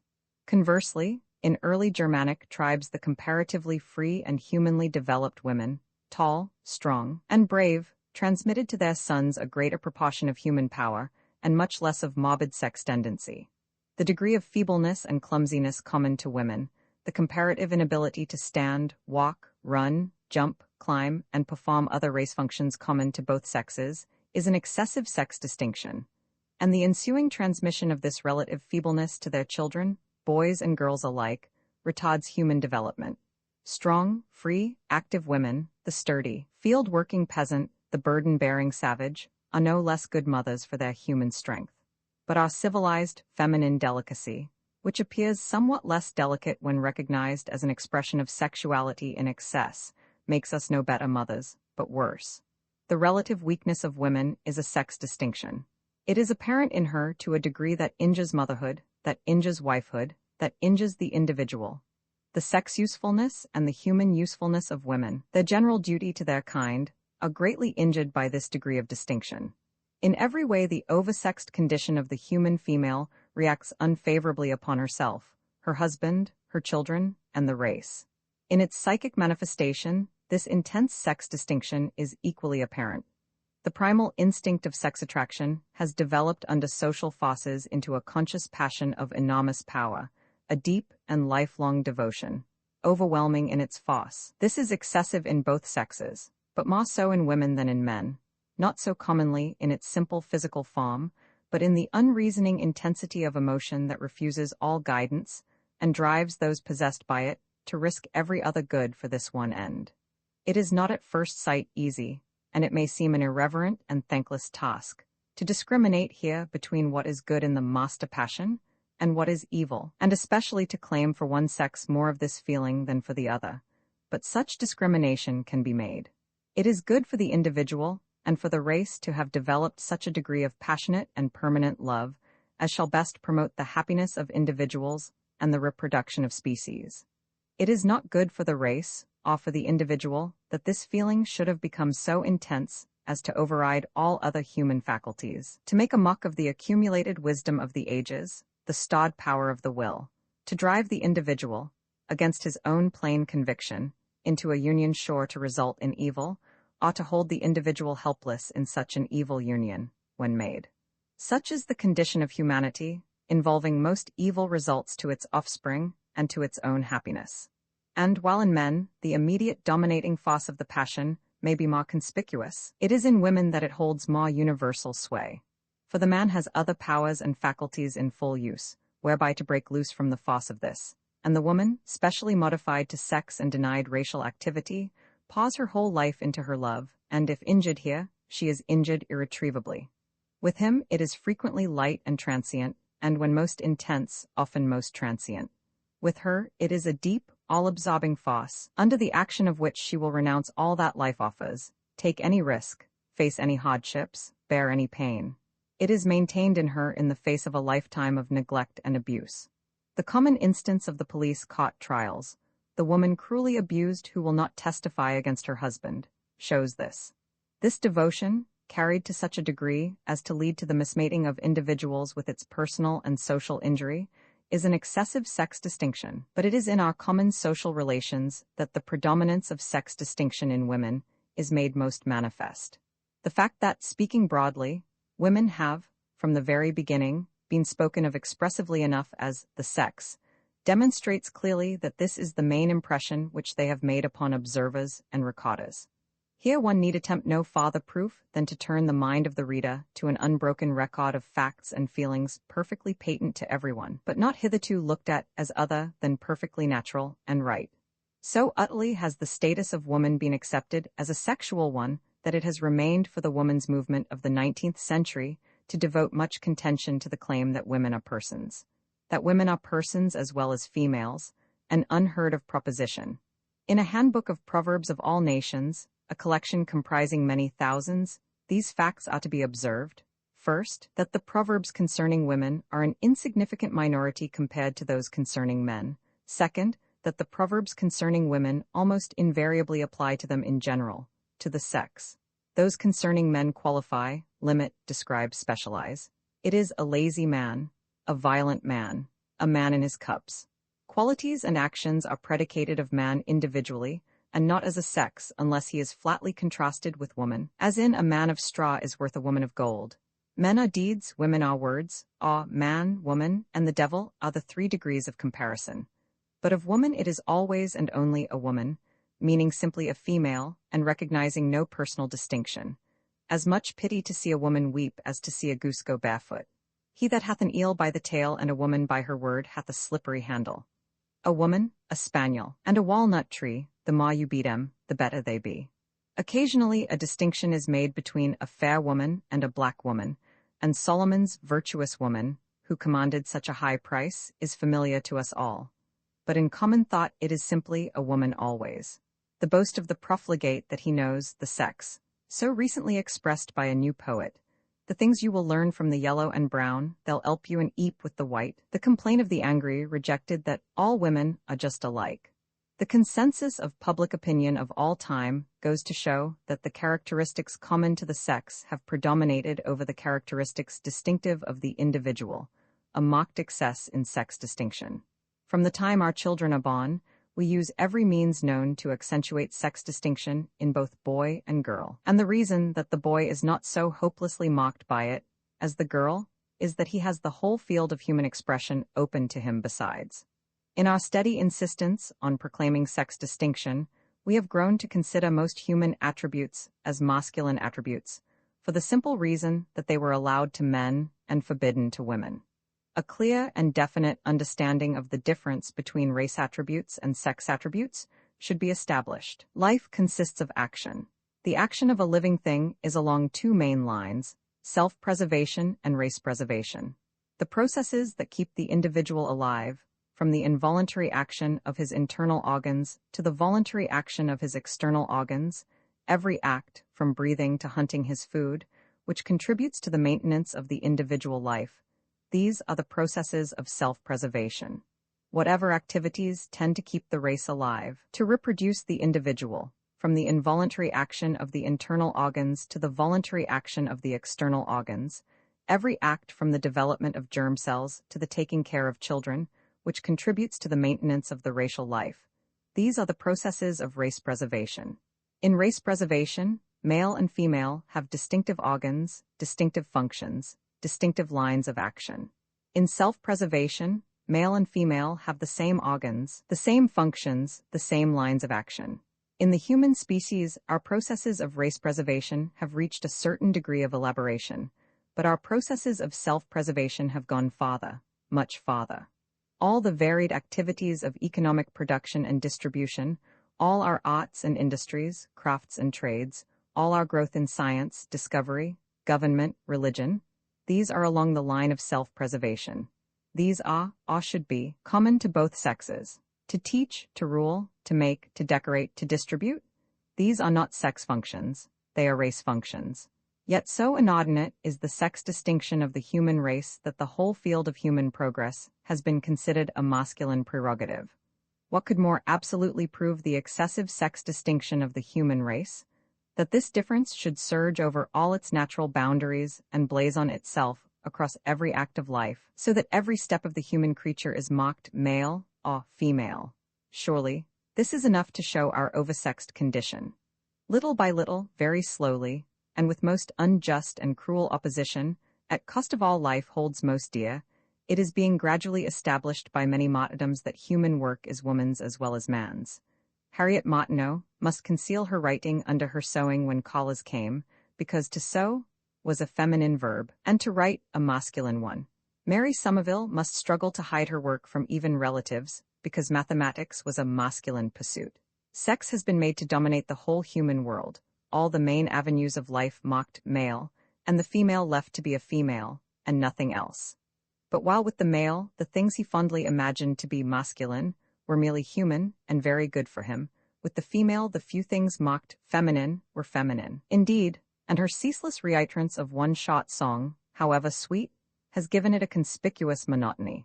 In garments whose main purpose is unmistakably to announce her sex, with a tendency to ornament which mocks exuberance of sex energy, with a body so modified to sex as to be grievously deprived of its natural activities, with a manner and behavior wholly attuned to sex advantage, and frequently most disadvantageous to any human gain, with a field of action most rigidly confined to sex relations, with her overcharged sensibility, her prominent modesty, her eternal femininity, the female of genus Homo is undeniably oversexed.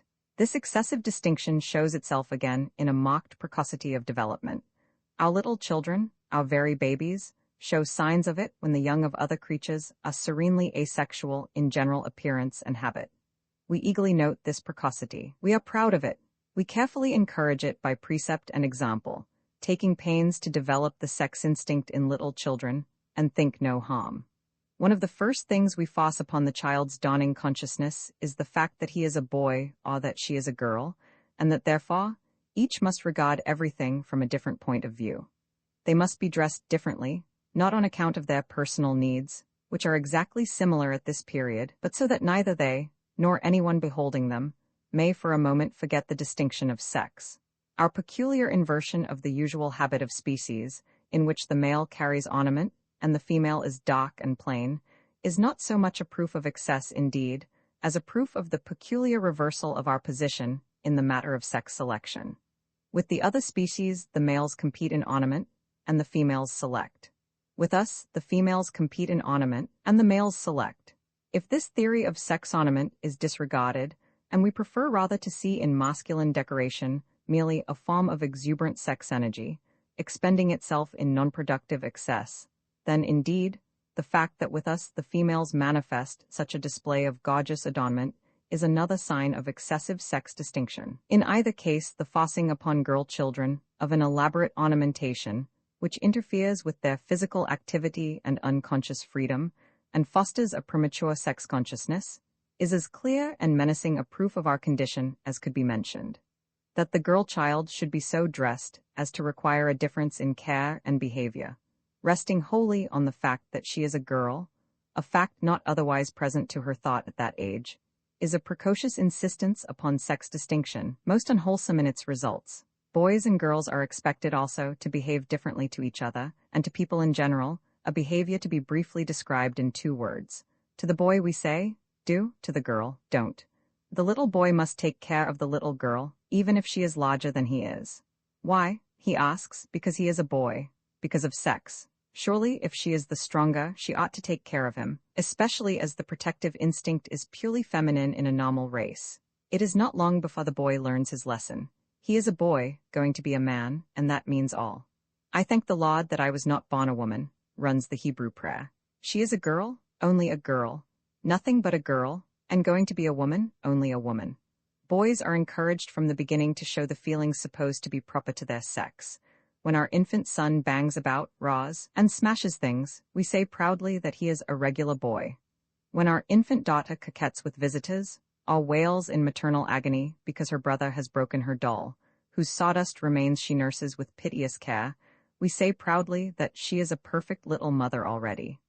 What business has a little girl with the instincts of maternity? No more than the little boy should have with the instincts of paternity. They are sex instincts, and should not appear till the period of adolescence. The most normal girl is the tomboy, whose numbers increase among us in these wiser days, a healthy young creature, who is human through and through, not feminine till it is time to be. The most normal boy has calmness and gentleness as well as vigor and courage. He is a human creature as well as a male creature, and not aggressively masculine till it is time to be. Childhood is not the period for these marked manifestations of sex. That we exhibit them, that we admire and encourage them, shows our oversexed condition. Roman 4, having seen the disproportionate degree of sex distinction in humanity and its greater manifestation in the female than in the male, and having seen also the unique position of the human female as an economic dependent on the male of her species, it is not difficult to establish a relation between these 2 facts. The general law acting to produce this condition of exaggerated sex development was briefly referred to in the 2nd chapter. It is as follows. The natural tendency of any function to increase in power by use causes sex activity to increase under the action of sexual selection. This tendency is checked in most species by the force of natural selection, which diverts the energies into other channels and develops race activities.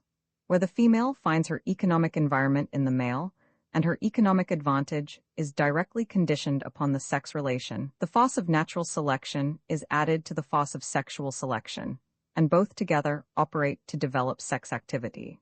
In any animal species, free from any other condition, such a relation would have inevitably developed sex to an inordinate degree, as may be readily seen in the comparatively similar cases of those insects where the female, losing economic activity and modified entirely to sex, becomes a mere egg sac, an organism with no powers of self-preservation, only those of race preservation.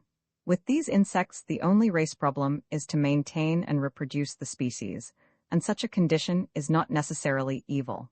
But with a race like ours, whose development as human creatures is but comparatively begun, it is evil because of its check to individual and racial progress. There are other purposes before us, besides mere maintenance and reproduction. It should be clear to anyone accustomed to the working of biological laws that all the tendencies of a living organism are progressive in their development and are held in check by the interaction of their several forces. Each living form, with its dominant characteristics, represents a balance of power, a sort of compromise. The size of Earth's primeval monsters was limited by the tensile strength of their material. Sea monsters can be bigger because the medium in which they move offers more support. Birds must be smaller for the opposite reason.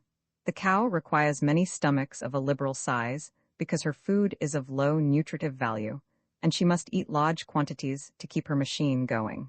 The size of arboreal animals, such as monkeys or squirrels, is limited by the nature of their habitat.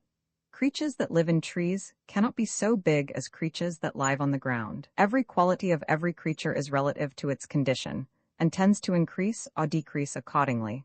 And each quality tends to increase in proportion to its use, and to decrease in proportion to its disuse. Primitive man and his female were animals, like other animals. They were strong, fierce, lively beasts, and she was as nimble and ferocious as he, save for the added belligerence of the males in their sex competition. In this competition, he, like the other male creatures, fought savagely with his hairy rivals, and she, like the other female creatures, complacently viewed their struggles and mated with the victor. At other times, she ran about in the forest and helped herself to what there was to eat as freely as he did.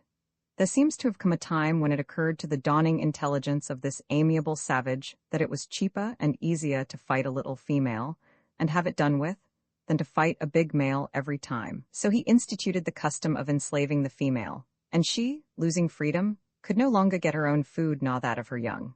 The mother ape, with her maternal function well fulfilled, flees leaping through the forest, plucks her fruit and nuts, keeps up with the movement of the tribe, her young one on her back or held in one strong arm. But the mother woman, enslaved, could not do this. Then man, the father, found that slavery had its obligations. He must care for what he forbade to care for itself, else it died on his hands. So he slowly and reluctantly shouldered the duties of his new position. He began to feed her, and not only that, but to express in his own person the thwarted uses of maternity, he had to feed the children too. It seems a simple arrangement. When we have thought of it at all, we have thought of it with admiration. The naturalist defends it on the ground of advantage to the species through the freeing of the mother from all other cares, and confining her unreservedly to the duties of maternity. The poet and novelist, the painter and sculptor, the priest and teacher, have all extolled this lovely relation. It remains for the sociologist, from a biological point of view, to note its effects on the constitution of the human race, both in the individual and in society. When man began to feed and defend woman, she ceased proportionately to feed and defend herself.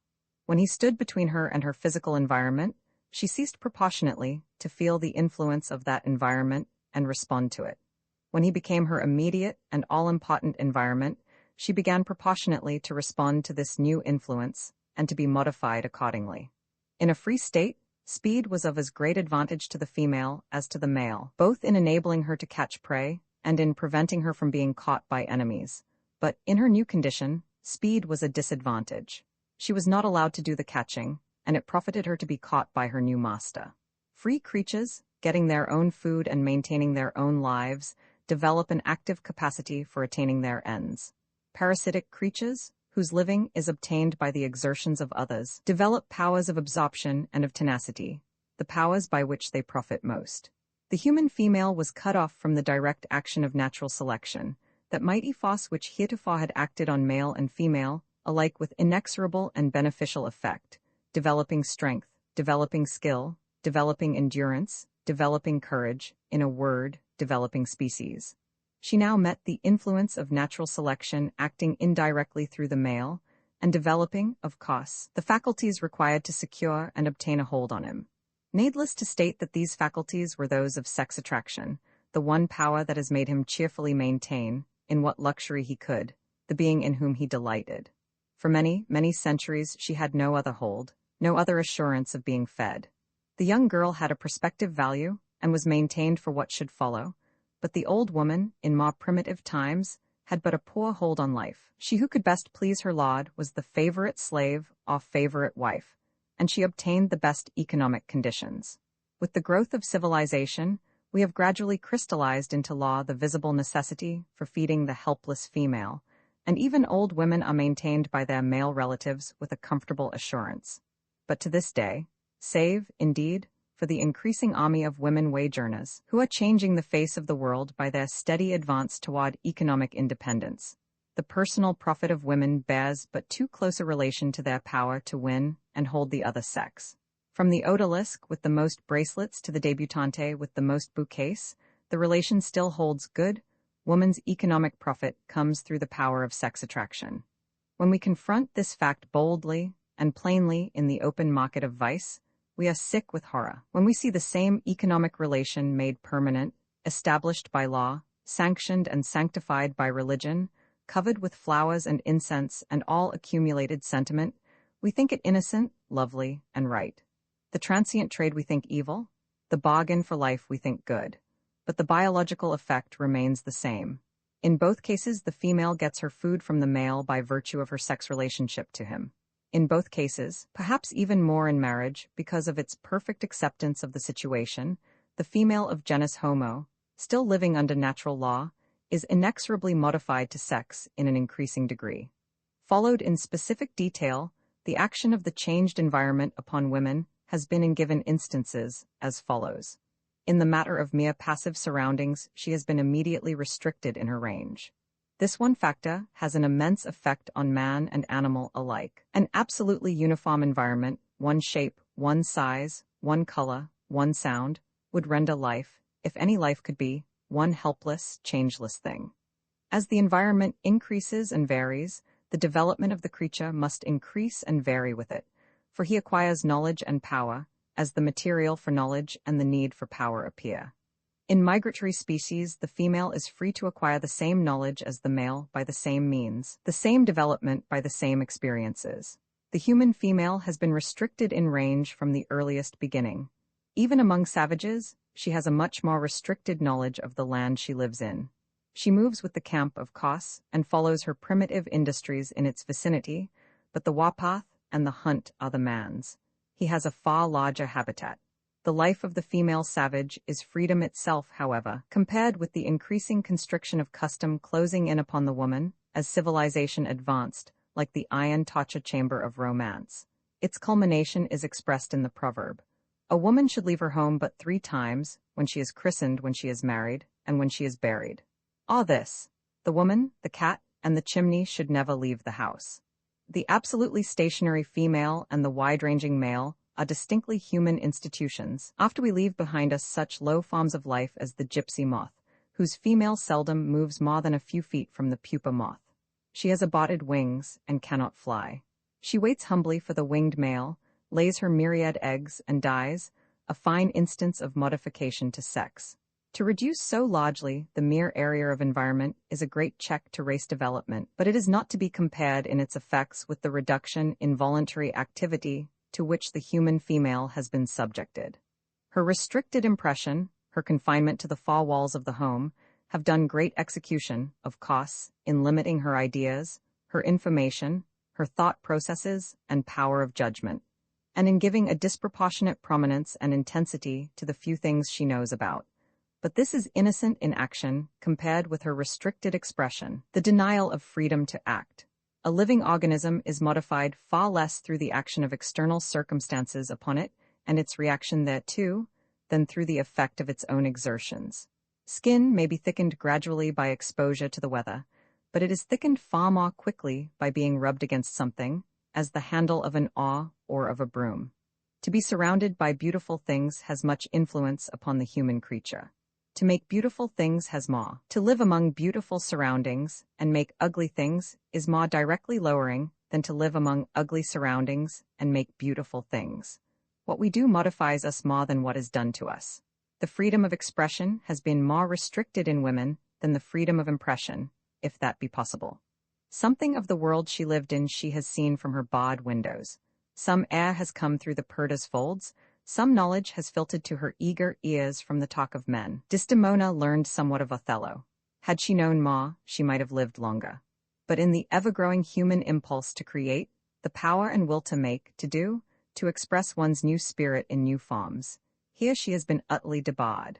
She might work as she had worked from the beginning, at the primitive labors of the household, but in the inevitable expansion of even those industries to professional levels we have striven to hold her back. to work with her own hands for nothing, in direct body service to her own family. This has been permitted, yes, compelled. But to be and do anything further from this, she has been forbidden. Her labor has not only been limited in kind, but in degree. Whatever she has been allowed to do must be done in private and alone, the first-hand industries of savage times. Our growth in industry has been not only in kind, but in class. The baker is not in the same industrial grade with the housecook, though both make bread. To specialize any form of labor is a step up. To organize it is another step. Specialization and organization are the basis of human progress, the organic methods of social life. They have been forbidden to women almost absolutely. The greatest and most beneficent change of this century is the progress of women in these two lines of advance. The effect of this check in industrial development, accompanied as it was by the constant inheritance of increased racial power, has been to intensify the sensations and emotions of women, and to develop great activity in the lines allowed. The nervous energy that up to present memory has impelled women to labor incessantly at something, be it the veriest folly of fancy work, is one mark of this effect. In religious development, the same deadline has held back the growth of women through all the races and ages. In dim early times, she was sharer in the mysteries and rites, but as religion developed, her place receded until Paul commanded her to be silent in the churches, and she has been silent until today. Even now, with all the ground gained, we have but the beginnings, he slowly forced and disapproved beginnings, of religious equality for the sexes. In some nations, religion is held to be a masculine attribute exclusively, it being even questioned whether women have souls. An early Christian council settled that important question by vote, fortunately deciding that they had. In a church whose main strength has always been derived from the adherence of women, it would have been an uncomfortable reflection not to have allowed them souls. Ancient family worship ran in the male line. It was the son who kept the sacred grandfathers in due respect, and poured libations to their shades. When the woman married, she changed her ancestors, and had to worship her husband's progenitors instead of her own. This is why the Hindu and the Chinaman and many others of like stamp must have a son to keep them in countenance. A deep-seated sex prejudice, coming to slow extinction as women rise in economic importance. It is painfully interesting to trace the gradual cumulative effect of these conditions upon women. First, the action of large natural laws, acting on her as they would act on any other animal. Then the evolution of social customs and laws, with her position as the active cause, following the direction of mere physical forces and adding heavily to them. Then, with increasing civilization, the unbroken accumulation of precedent, burnt into each generation by the growing force of education, made lovely by art, holy by religion, desirable by habit, and steadily acting from beneath, the unswerving pressure of economic necessity upon which the whole structure rested. These are strong modifying conditions indeed. The process would have been even more effective and far less painful, but for one important circumstance. Heredity has no Salic law. Each girl child inherits from her father a certain increasing percentage of human development, human power, human tendency, and each boy as well inherits from his mother the increasing percentage of sex development, sex power, sex tendency. The action of heredity has been to equalize what every tendency of environment and education made to differ. This has saved us from such a female as the gypsy moth. It has held up the woman and held down the man. It has set iron bounds to our absurd effort to make a race with one sex a million years behind the other. But it has added terribly to the pain and difficulty of human life. A difficulty and a pain that should have taught us long since that we were living on wrong lines. Each woman born, rehumanized by the current of race activity carried on by her father and rewomanized by her traditional position, has had to live over again in her own person the same process of restriction, repression, denial. The smothering no, which crushed down all her human desires to create, to discover, to learn, to express, to advance. Each woman has had, on the other hand, the same single avenue of expression and attainment, the same one way in which alone she might do what she could, get what she might. All other doors were shut and this one always open, and the whole pressure of advancing humanity was upon her. No wonder that young Daniel in the apocryphal tale proclaimed, "The king is strong, wine is strong, but women are stronger." To the young man confronting life the world lies wide. Such powers as he may use, must use, If he chooses wrong at first, he may choose again and yet again. Not effective or successful in one channel, he may do better in another. The growing, varied needs of all mankind call on him for the varied service in which he finds his growth. What he wants to be, he may strive to be. What he wants to get, he may strive to get. Wealth, power, social distinction, fame, what he wants he can try for. To the young woman confronting life, there is the same world beyond, there are the same human energies and human desires and ambition within. But all that she may wish to have, all that she may wish to do, must come through a single channel and a single choice. Wealth, power, social distinction, fame, not only these, but home and happiness, reputation, ease and pleasure, her bread and butter, all, must come to her through a small gold ring. This is a heavy pressure. It has accumulated behind her through heredity, and continued about her through environment. It has been subtly trained into her through education, till she herself has come to think it a right condition, and pause its influence upon her daughter with increasing impetus. Is it any wonder that women are oversexed? But for the constant inheritance from the more human male, we should have been queen bees, indeed, long before this. But the daughter of the soldier and the sailor, of the artist, the inventor, the great merchant, has inherited in body and brain her share of his development in each generation, and so stayed somewhat human for all her femininity. All morbid conditions tend to extinction. One check has always existed to our inordinate sex development, nature's ready relief, death. Carried to its furthest excess, the individual has died, the family has become extinct, the nation itself has perished, like Sodom and Gomorrah. Where one function is carried to unnatural excess, others are weakened, and the organism perishes. We are familiar with this in individual cases. At least, the physician is. We can see it somewhat in the history of nations. From younger races, nearer savagery, nearer the healthful equality of pre-human creatures, has come each new start in history. Persia was older than Greece, and its highly differentiated sexuality had produced the inevitable result of enfeebling the racial qualities. The Greek commander stripped the rich robes and jewels from his Persian captives and showed their unmanly feebleness to his men. "You have such bodies as these to fight for such plunder as this," he said. In the country, among peasant classes, there is much less sex distinction than in cities, where wealth enables the women to live in absolute idleness, and even the men manifest the same characteristics. It is from the country and the lower classes that the fresh blood pours into the cities, to be weakened in its turn by the influence of this unnatural distinction, until there is none left to replenish the nation. The inevitable trend of human life is toward higher civilization, but while that civilization is confined to one sex, it inevitably exaggerates sex distinction, until the increasing evil of this condition is stronger than all the good of the civilization attained, and the nation falls. Civilization, be it understood, does not consist in the acquisition of luxuries. Social development is an organic development. A civilized state is one in which the citizens live in organic industrial relation. The more full, free, subtle, and easy that relation, the more perfect the differentiation of labor and exchange of product, with their correlative institutions, the more perfect is that civilization.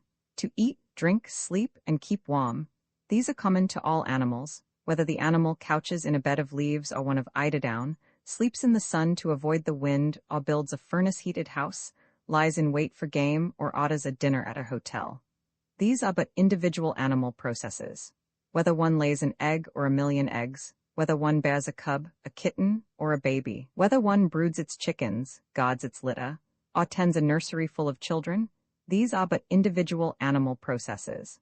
But to serve each other more and more widely, to live only by such service, to develop special functions so that we depend for our living on society's return for services that can be of no direct use to ourselves.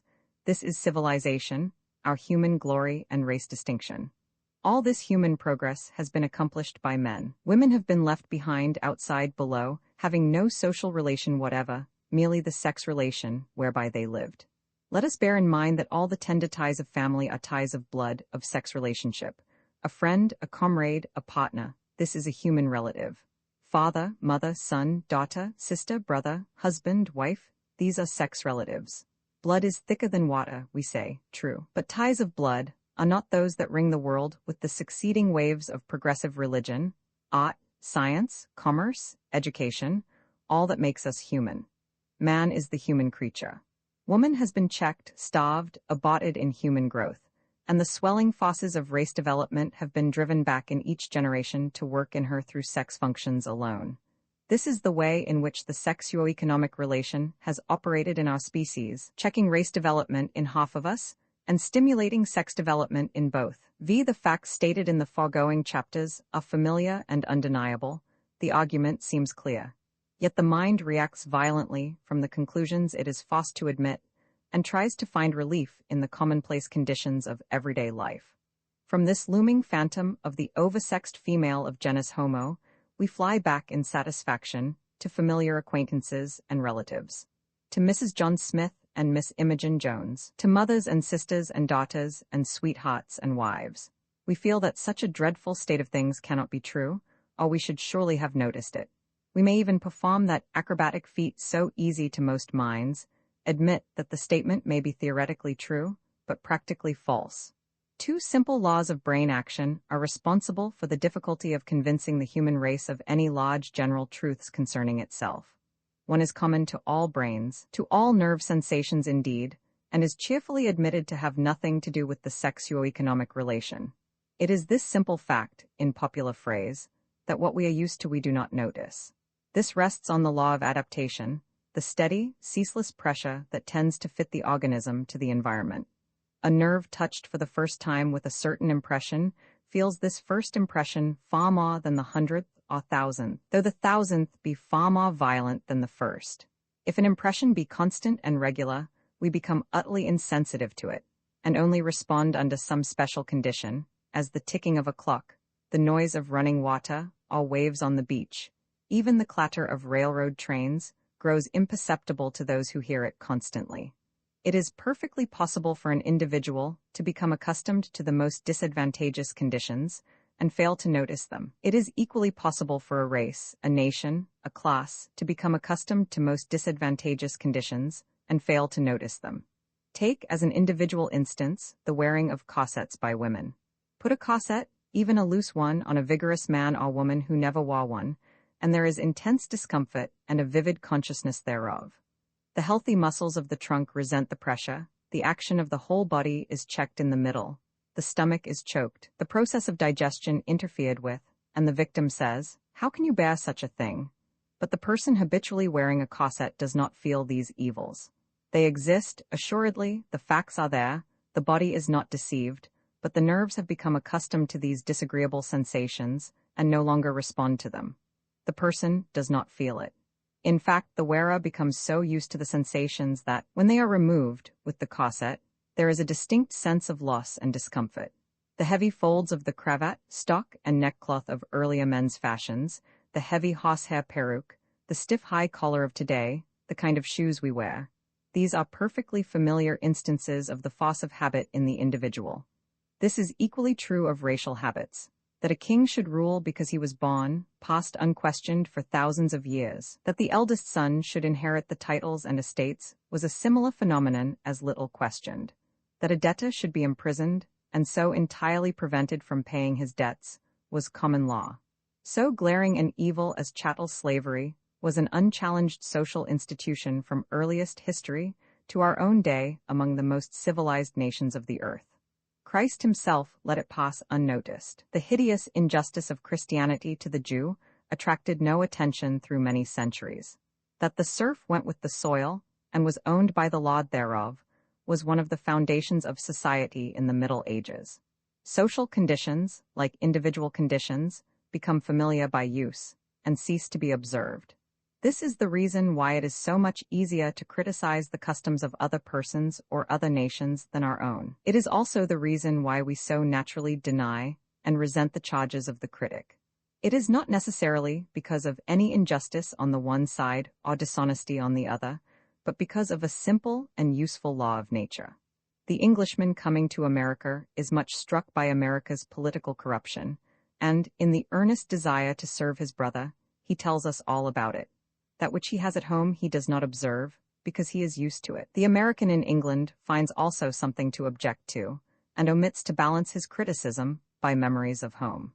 When a condition exists among us, which began in those unrecorded ages back of tradition even, which obtains in varying degree among every people on earth, and which begins to act upon the individual at birth, it would be a miracle past all belief if people should notice it. The sexuo-economic relation is such a condition. It began in primeval savagery. It exists in all nations. Each boy and girl is born into it, trained into it, and has to live in it. The world's progress in matters like these is attained by a slow and painful process, but one which works to good ends. In the cause of social evolution, there are developed individuals so constituted as not to fit existing conditions, but to be organically adapted to more advanced conditions. These advanced individuals respond in sharp and painful consciousness to existing conditions and cry out against them according to their lights. The history of religion, of political and social reform, is full of familiar instances of this. The heretic, the reformer, the agitator, these feel what their compeers do not, see what they do not, and naturally, say what they do not. The mass of the people are invariably displeased by the outcry of these uneasy spirits. In simple primitive periods, they were promptly put to death. Progress was slow and difficult in those days. But this severe process of elimination developed the kind of progressive person known as a martyr, and this remarkable sociological law was manifested, that the strength of a current of social force is increased by the sacrifice of individuals who are willing to die in the effort to promote it. The blood of the martyrs is the seed of the Church. This is so commonly known today, though not formulated, that power hesitates to persecute, lest it intensify the undesirable heresy. A policy of free speech is found to let pass most of the uneasy pushes and spurts of these stirring forces and lead to more orderly action. Our great anti-slavery agitation, the heroic efforts of the women's rights supporters, are fresh and recent proofs of these plain facts. That the mass of the people do not notice existing conditions, and that they are not pleased with those who do. This is one strong reason why the sexuo-economic relation passes unobserved among us, and why any statement of it will be so offensive to many. The other law of brain action which tends to prevent our perception of general truth is this. It is easier to personalize than to generalize. This is due primarily to the laws of mental development, but it is greatly added to by the very relation under discussion. As a common law of mental action, the power to observe and retain an individual impression marks a lower degree of development than the power to classify and collate impressions and make generalizations therefrom. There are savages who can say hot fire, hot stone, hot water, but cannot say heat, cannot think it. Similarly, they can say good man, good knife, good meat, but they cannot say goodness, they cannot think it. They have observed specific instances, but are unable to collate them, to generalize therefrom. So, in our common life, individual instances of injustice or cruelty are observed long before the popular mind is able to see that it is a condition which causes these things, and that the condition must be altered before the effects can be removed. A bad priest, a bad king, a bad master were long observed and pointedly objected to, before it began to be held that the condition of monarchy or the condition of slavery must needs bear fruit, and that, if we did not like the fruit, we might better change the tree. Any slaveholder would admit that there were instances of cruelty, laziness, pride among masters, and of deceit, laziness, dishonesty among slaves. What the slaveholder did not see was that, given the relation of chattel slavery, it inevitably tended to produce these evils, and did produce them, in spite of all the efforts of the individual to the contrary. To see the individual instance is easy. To see the general cause is harder, requires a further brain development. We, as a race, have long since reached the degree of general intelligence which ought to enable us to judge more largely and wisely of social questions. But here the deteriorating effect of the sexuo-economic relation is shown. The sex relation is intensely personal. All the functions and relations ensuing are intensely personal. The spirit of me and my wife, my son John and his wife, us four and no more, is the natural spirit of this phase of life.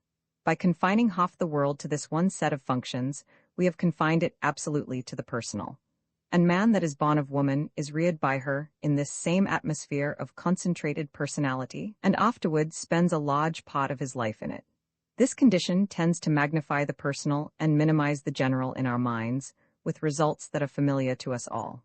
The difficulty of enforcing sanitary laws, where personal convenience must be sacrificed to general safety, the size of the personal grievance as against the general, the need of having it brought home to us, which hinders every step of public advancement, and our eager response when it is brought home to us. These are truisms. So far as a comparison can be made, women are in this sense more personal than men, more personally sensitive, less willing to stand in line and take turns, less able to see why a general restriction is just when it touches them or their children. This is natural enough, inevitable enough, and only mentioned here as partially explaining why people do not see the general facts as to our oversexed condition. Yet they are patent everywhere, not only patent, but painful. Being used to them, we do not notice them, or, forced to notice them, we attribute the pain we feel to the evil behavior of some individual, and never think of it as being the result of a condition common to us all. If we have among us such a condition as has been stated, a state of morbid and excessive sex development, it must, of course, show itself in daily life in 1,000 ways. The non-observer, not having seen any such manifestation, concludes that there is none, and so denies the alleged condition, says it sounds all right, but he does not see any proof of it. Having clearly in mind that, if such proof exists, such commensurate evil in common life, as would naturally result from an abnormal sex distinction, these evils must be so common and habitual as to pass unobserved. And farther, that, when forced upon our notice, we only see them as matters of personal behavior. Let us, in spite of these hindrances, see if the visible results among us are not such as must follow such a cause, and let us seek them merely in the phenomena of everyday life as we know it, not in the deepest sexual or social results. A concrete instance, familiar as the day, and unbelievable in its ill effects, is the attitude of the mother toward her children in regard to the sex relation. With very few exceptions, the mother gives her daughter no warning or provision of what life holds for her, and so lets innocence and ignorance go on perpetuating sickness and sin and pain through ceaseless generations. A normal motherhood wisely and effectively guards its young from evil. An abnormal motherhood, over-anxious and underwise, hovers the child to its harm and turns it out defenseless to the worst of evils. This is known to millions and millions personally. Only very lately have we thought to consider it generally. And not yet do we see that it is not the fault of the individual mother, but of her economic status. Because of our abnormal sex development, the whole field has become something of an offense, a thing to be hidden and ignored, passed over without remark or explanation. Hence this amazing paradox of mothers ashamed of motherhood, unable to explain it, and measure this well, lying to their children about the primal truths of life, mothers lying to their own children about motherhood.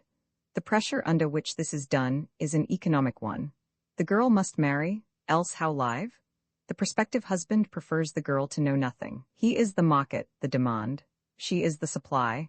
And with the best intentions, the mother serves her child's economic advantage by preparing her for the market.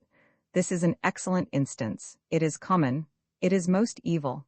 It is plainly traceable to our sexuo-economic relation. Another instance of so grossly unjust, so palpable, so general and evil that it has occasionally aroused some protest, even from our dull consciousness, is this: the enforced attitude of the woman toward marriage. To the young girl, as has been previously stated, marriage is the one road to fortune, to life. She is born highly specialized as a female. She is carefully educated and trained to realize in all ways her sex limitations and her sex advantages. What she has to gain even as a child is largely gained by feminine tricks and charms. Her reading, both in history and fiction, treats of the same position for women, and romance and poetry give it absolute predominance. Pictorial art, music, the drama, society, everything, tells her that she is she, and that all depends on whom she marries.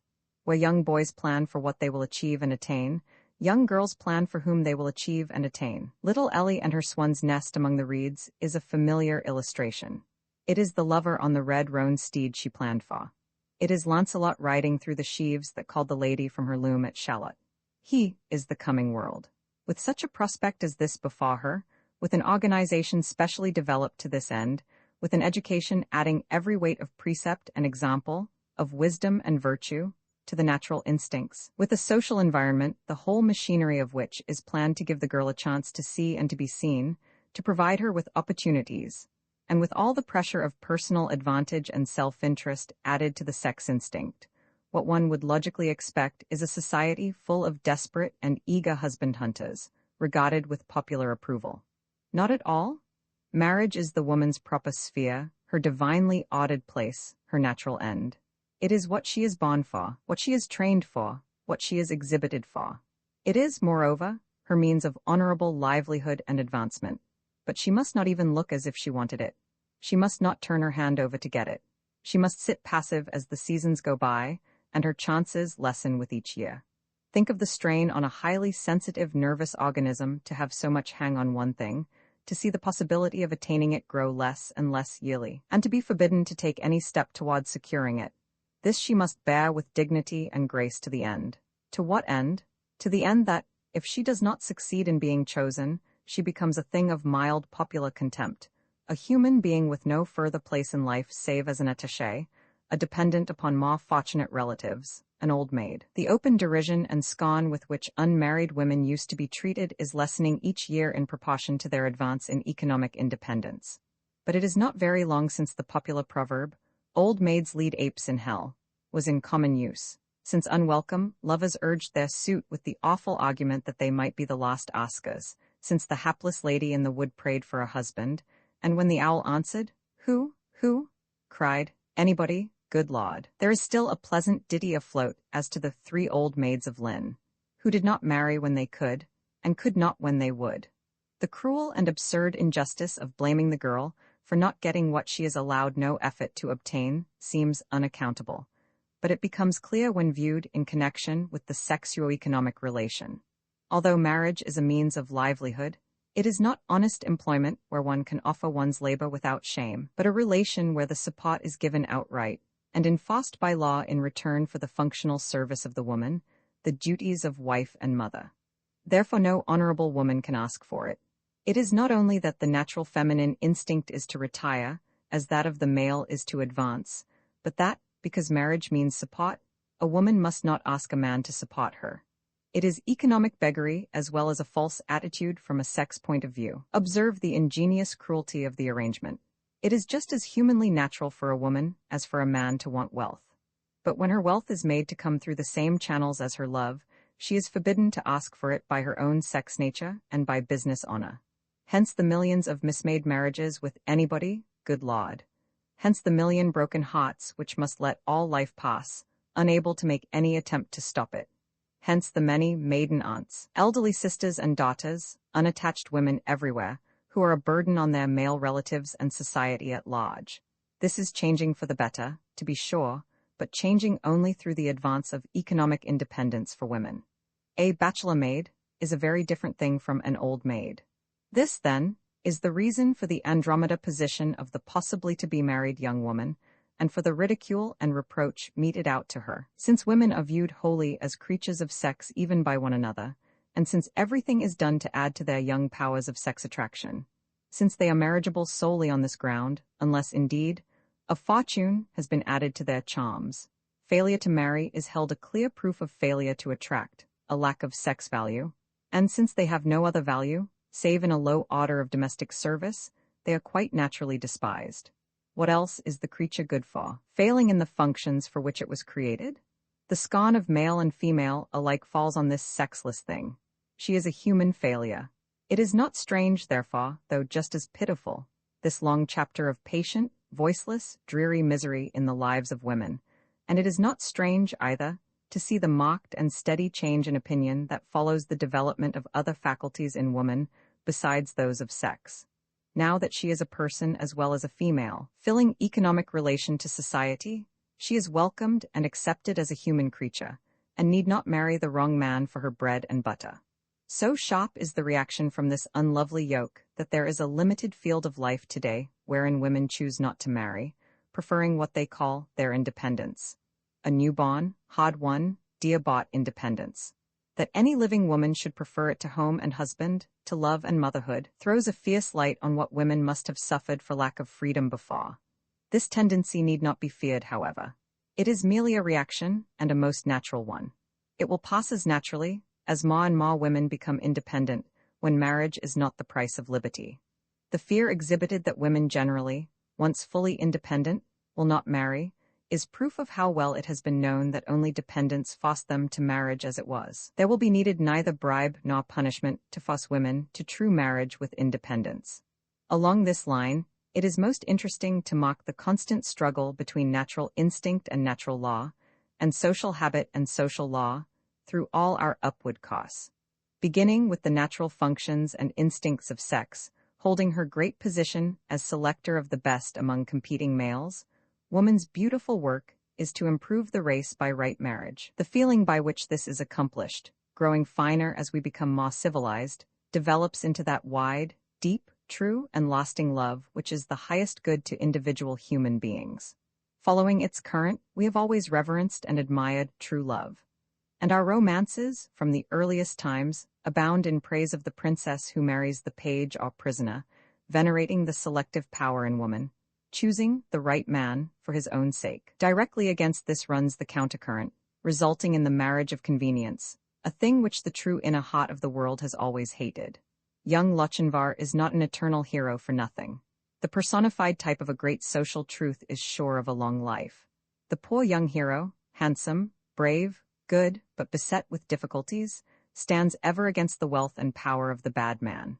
The woman is pulled hither and thither between them, and the poor hero wins in the end. That he is heaped with honor and riches, after all, merely signifies our recognition that he is the higher good. This is better than a sun myth. It is a race myth, and true as truth. So we have it among us in life today, endlessly elaborated and weakened by profuse detail, as is the nature of that life, but there yet. The girl who marries the rich old man or the titled profligate is condemned by the popular voice, and the girl who marries the poor young man and helps him live his best is still approved by the same great arbiter. And yet why should we blame the woman for pursuing her vocation? Since marriage is her only way to get money, why should she not try to get money in that way? Why cast the weight of all self-interest on the practical plane so solidly against the sex-interest of the individual and of the race? The mercenary marriage is a perfectly natural consequence of the economic dependence of women. On the other hand, note the effect of this dependence upon men. As the excessive sex distinction and economic dependence of women increase, so do the risk and difficulty of marriage increase, so is marriage deferred and avoided, to the direct injury of both sexes and society at large. In simpler relations, in the country, wherever women have a personal value in economic relation, as well as a feminine value in sex relation, an early marriage is an advantage. The young farmer gets a profitable servant when he marries. The young businessman gets nothing of the kind, a pretty girl, a charming girl, ready for wifehood and motherhood, so far as her health holds out, but having no economic value whatever. She is merely a consumer, and he must wait till he can afford to marry. These are instances frequent everywhere, and familiar to us all, of the palpable effects in common life of our sexuo-economic relation. If there is one unmixed evil in human life, it is that known to us in all ages, and popularly called the social evil, consisting of promiscuous and temporary sex relations. The inherent wrong in these relations is sociological before it is legal or moral. The recognition by the moral sense of a given thing as wrong requires that it be wrong, to begin with. A thing is not wrong merely because it is called so. The wrongness of this form of sex relation in an advanced social state rests solidly on natural laws. In the evolution of better and better means of reproducing the species, a longer period of infancy was developed. This longer period of infancy required longer care, and it was accordingly developed that the best care during this time was given by both parents. This induced a more permanent mating. And the more permanent mating, bound together by the common interests and duties, developed higher psychic attributes in the parents by use, in the children by heredity. That is why society is right in demanding of its constituent individuals the virtue of chastity, the sanctity of marriage. Society is perfectly right, because social evolution is as natural a process as individual evolution, and the permanent parent is proven an advantageous social factor. But social evolution, deep, unconscious, slow, is one thing, and self-conscious, loud-voiced society is another. The deepest forces of nature have tended to evolve pure, lasting, monogamous marriage in the human race, but our peculiar arrangement of feeding one sex by the other has tended to produce a very different thing, and has produced it. In no other animal species is the female economically dependent on the male. In no other animal species is the sex relation for sale a coincidence, where, on the one hand, every condition of life tends to develop sex in women, to crush out the power and the desire for economic production and exchange, and to develop also the age-long habit of seeking all earthly good at a man's hands and of making but one return. Where, on the other hand, man inherits the excess in sex energy, and is never blamed for exercising it, and where he develops also the age-long habit of taking what he wants from women, for whose helpless acquiescence he makes an economic return. What should naturally follow? Precisely what has followed. We live in a world of law, and humanity is no exception to it. We have produced a certain percentage of females with inordinate sex tendencies and inordinate greed for material gain. We have produced a certain percentage of males with inordinate sex tendencies and a cheerful willingness to pay for their gratification. And, as the percentage of such men is greater than the percentage of such women, we have worked out most evil methods of supplying the demand. But always in the healthy social heart we have known that it was wrong, a racial wrong, productive of all evil. Being a man's world, it was quite inevitable that he should blame woman for their mutual misdoing. There is reason in it, too. Bad as he is only seeking gratification natural in kind, though abnormal in degree. She is not only in some cases doing this, but in most cases showing the falseness of the deed by doing it for hire, physical falsehood, a sin against nature. It is a true instinct that revolts against obtaining bread by use of the sex functions. Why, then, are we so content to do this in marriage?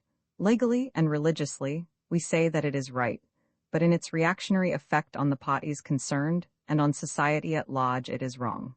The physical and psychical effects are evil, though modified by our belief that it is right. The physical and psychical effects of prostitution were still evil when the young girls of Babylon earned their dowries thereby in the temple of Bela, and thought it right. What we think and feel alters the moral quality of an act in our consciousness as we do it, but does not alter its subsequent effect. We justify and approve the economic dependence of women upon the sex relation in marriage. We condemn it unsparingly out of marriage. We follow it with our blame and scorn up to the very doors of marriage, the mercenary bride, but think no harm of the mercenary wife, filching her husband's pockets in the night. Love sanctifies it, we say. Love must go with it. Love never yet went with self-interest. The deepest antagonism lies between them. They are diametrically opposed forces. In the beautiful progress of evolution, we find constant opposition between the instincts and processes of self-preservation and the instinct and processes of race preservation. From those early forms where birth brought death, as in the flowering aloe, the ephemeral mayfly, up to the highest glory of self-effacing love, these two forces work in opposition. We have tied them together. We have made the woman, the mother, the very source of sacrifice through love, get gain through love, a hideous paradox. No wonder that our daily lives are full of the flagrant evils produced by this unnatural state. No wonder that men turn with loathing from the kind of women they have made. The peculiar combination of functions which we are studying has not only an immediate effect on individuals through sex action, and through the sex-affected individuals upon society, but also an effect upon society through economic action, and through the economically affected society upon the individual.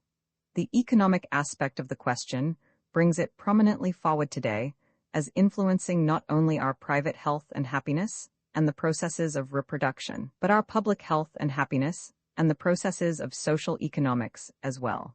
Society is confronted in this age with most pressing problems in economics, and we need the fullest understanding of the factors involved. These problems are almost wholly social rather than physical, and concern not the capacity of a given society to produce and distribute enough wealth for its maintenance, but some maladjustment of internal processes, which checks that production and distribution, and develops such irregular and morbid processes of innutrition, malnutrition, and overnutrition as continually to injure the health and activity of the social organism.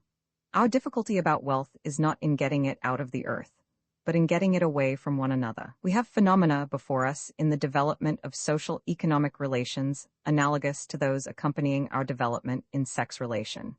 In the original constituents of society, the human animal in its primitive state, economic processes were purely individual. The amount of food obtained by a given man bore direct relation to his own personal exertions. Other men were to him merely undesirable competitors for the same goods, and the fewer these competitors were, the more goods remained for him. Therefore, he killed as many of his rivals as possible. Given a certain supply of needed food, as the edible beasts or fruits in a forest, and a certain number of individuals to get this food, each by his own exertions, it follows that, the more numerous the individuals, the less food to be obtained by each, and, conversely, the fewer the individuals, the more food to be obtained by each. Wherefore, the primitive savage slew his fellowman at sight, on good economic grounds. This is the extreme of individual competition, perfectly logical, and, in its time, economically right. That time is forever past. The basic condition of human life is union. The organic social relation, the interchange of functional service, wherein the individual is most advantaged, not by his own exertions for his own goods, but by the exchange of his exertions with the exertions of others for goods produced by them together. We are not treating here of any communistic theory as to the equitable division of the wealth produced, but of a clear truth in social economics, that wealth is a social product. Whatever one may believe as to what should be done with the wealth of the world, no one can deny that the production of this wealth requires the combined action of many individuals. From the simplest combination of strength that enables many men to overcome the mammoth, or to lift the stone, an achievement impossible to one alone, to the subtle and complex interchange of highly specialized skilled labor which makes possible our modern house. The progress of society rests upon the increasing collectivity of human labor. The evolution of organic life goes on in geometrical progression. Cells combine and form organs, organs combine and form organisms, organisms combine and form organizations. Society is an organization. Society is the fourth power of the cell. It is composed of individual animals of genus Homo, living in organic relation. The cause of social evolution is the gradual establishment of organic relation between individuals, and this organic relation rests on purely economic grounds. In the simplest combination of primordial cells, the force that drew and held them together was that of economic necessity. It profited them to live in combination. Those that did so survived, and those that did not perished. So with the appearance of the most elaborate organisms, it profited them to become a complex bundle of members and organs in indivisible relation. A creature so constructed survived, where the same amount of living matter, unorganized, would have perished. And so it is, literally and exactly, in a complex society, with all its elaborate specialization of individuals in arts and crafts, trades and professions. A society so constructed survives, where the same number of living beings, unorganized, would perish. The specialization of labor and exchange of product in a social body is identical in its nature with the specialization and exchange of function in an individual body. This process, on orderly lines of evolution, involves the gradual subordination of individual effort for individual good to the collective effort for the collective good, not from any so-called altruism, but from the economic necessities of the case. It is as natural as selfish for society so to live, the individual citizens working together for the social good, as for one's own body to live by the hands and feet, teeth and eyes, heart and lungs, working together for the individual good. Social evolution tends to an increasing specialization in structure and function, and to an increasing interdependence of the component parts, with a correlative decrease through disuse of the once valuable process of individual struggle for success. And this is based absolutely on the advantage to the individual as well as to the social body. But as we study this process of development, noting with admiration the progressive changes in human relation, the new functions, the extended structure, the increase of sensation in the socialized individuals with its enormous possibilities of joy and healthful sensitiveness to pain, we are struck by the visible presence of some counterforce, acting against the normal development and producing most disadvantageous effects. As in our orderly progress in social sex development, we are checked by the tenacious hold of rudimentary impulses artificially maintained by false conditions. So in our orderly progress in social economic development, we see the same peculiar survival of rudimentary impulses, which should have been long since easily outgrown. It is no longer of advantage to the individual to struggle for his own gain at the expense of others. His gain now requires the coordinate efforts of these others, yet he continues so to struggle. In this lack of adjustment between the individual and the social interest lies our economic trouble. An illustration of this may be seen in the manufacture of prepared foods. This is a process impossible to the individual singly, and of great advantage to the individual in collective relation, a perfectly natural economic process, advantageous in proportion to the amount and quality of the food manufactured. This we constantly find accompanied by a morbid process of dilution and adulteration, by which society is injured, in order that the individual concerned in the manufacture may be benefited. This is as though one of the organs of the body, the liver, for instance, should deliberately weaken or poison its quota of secretion, in order that by giving less it might retain more, and become large and fat individually. An organ can do so, does do so, but such action is morbid action, and constitutes disease. The body is injured, weakened, destroyed, and so ultimately the organ perishes also. It is a false conception of gain, and the falsehood lies in not recognizing the true relation between individual and social interests. This failure to recognize, or, at least, to act up to a recognition of social interests, owing to the disproportionate pressure of individual interests, is the underlying cause of our economic distress. As society is composed of individuals, we must look to them for the action causing these morbid social processes, and as individuals act under the pressure of conditions, we must look to the conditions affecting the individuals for the causes of their action. In general, under social law, men develop right action, but some hidden spring seems to force them continually into wrong action. We have our hand upon this hidden spring in the sexuo-economic relation.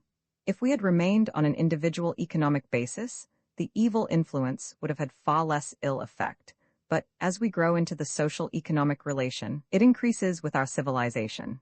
The sex relation is primarily and finally individual.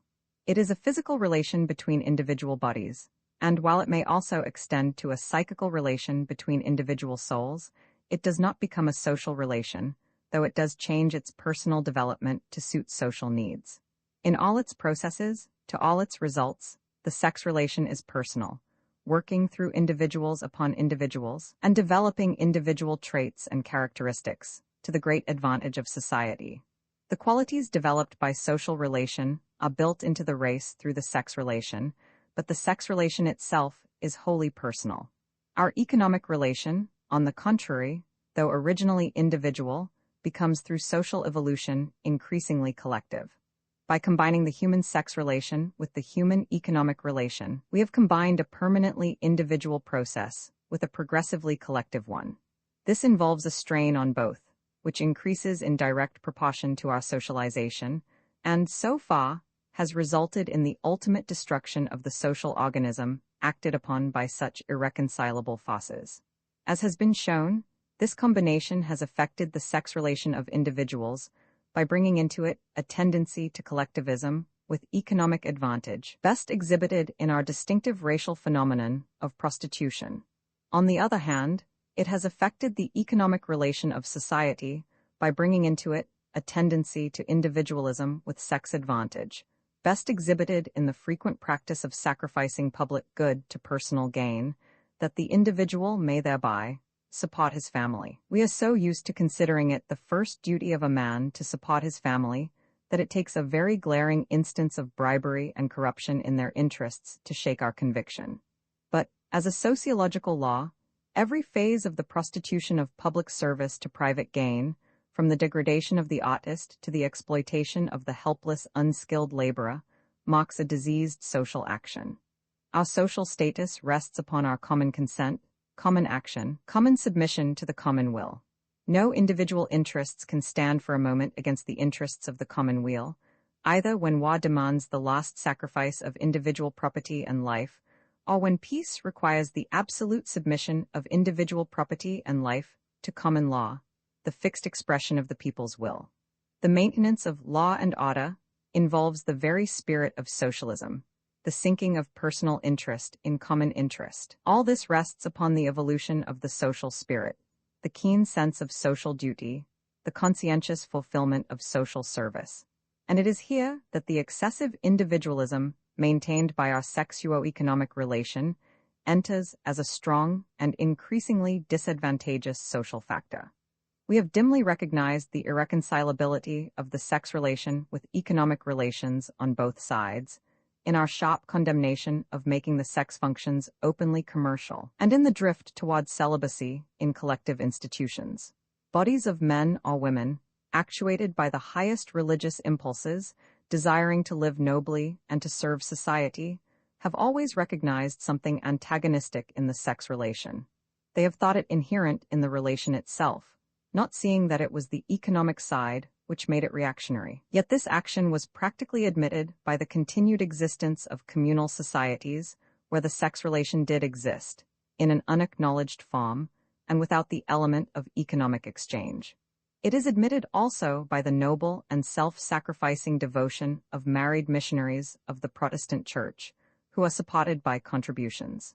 If the missionary were obliged to earn his wife's living and his own, he could do little mission work. The highest human attributes are perfectly compatible with the sex relation, but not with the sexuo-economic relation. We see this opposition again in the tendency to collectivity in bodies of single men, their comradeship, equality, and mutual helpfulness, as compared with the attitude of the same men toward one another, when married. This is why the quality of organizability is stronger in men than in women. Their common economic interests force them into relation, while the isolated and even antagonistic economic interests of women keep them from it.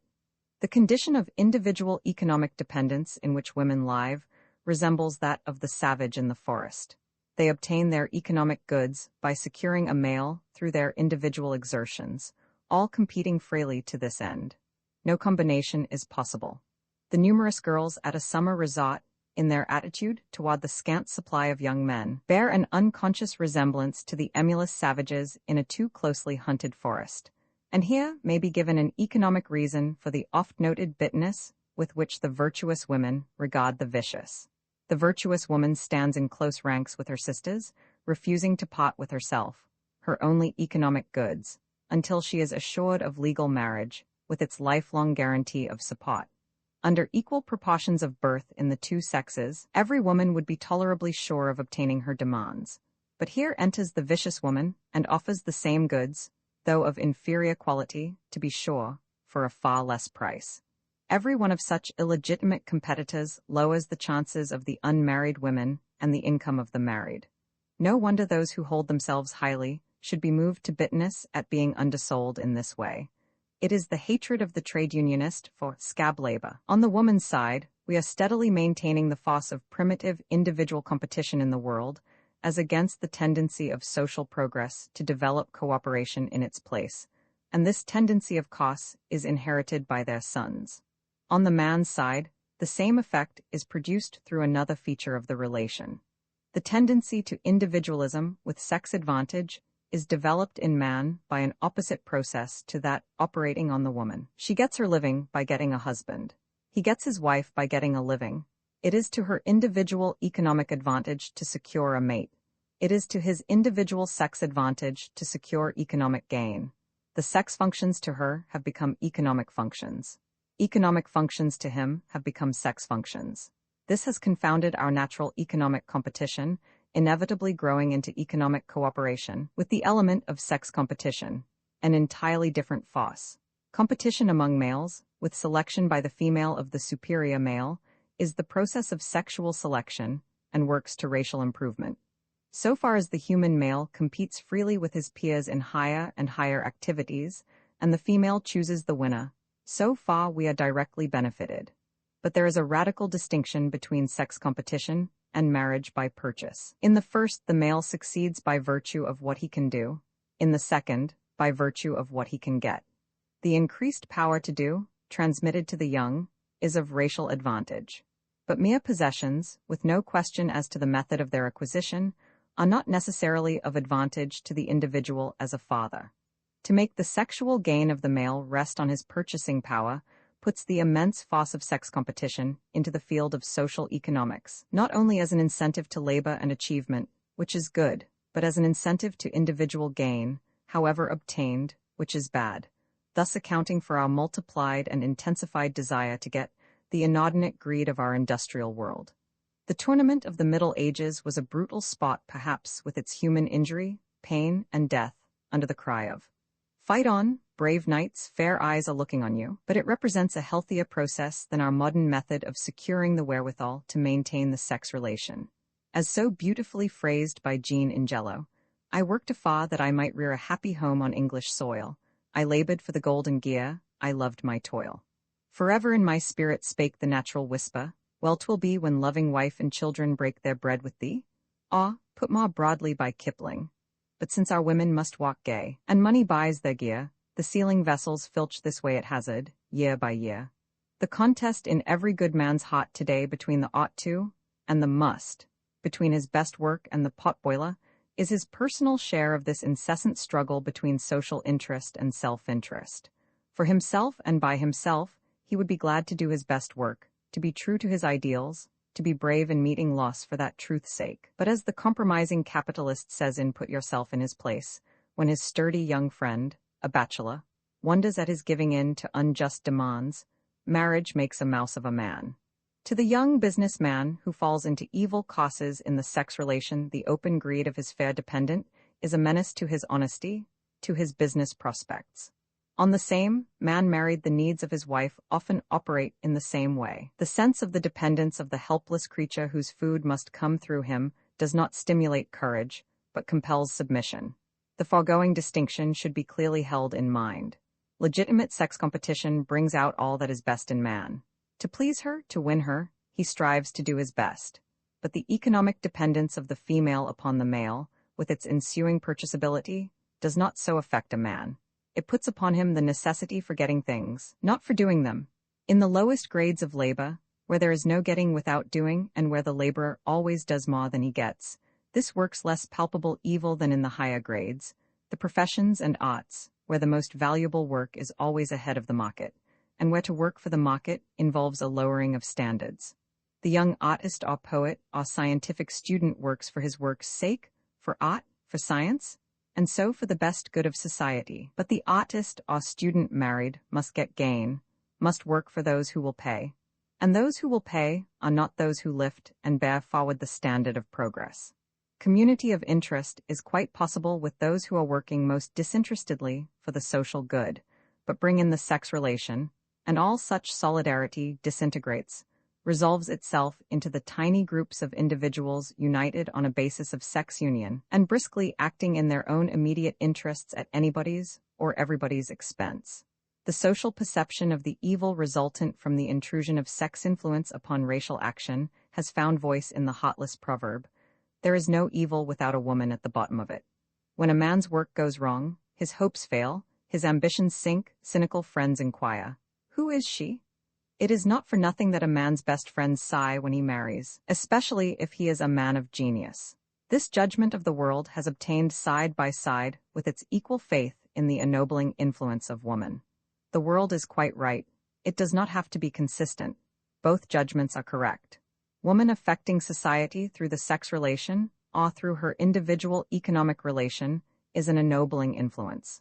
Woman affecting society through our perverse combination of the two becomes a strange influence, indeed. One of the amusing minor results of these conditions is that, while we have observed the effect of marriage upon social economic relation, and the effect of social economic relation upon marriage, seeing that the devoted servant of the family was a poor servant of society, and that the devoted servant of society was a poor servant of the family, seeing the successful collectivity of celibate institutions, we have jumped to the conclusion that collective prosperity was conditioned upon celibacy, and that we did not want it.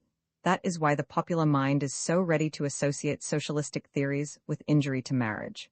Having seen that marriage makes us less collective, we infer conversely that collectivity will make us less married, that it will break up the home, strike at the roots of the family.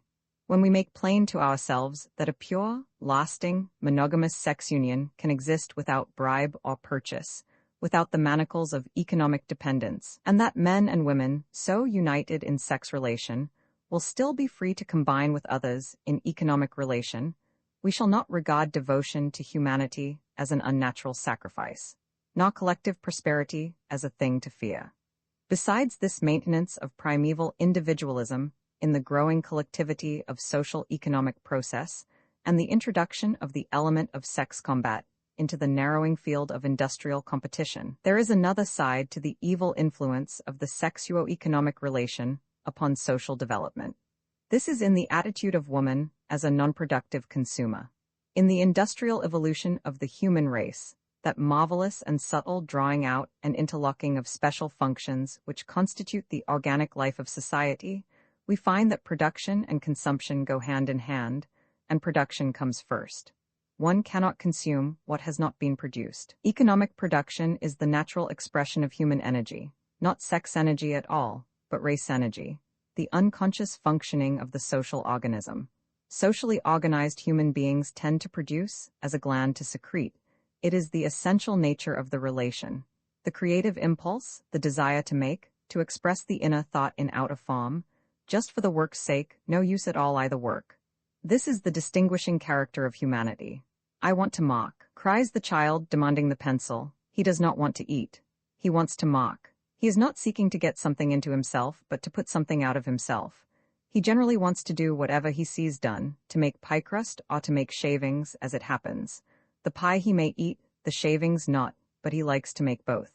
This is the natural process of production, and is followed by the natural process of consumption, where practicable. But consumption is not the main end, the governing force.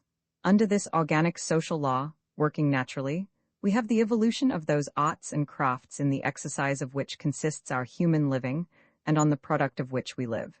So does society evolve within itself, secrete as it were, the social structure with all its complex machinery, and we function therein as naturally as so many glands, other things being equal. But other things are not equal. Half the human race is denied free productive expression, is forced to confine its productive human energies to the same channels as its reproductive sex energies. Its creative skill is confined to the level of immediate personal bodily service, to the making of clothes and preparing of food for individuals. No social service is possible. While its power of production is checked, its power of consumption is inordinately increased by the showering upon it of the unearned increment of masculine gifts. For the woman there is, first, no free production allowed, and second, no relation maintained between what she does produce and what she consumes. She is forbidden to make, but encouraged to take. Her industry is not the natural output of creative energy, not the work she does because she has the inner power and strength to do it, nor is her industry even the measure of her gain. She has, of course, the natural desire to consume, and to that is set no bar save the capacity or the will of her husband. Thus we have painfully and laboriously evolved and carefully maintain among us an enormous class of non-productive consumers, a class which is half the world, and mother of the other half. We have built into the constitution of the human race the habit and desire of taking, as divorced from its natural precursor and concomitant of making. We have made for ourselves this endless array of horseleeches' daughters, crying, give, give. To consume food, to consume clothes, to consume houses and furniture and decorations and ornaments and amusements, to take and take forever. From one man if they are virtuous, from many if they are vicious, but always to take and never to think of giving anything in return, except their womanhood. This is the enforced condition of the mothers of the race. What wonder that their sons go into business, for what there is in it? What wonder that the world is full of the desire to get as much as possible and to give as little as possible? What wonder, either, that the glory and sweetness of love are but a name among us, with here and there a strange and beautiful exception, of which our admiration proves the rarity.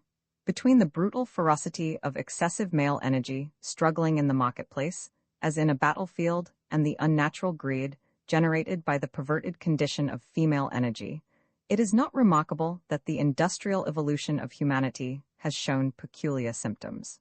One of the minor effects of this lost condition, this limiting of female industry to close personal necessities, and this tendency of her overdeveloped sex nature to overestimate the so-called duties of her position, has been to produce an elaborate devotion to individuals and their personal needs, not to the understanding and developing of their higher natures, but to the intensification of their bodily tastes and pleasure. The wife and mother, pouring the rising tide of racial power into the same old channels that were allowed her primitive ancestors, constantly ministers to the physical needs of her family with a ceaseless and concentrated intensity. They like it, of course.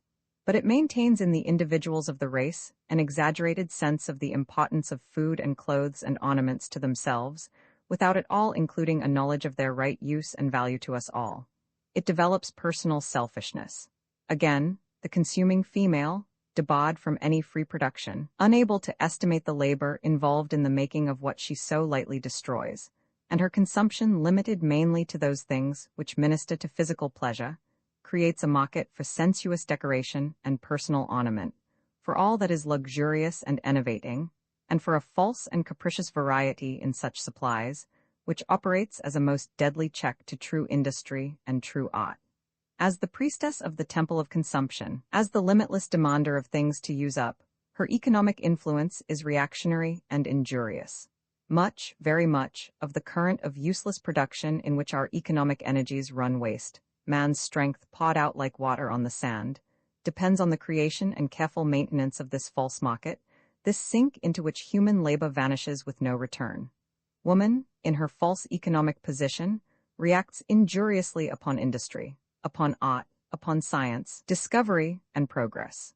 The sexuo-economic relation, in its effect on the constitution of the individual, keeps alive in us the instincts of savage individualism, which we should otherwise have well outgrown. It sexualizes our industrial relation and commercializes our sex relation. And in the external effect upon the market, the oversexed woman, in her unintelligent and ceaseless demands, hinders and perverts the economic development of the world. Romans 7, a condition so long established, so widespread, so permanent as the sexuo-economic relation in the human species, could not have been introduced and maintained in the course of social evolution without natural causes and uses. No wildest perversion of individual will could permanently maintain a condition wholly injurious to society. Church and state and social forms move and change with our growth, and we cannot hinder them long after the time has come for further progress. Once it was of advantage to society that the sexuo-economic relation should be established.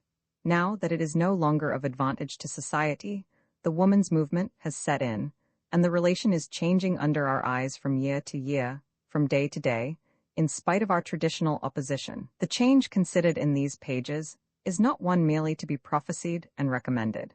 It is already taking place under the forces of social evolution, and only needs to be made clear to our conscious thought, that we may withdraw the futile but irritating resistance of our misguided will. The original necessity for this distinctive human phenomenon lies very deep among the primal forces of social life. The relations required to develop individual organisms failed in the further development of the social organism of organization. Coordination requires first a common interest, and then the establishment of a common consciousness. It was for the common interest of the individual cells to obtain food easily, and this drew them into closer relation. That relation being established, their coexistence became a unit, an entity, a thing with a conscious life of its own. In the fullest development of the most elaborate organisms, this holds good. There must be a common interest to be served by all this coordinate activity, and there must be a common consciousness established, whereby to serve most easily the common interest. When the component cells in our tissues shrink and fail for lack of nutrition, when the several organs weary of inaction and fretfully demand their natural exercise, the man does not say, "My tissues need replenishment," or "My organs need exercise." He says, "I am hungry."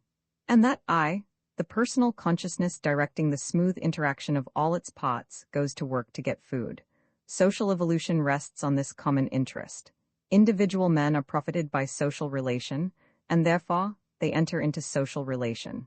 Such relation requires a common consciousness through which the coordinate action may take place, and the whole course of social development is marked by the constant extension of this social consciousness and its necessary vehicles. Language is our largest common medium and leads on into literature, which is but preserved speech. The brain of man is the social organ, the organ of communication. Through it flows the current of thought, whereby we are enabled to work together. By so much as our brains hold in common, we can understand each other, and therefore, some degree of common education is essential to free social development. At the very beginning of this process, when the human animal was still but an animal, but an individual, came the imperative demand for the establishment of a common consciousness between these hitherto irreconcilable individuals. The first step in nature toward this end is found in the relation between mother and child, where the young, after birth, are still dependent on the mother. The functions of the one separate living body needing the service of another separate living body, we have the overlapping of personality, the mutual need, which brings with it the essential instinct that holds together these interacting personalities. That instinct we call love. The child must have the mother's breast. The mother's breast must have the child. Therefore, between mother and child was born love, long before fatherhood was anything more than a momentary incident. But the common consciousness, the mutual attraction between mother and child, stopped there absolutely. It was limited in range to this closest relation, in duration, to the period of infancy. The common interest of human beings must be served by racial faculties, not merely by the sex functions of the female, or the duties of mother to child. As the male, acting through his natural instincts, steadily encroached upon the freedom of the female until she was reduced to the state of economic dependence, he thereby assumed the position of provider for this creature, no longer able to provide for herself. He was not only compelled to serve her needs, but to fulfill in his own person the thwarted uses of maternity. He became, and has remained, a sort of man-mother, alone in creation in his remarkable position. By this common interest, existing now not only between mother and child, but between father, mother, and child, grew up a wider common consciousness. And, as the father served the child not through sex function, but through race function, this service was open to far wider development and longer duration than the mothers alone could ever have reached. Maternal energy is the force through which have come into the world both love and industry. It is through the tireless activity of this desire, the mother's wish to serve the young, that she began the first of the arts and crafts whereby we live. While the male savage was still a mere hunter and fighter, expressing masculine energy, the catabolic force, along its essential line, expanding, scattering, the female savage worked out in equally natural ways the conserving force of female energy. She gathered together and saved nutrition for the child, as the germ cell gathers and saves nutrition in the unconscious silences of nature. She wrapped it in garments and built a shelter for its head as naturally as the same maternal function had loved, clothed, and sheltered the unborn. Maternal energy, working externally through our elaborate organism, is the source of productive industry, the main current of social life. But not until this giant force could ally itself with others and work cooperatively, overcoming the destructive action of male energy in its blind competition, could our human life enter upon its full course of racial evolution. This is what was accomplished through the suppression of the free action of maternal energy in the female and its irresistible expression through the male. The two forces were combined, and he was the active factor in their manifestation. It was one of nature's calm, unsmiling miracles, no more wonderful than where she makes the guileless, greedy bee, who thinks he is merely getting his dinner, serve as an agent of reproduction to countless flowers. The bee might resent it if he knew what office he performed, and that his dinner was only there that he might fulfill that office. The subjection of woman has involved to an enormous degree the maternalizing of man. Under its bonds he has been forced into new functions, impossible to male energy alone. He has had to learn to love and care for someone besides himself.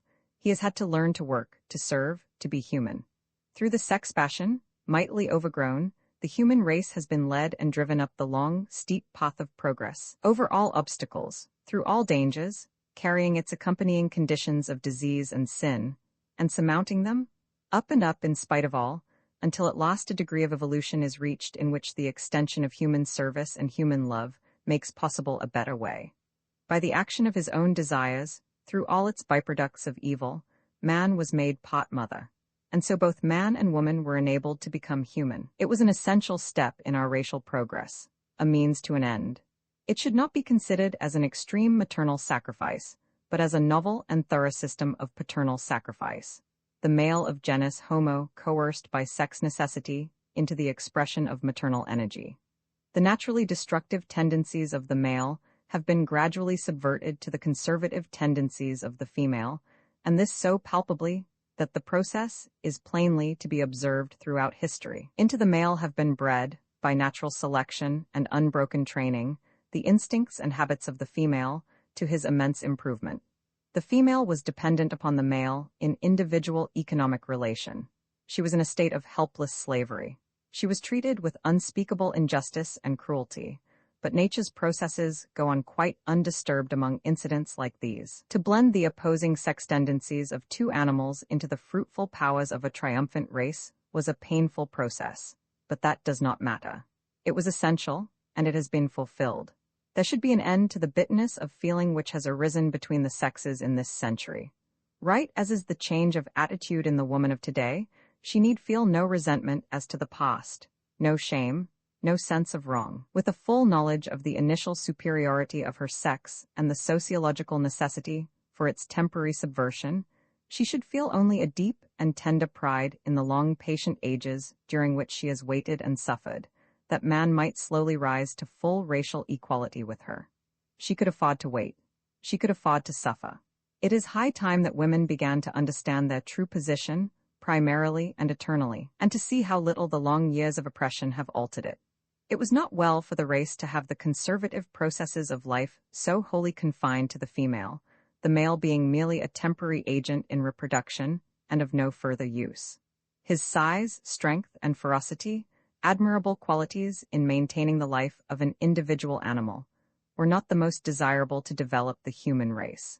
We needed most the quality of coordination, the facility in union, the power to make and to save rather than to spend and to destroy. These were female qualities. Acting from his own nature, man could not manifest traits that he did not possess. Throned as woman's master, chained as her servant, he has, through this strange combination of functions, acquired these traits under the heavy law of necessity. Originally, the two worked on divers lines, he spending and scattering, she saving and building. She was the deep, steady mainstream of life, and he the active variant, helping to widen and change that life, but rather as an adjunct than as an essential. Races there were, and are, which reproduce themselves without the masculine organism, by hermaphroditism and parthenogenesis. As the evolution of species progressed, we find a long series of practical experiments in males, very tiny, transient, and inferior devices at first, but gradually developed into fuller and fuller equality with the female. In some of the lower forms, as in rotifers, insects, and crustaceans, are found the most inferior males, often none at all, and where they do exist, they have no use save as an agent in reproduction. The most familiar instance of this is among the bees, where the drone, after fulfilling his functions, dies or is destroyed by the sturdy co-mothers of the hive. The common spider, too, has a tiny male, who tremblingly achieves his one brief purpose, and is then eaten up by his mate. She is the spider, a permanent flycatcher. He is merely a fertilizing agent. The little green of flies, so numerous on our rose bushes, can reproduce parthenogenetically so long as conditions are good, while it is warm and there is enough to eat. But when conditions grow hard, males are developed, and the dual method of reproduction is introduced. In the two great activities of life, self-preservation and race preservation, the female in these lower species is better equipped than the male for the first, and carries almost the whole burden of the second. His short period of functional use is as nothing compared to her long period of gestation, and the services she performs, in many cases, in providing for her young after their birth. Race preservation has been almost entirely a female function, sometimes absolutely so, but it has been proven better for the race to have two highly developed parents rather than to have one. Therefore, sexual equality has been slowly evolved, not only by increasing the importance of the male element in reproduction, but by developing race qualities in the male, so long merely a reproductive agent. The last step of this process has been the elevation of the male of genus Homo to full racial equality with the female, and this has involved her temporary subjection. Both her physical and psychical tendencies have been transplanted into the organism of the male. He has been made the working mother of the world. The sexuo-economic relation was necessary to raise and broaden, to deepen and sweeten, to make more feminine, and so more human, the male of the human race.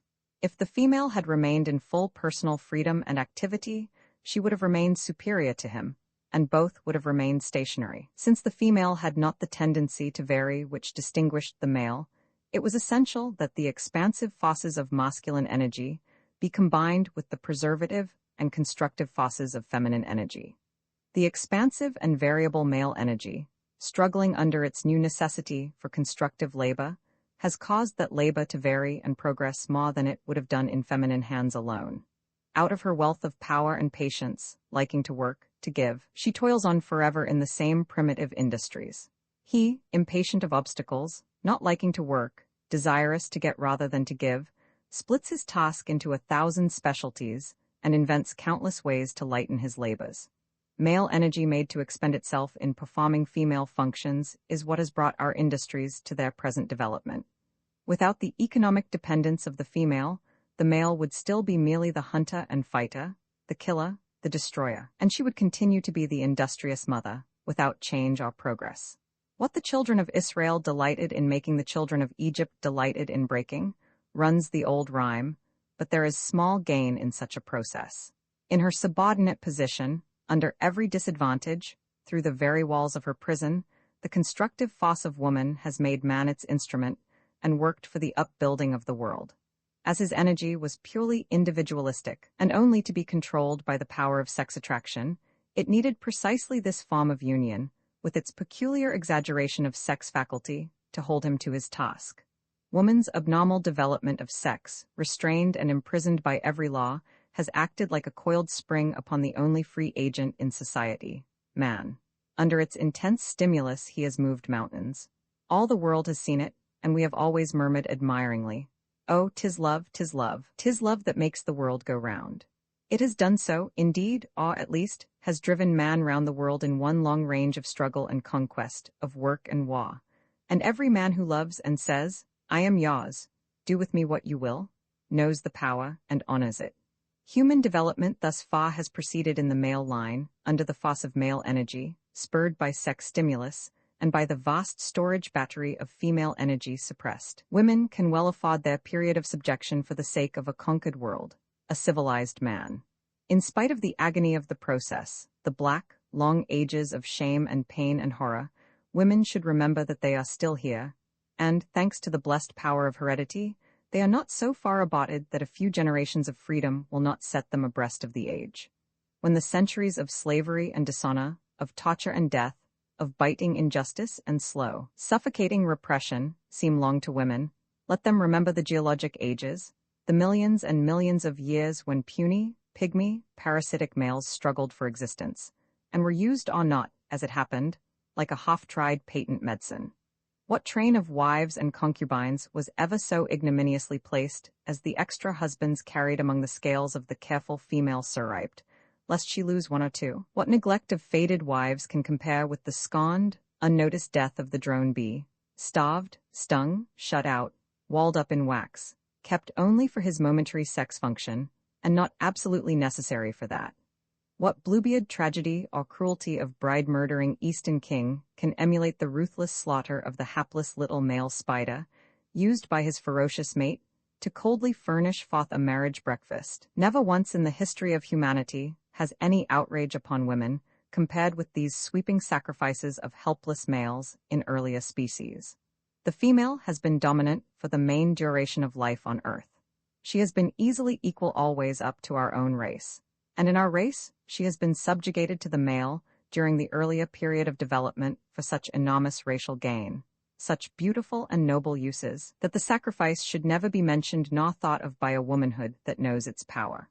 For the upbuilding of human life on earth, she could afford to have her own held back, and closer, tenderer, lovelier service, for the raising of her fierce sex mate to a free and gentle brotherhood, for the uplifting of the human soul in her dear son, she could have borne not only this, but more, borne it smilingly, ungrudgingly, gladly, for his sake and the world's.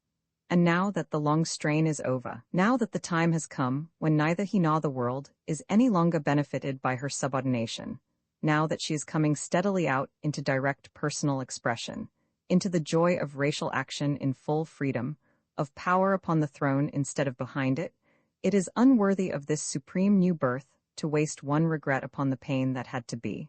Thus it may be seen that, even allowing for the injury to the individual, and to society through the check to race development and the increase of sex development in woman, with its transmitted effects, allowing, further, that our highly specialized motherhood cannot be shown to be an advantage to humanity.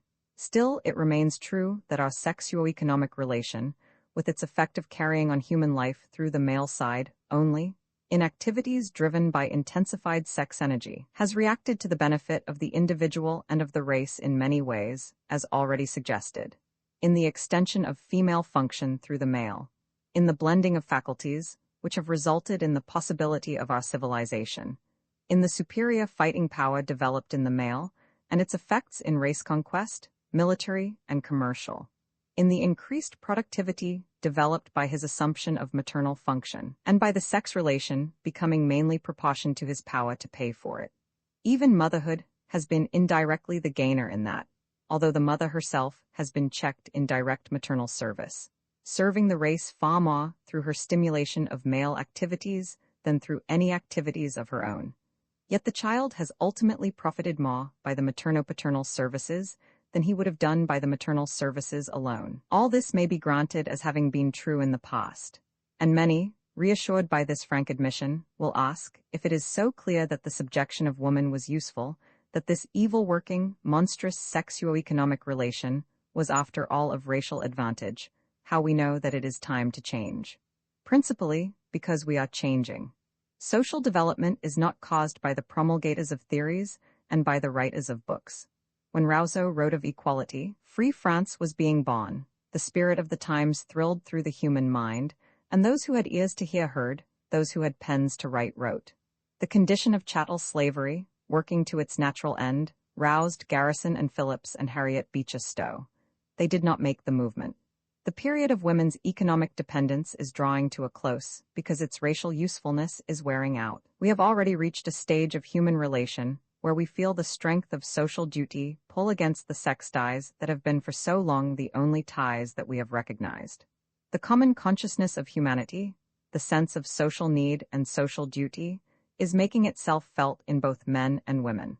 The time has come when we are open to deeper and wider impulses than the sex instinct. The social instincts are strong enough to come into full use at last. This is shown by the twin struggle that convulses the world today, in sex and economics, the woman's movement and the labor movement. Neither name is wholly correct. Both make a class issue of what is in truth a social issue, a question involving every human interest. But the women naturally feel most the growing healthful pain of their position. They personally revolt and think it is they who are most to be benefited. Similarly, since the laboring classes feel most the growing healthful pain of their position, they as naturally revolt under the same conviction. Sociologically, these conditions, which some find so painful and alarming, mean but one thing: the increase of social consciousness. The progress of social organization has produced a corresponding degree of individualization, which has reached at last even to women, even to the lowest grade of unskilled labor. This higher degree of individualization means a sharp personal consciousness of the evils of a situation hitherto little felt. With this higher growth of individual consciousness, and forming a part of it, comes the commensurate growth of social consciousness. We have grown to care for one another. The woman's movement rests not alone on her larger personality, with its tingling sense of revolt against injustice, but on the wide, deep sympathy of women for one another. It is a concerted movement based on the recognition of a common evil and seeking a common good. So with the labor movement. It is not alone that the individual laborer is a better educated, more highly developed man than the stolid peasant of earlier days, but also that with this keener personal consciousness has come the wider social consciousness, without which no class can better its conditions. The traits incident to our sexuo-economic relation have developed till they forbid the continuance of that relation. In the economic world, excessive masculinity, in its fierce competition and primitive individualism, and excessive femininity, in its inordinate consumption and hindering conservatism, have reached a stage where they work more evil than good. The increasing specialization of the modern woman, acquired by inheritance from the ceaselessly specializing male, makes her growing racial faculties strain against the primitive restrictions of a purely sexual relation. The desire to produce, the distinctive human quality, is no longer satisfied with a status that allows only reproduction. In our present stage of social evolution, it is increasingly difficult and painful for women to endure their condition of economic dependence, and therefore they are leaving it. This does not mean that at a given day, all women will stand forth free together, but that in slowly gathering numbers, now so great that all the world can see, women in the most advanced races are so standing free. Great advances along social lines come slowly, like the many-waved progress of the tide. They are not sudden jumps over yawning chasms. But besides this first plain perception that our strange relation is coming to an end, we may see how in its own working it develops forces which must end it or us. The method of action of our peculiar catspaw combination of the sexes, the mother-father doing the work of the helpless creature he carries on his back, the parasite mate devouring even when she should most feed, has been this, as repeatedly shown. Because of sex desire, the male subjugates the female. Lest he lose her, he feeds her, and perforce her young. She, obtaining food through the sex relation, becomes oversexed, and acts with constantly increasing stimulus on his sex activities. And as these activities are made economic by their relation, she so stimulates industry and all progress. But, and here is the natural end of an unnatural position, a position that serves its purpose for a time, but holds in itself the seeds of its own destruction. Through the unchecked sex energy, accumulated under the abnormal pressure of the economic side of the relation, such excess is developed as tends to destroy both individual and race. And such psychic qualities are developed as tend also to our injury and extinction. A relation that inevitably produces abnormal development cannot be permanently maintained. The intensification of sex energy as a social force results in such limitless exaggeration of sex instinct as finds expression sexually in the unnatural vices of advanced civilization, and socially in the strained economic relation between producer and consumer, which breaks society in two. The sexuo-economic relation serves to bring social development to a certain level. After that level is reached, a higher relation must be adopted, or the lifting process comes to an end, and either the race succumbs to the morbid action of its own forces, or some fresher race comes in, and begins the course of social evolution anew. Under the stimulus of the sexuo-economic relation, one civilization after another has climbed up and fallen down in weary succession. It remains for us to develop a newer, better form of sex relation and of economic relation therewith, and so to grasp the fruits of all previous civilizations and grow on to the beautiful results of higher ones. The true and lasting social progress, beyond that which we have yet made, is based on a spirit of interhuman love, not merely the intersexual, and it requires an economic machinery organized and functioned for human needs, not sexual ones. The sexuo-economic relation drives man up to where he can become fully human. It deepens and develops the human soul until it is able to conceive and fulfill the larger social uses in which our further life must find expression. But unless the human soul sees these new forces, feels them, gives way to them in loyal service, it fails to reach the level from which all further progress must proceed, and falls back. Again and again, society has so risen, so failed to grasp new duties, so fallen back. Today it will not so fall again, because the social consciousness is at last so vital a force in both men and women that we feel clearly that our human life cannot be fully lived on sex lines only. We are so far individualized, so far socialized, that men can work without the tearing spur of exaggerated sex stimulus, work for someone besides mate and young, and women can love and serve without the slavery of economic dependence, love better and serve more. Sex stimulus begins and ends in individuals. The social spirit is a larger thing, a better thing, and brings with it a larger, nobler life than we could ever know on a sex basis solely. Moreover, it should be distinctly understood, as it is already widely and vaguely felt, that the higher development of social life following the economic independence of women makes possible a higher sex life than has ever yet been known. As fast as the human individual rises in social progress to a certain degree of development, so fast this primitive form of sex union chafes and drags. It is felt to be unsatisfying and injurious. This is a marked feature in modern life. The long, sure, upward trend of the human race toward monogamous marriage is no longer helped, but hindered by the economic side of the relation. The best marriage is between the best individuals, and the best individuals of both sexes today are increasingly injured by the economic basis of our marriage, which produces and maintains those qualities in men and women, and their resultant industrial conditions, which make marriage more difficult and precarious every day. The woman's movement, then, should be hailed by every right-thinking, far-seeing man and woman as the best birth of our century.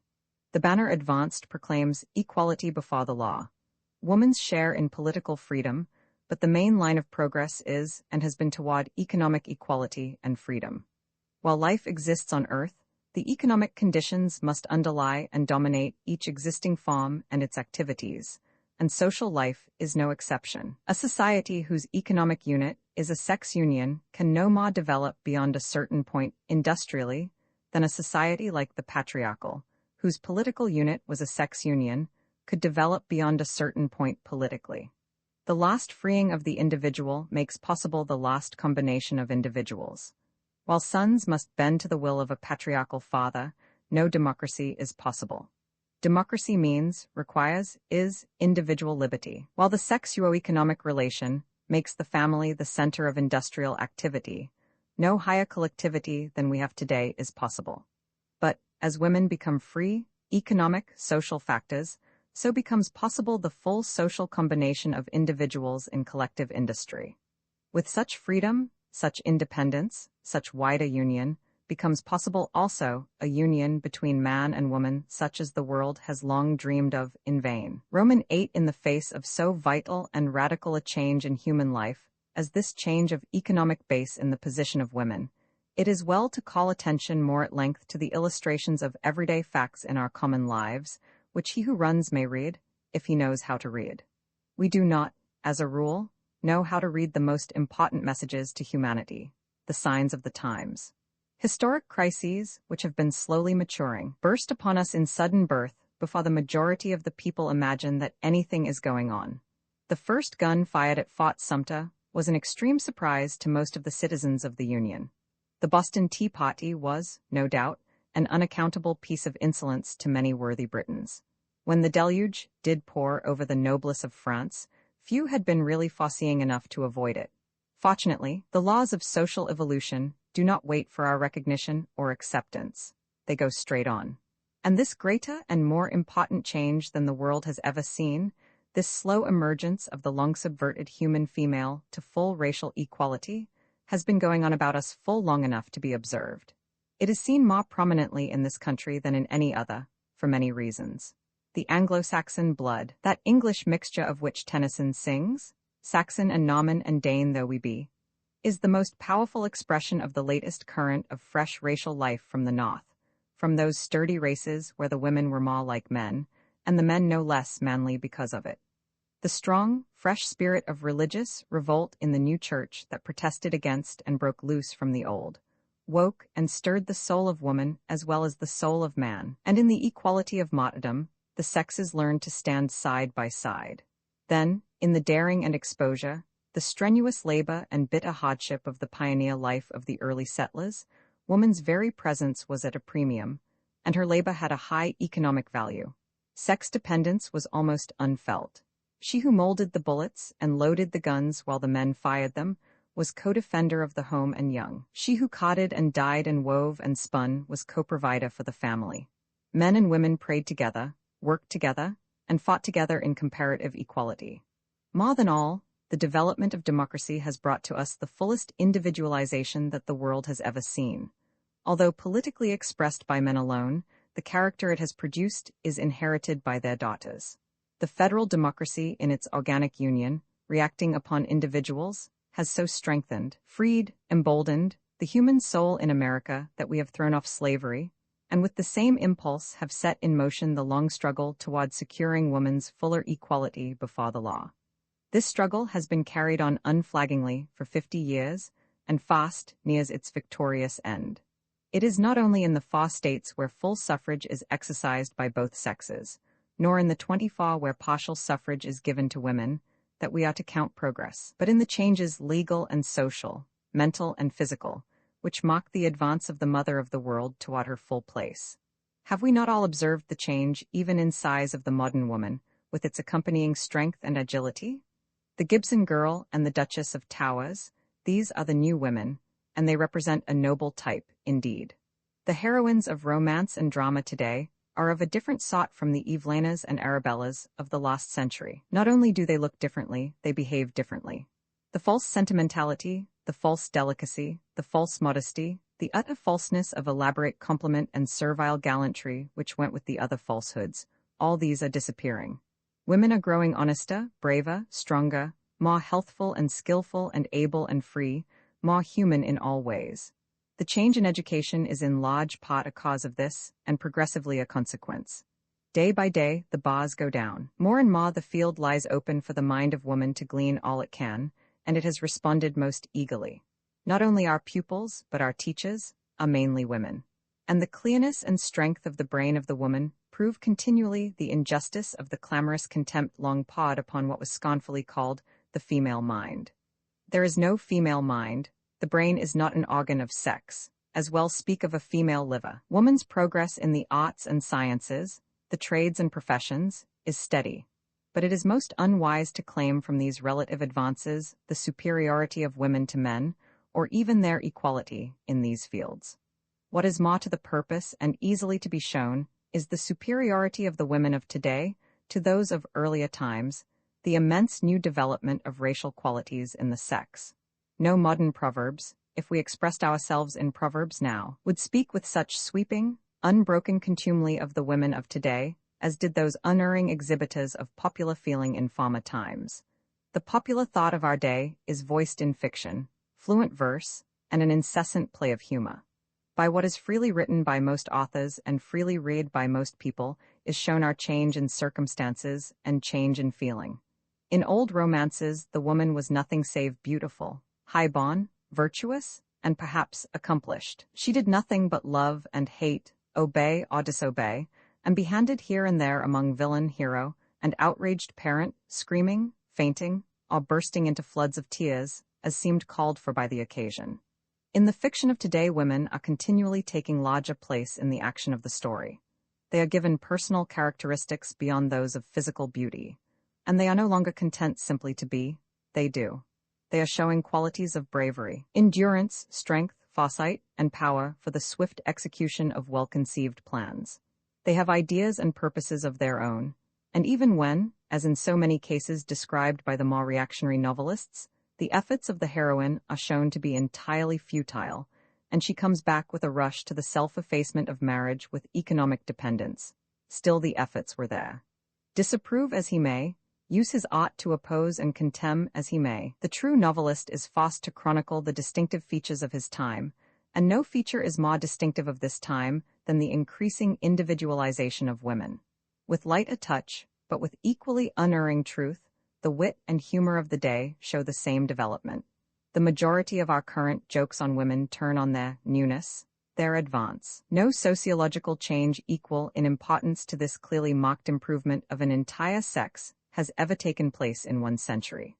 Under it all, the crux of the whole matter goes on the one great change, that of the economic relation. This follows perfectly natural lines. Just as the development of machinery constantly lowers the importance of mere brute strength of body and raises that of mental power and skill, so the pressure of industrial conditions demands an ever higher specialization and tends to break up that relic of the patriarchal age, the family as an economic unit. Women have been led under pressure of necessity into a most reluctant entrance upon fields of economic activity.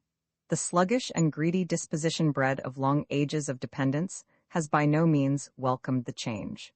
Most women still work only as they have to, until they can marry and be supported. Men, too, liking the power that goes with money, and the poor quality of gratitude and affection bought with it, resent and oppose the change, but all this disturbs very little the cause of social progress. A truer spirit is the increasing desire of young girls to be independent, to have a career of their own, at least for a while, and the growing objection of countless wives to the pitiful asking for money, to the beggary of their position. More and more do fathers give their daughters, and husbands their wives, a definite allowance. A separate bank account, something which they can play is all their own. The spirit of personal independence in the women of today is sure proof that a change has come. For a while, the introduction of machinery, which took away from the home so many industries deprived woman of any importance as an economic factor, But presently she arose, and followed her lost wheel and loom to their new place, the mill. Today, there is hardly an industry in the land in which some women are not found.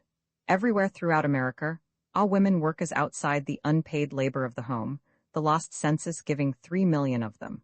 This is so patent a fact, and makes itself felt in so many ways by so many persons, that it is frequently and widely discussed. Without here going into its immediate advantages or disadvantages from an industrial point of view, it is merely instanced as an undeniable proof of the radical change in the economic position of women that is advancing upon us. She is assuming new relations from year to year before our eyes, but we, seeing all social facts from a personal point of view, have failed to appreciate the nature of the change. Consider, too, the altered family relation which attends this movement. Entirely aside from the strained relation in marriage, the other branches of family life feel the strange new forces and respond to them. When I was a girl, sighs the gray-haired mother, we sisters all sat and sewed while mother read to us. Now every one of my daughters has a different club. She sighs, be it observed. We invariably object to changed conditions in those departments of life where we have established ethical values. For all the daughters to sew while the mother read aloud to them was esteemed right, and therefore the radiating diffusion of daughters among clubs is esteemed wrong, a danger to home life. In the period of the common sewing and reading, the women so assembled were closely allied in industrial and intellectual development as well as in family relationship. They all could do the same work and liked to do it. They all could read the same book and liked to read it. And reading, half a century ago, was still considered half a virtue and the other half a fine art. Hence the ease with which this group of women entered upon their common work and common pleasure. The growing individualization of democratic life brings inevitable change to our daughters as well as to our sons. Girls do not all like to sew, many do not know how. Now to sit sewing together, instead of being a harmonizing process, would generate different degrees of restlessness, of distaste, and of nervous irritation. And as to the reading aloud, it is not so easy now to choose a book that a well-educated family of modern girls and their mother would all enjoy together. As the race become more specialized, more differentiated, the simple lines of relation in family life draw with less force, and the more complex lines of relation in social life draw with more force. And this is a perfectly natural and desirable process for women as well as for men. It may be suggested, in passing, that one of the causes of Americanitis is this increasing nervous strain in family relation, acting especially upon woman. As she becomes more individualized, she suffers more from the primitive and undifferentiated conditions of the family life of earlier times.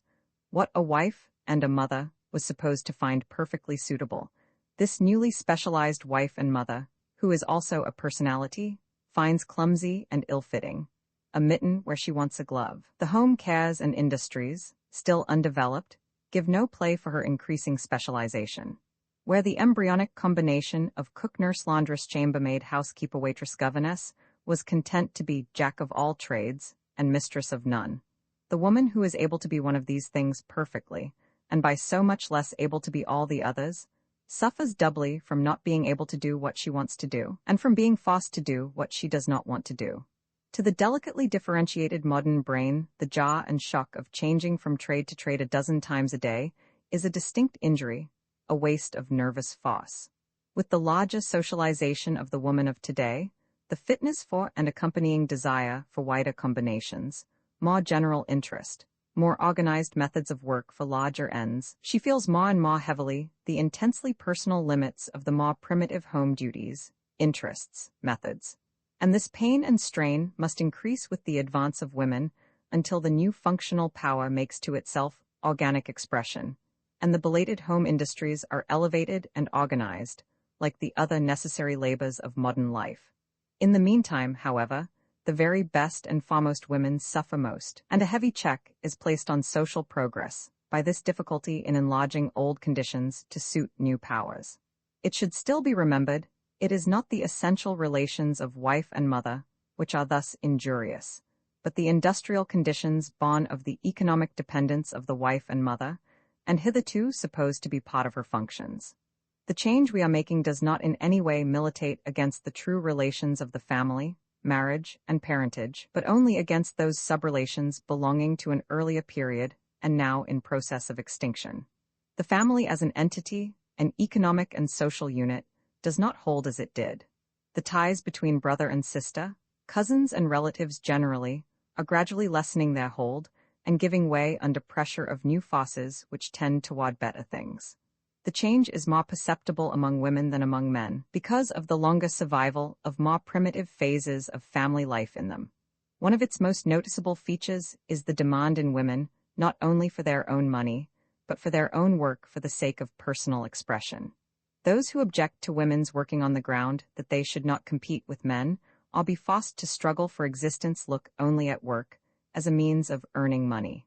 They should remember that human labor is an exercise of faculty, without which we should cease to be human, that to do and to make not only gives deep pleasure, but is indispensable to healthy growth.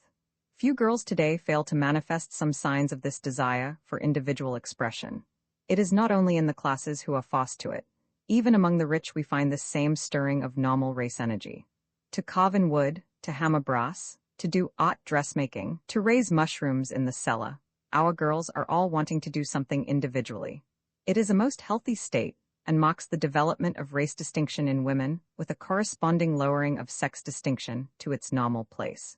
In body and brain, wherever she touches life, woman is changing gloriously from the mere creature of sex, all her race functions held in abeyance, to the fully developed human being, none the less true woman for being more truly human. What alarms and displeases us in seeing these things is our funny misconception that race functions are masculine.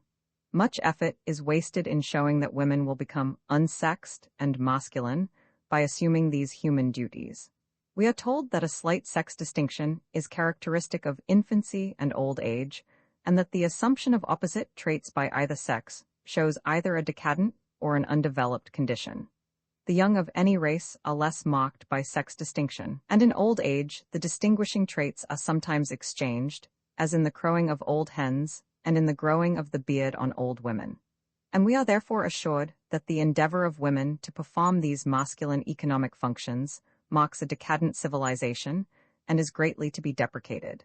There would be some reason in this objection if the common racial activities of humanity, into which women are now so eagerly entering, were masculine functions. But they are not. There is no more sublimated expression of our morbid ideas of sex distinction than in this complacent claiming of all human life processes as sex functions of the male. Masculine and feminine are only to be predicated of reproductive functions, processes of race preservation. The processes of self-preservation are racial, peculiar to the species, but common to either sex. If it could be shown that the women of today were growing beards, were changing as to pelvic bones, were developing bass voices, or that in their new activities they were manifesting the destructive energy, the brutal combative instinct, or the intense sex vanity of the male, then there would be cause for alarm. But the one thing that has been shown in what study we have been able to make of women in industry is that they are women still, and this seems to be a surprise to many worthy souls. A female hoss is no less female than a female starfish, but she has more functions. She can do more things, is a more highly specialized organism, has more intelligence, and with it all, is even more feminine in her more elaborate and farther-reaching processes of reproduction. So the new woman will be no less female than the old woman, though she has more functions, can do more things, is a more highly specialized organism, has more intelligence. She will be, with it all, more feminine, in that she will develop far more efficient processes of caring for the young of the human race than our present wasteful and grievous method, by which we lose 50% of them, like a codfish. The average married pair, says the scientific dictator, in all sobriety, should have 4 children merely to preserve our present population, 2 to replace themselves and 2 to die. A pleasant method this, and redounding greatly to the credit of our motherhood. The rapid extension of function in the modern woman has nothing to do with any exchange of masculine and feminine traits. It is simply an advance in human development of traits common to both sexes and is wholly good in its results. No one who looks at the life about us can fail to see the alteration going on. It is a pity that we so fail to estimate its value. On the other hand, the growth and kindling intensity of the social consciousness among us all is as conspicuous a feature of modern life as the change in woman's position, and closely allied therewith. Never before have people cared so much about other people. from its first expression in greater kindliness and helpfulness toward individual human beings to its last expression in the vague, blind, groping movements toward international justice and law, the heart of the world is alive and stirring today. The whole social body is affected with sudden shudders of feeling over some world calamity or world rejoicing. When the message of Uncle Tom's Cabin ran from heart to heart around the world, kindling a streak of fire, the fire of human love and sympathy which is latent in us all, and longing always for some avenue of common expression. It proved that in every civilized land of our time, the people are of one mind on some subjects. Nothing could have so spread and so awakened a response in the Periclean, the Augustan, or even the Elizabethan age. For humanity was not then so far socialized and so far individualized as to be capable of such a general feeling. Invention and the discoveries of science are steadily unifying the world today. The statement is frequently advanced that the minds of the men of Greece or of the great thinkers of the Middle Ages were stronger and larger than the minds of the men of today. Perhaps they were. So were the bodies of the Megatherium and the Ichthyosaurus stronger and larger than the bodies of the animals of today. Yet they were lower in the scale of organic evolution. The ability of the individual is not so much the criterion of social progress as that organic relation of individuals which makes the progress of each available to all. Emerson has done more for America than Plato could do for Greece. Indeed, Plato has done more for America than he could do for Greece, because the printing press and the public school have made thought more freely and easily transmissible. Human progress lies in the perfecting of the social organization, and it is here that the changes of our day are most marked. Whereas, in more primitive societies, injuries were only felt by the individual as they affected his own body or direct personal interests, and later his own nation or church, today there is a growing sensitiveness to social injuries, even to other nations. The civilized world has suffered in Armenia's agony, even though the machinery of social expression is yet unable fully to carry out the social feeling or the social will. Function comes before organ always, and the human heart and mind, which are the social heart and mind, must feel and think long before the social body can act in full expression. Social sympathy and thought are growing more intense and active every day. In our cumbrous efforts at international arbitration, in the half-hearted alliances and agreements between great peoples, in the linking of humanity together across ocean and mountain and desert, plain by steam and electricity, in the establishment of such world functions as the International Postal Service. In these, externally, our social unity has begun to act. In the more familiar field of personal life, who has not seen how unceasingly many of us are occupied in the interests of the community, even to the injury of our own? The rising manifestations of social interest among women were covered with ridicule at first, through such characters as Mrs. Jellyby or Mrs. Podigal, although a few women who were so great and so identified with religion and philanthropy as to command respect, women like the saintly Elizabeth Fry, Florence Nightingale, and Clara Barton, escaped. But both belong to the same age, are part of the same phenomena.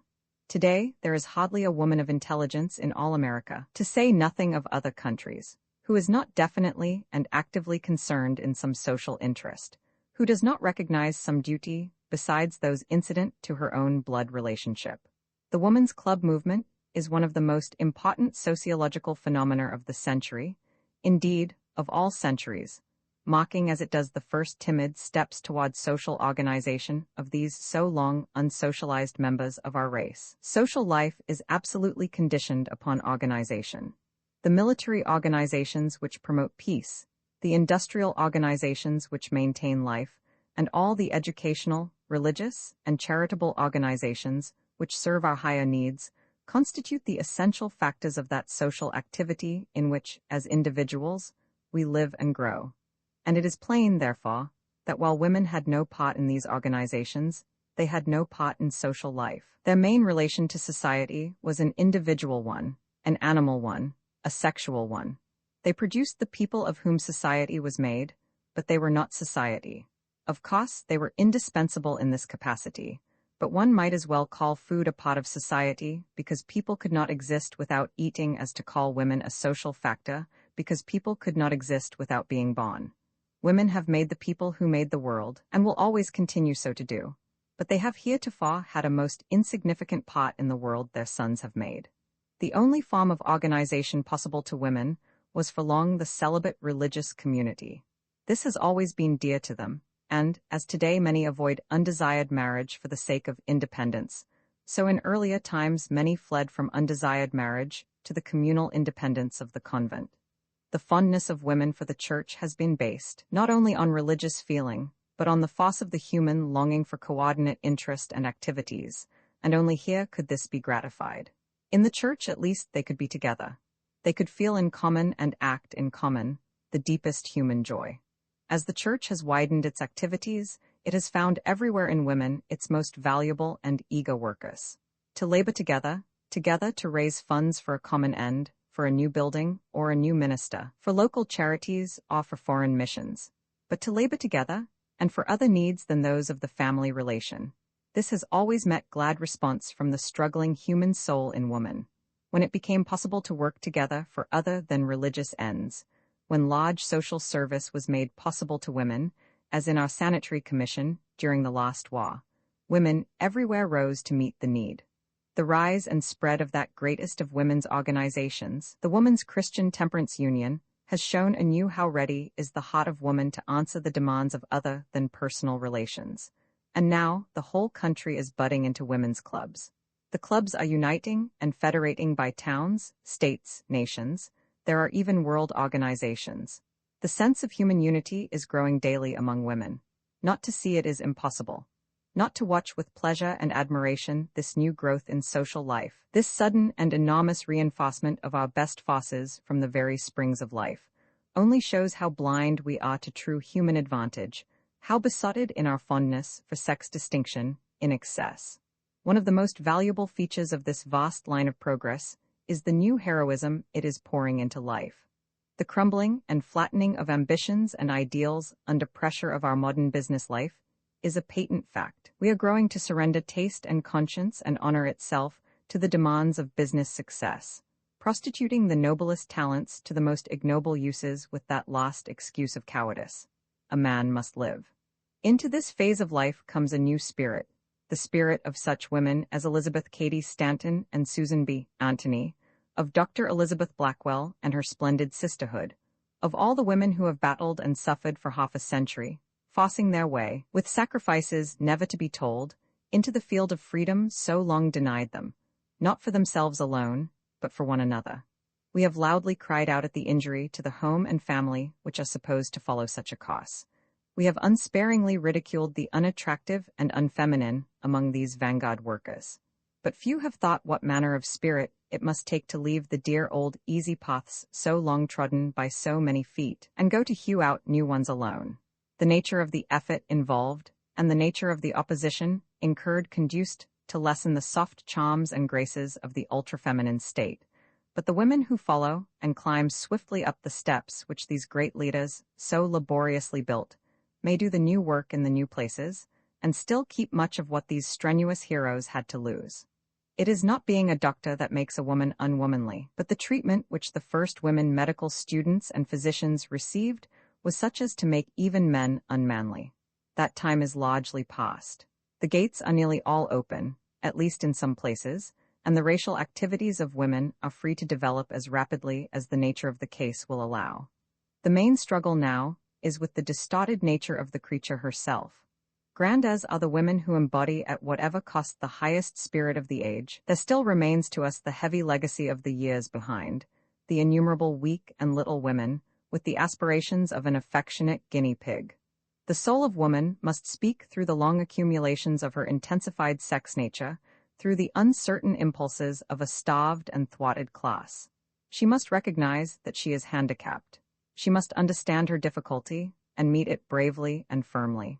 But this is a matter for personal volition, for subjective consciousness. The thing to see and to rejoice in is that, with and without their conscious volition, with or without the approval and assistance of men, in spite of that crowning imbecility of history, the banded opposition of some women to the advance of the others, the female of our race is making sure and rapid progress in human development. Roman 9, the main justification for the subjection of women, which is commonly advanced, is the alleged advantage to motherhood resultant from her extreme specialization to the uses of maternity under this condition. There are two weak points in this position. One is that the advantage to motherhood cannot be proved.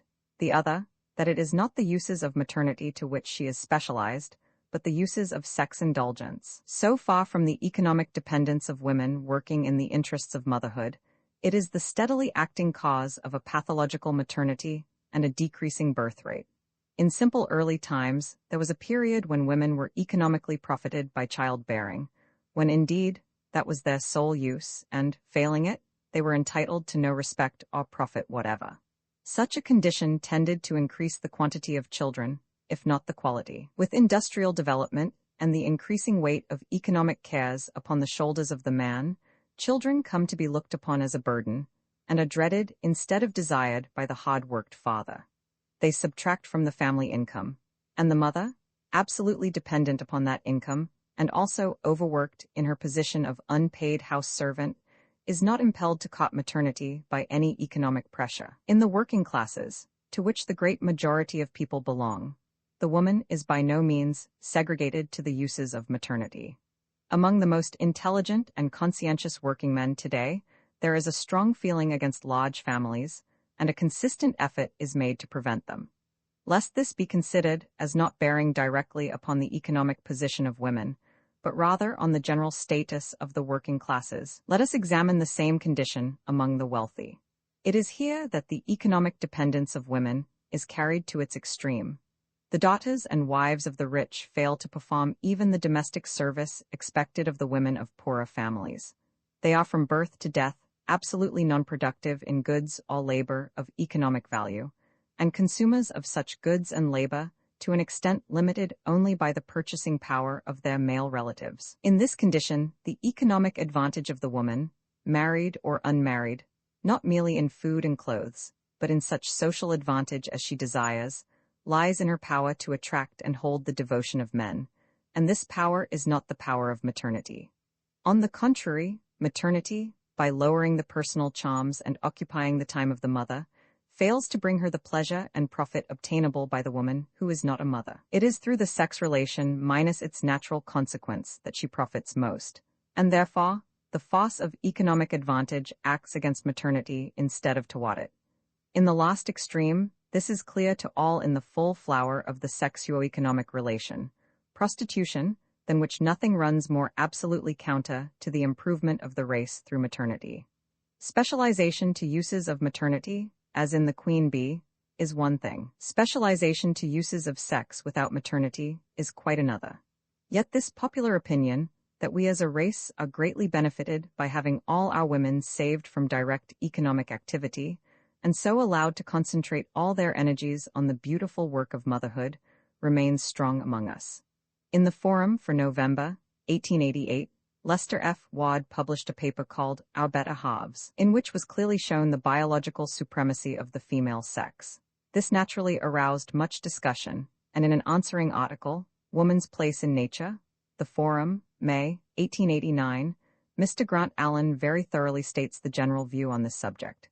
He says of woman, "I believe it to be true that she is very much less the race than man, that she is, indeed, not even half the race at present, but rather a part of it told specially off for the continuance of the species, just as truly as drones or male spiders are parts of their species told off for the performance of male functions, or as rotund honey ants are individual insects told off to act as living honey jars to the community.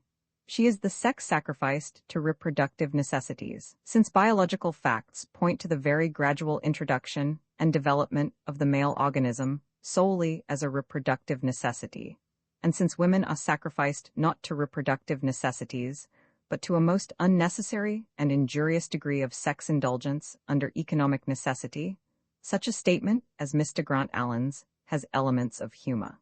The opinion is held, however, not only by the special students of biology and sociology, but by the general public, and demands most careful attention. Those holding such a view may admit the overdevelopment of sex consequent upon the economic relation between men and women, and the train of evils, individual and social, following that overdevelopment.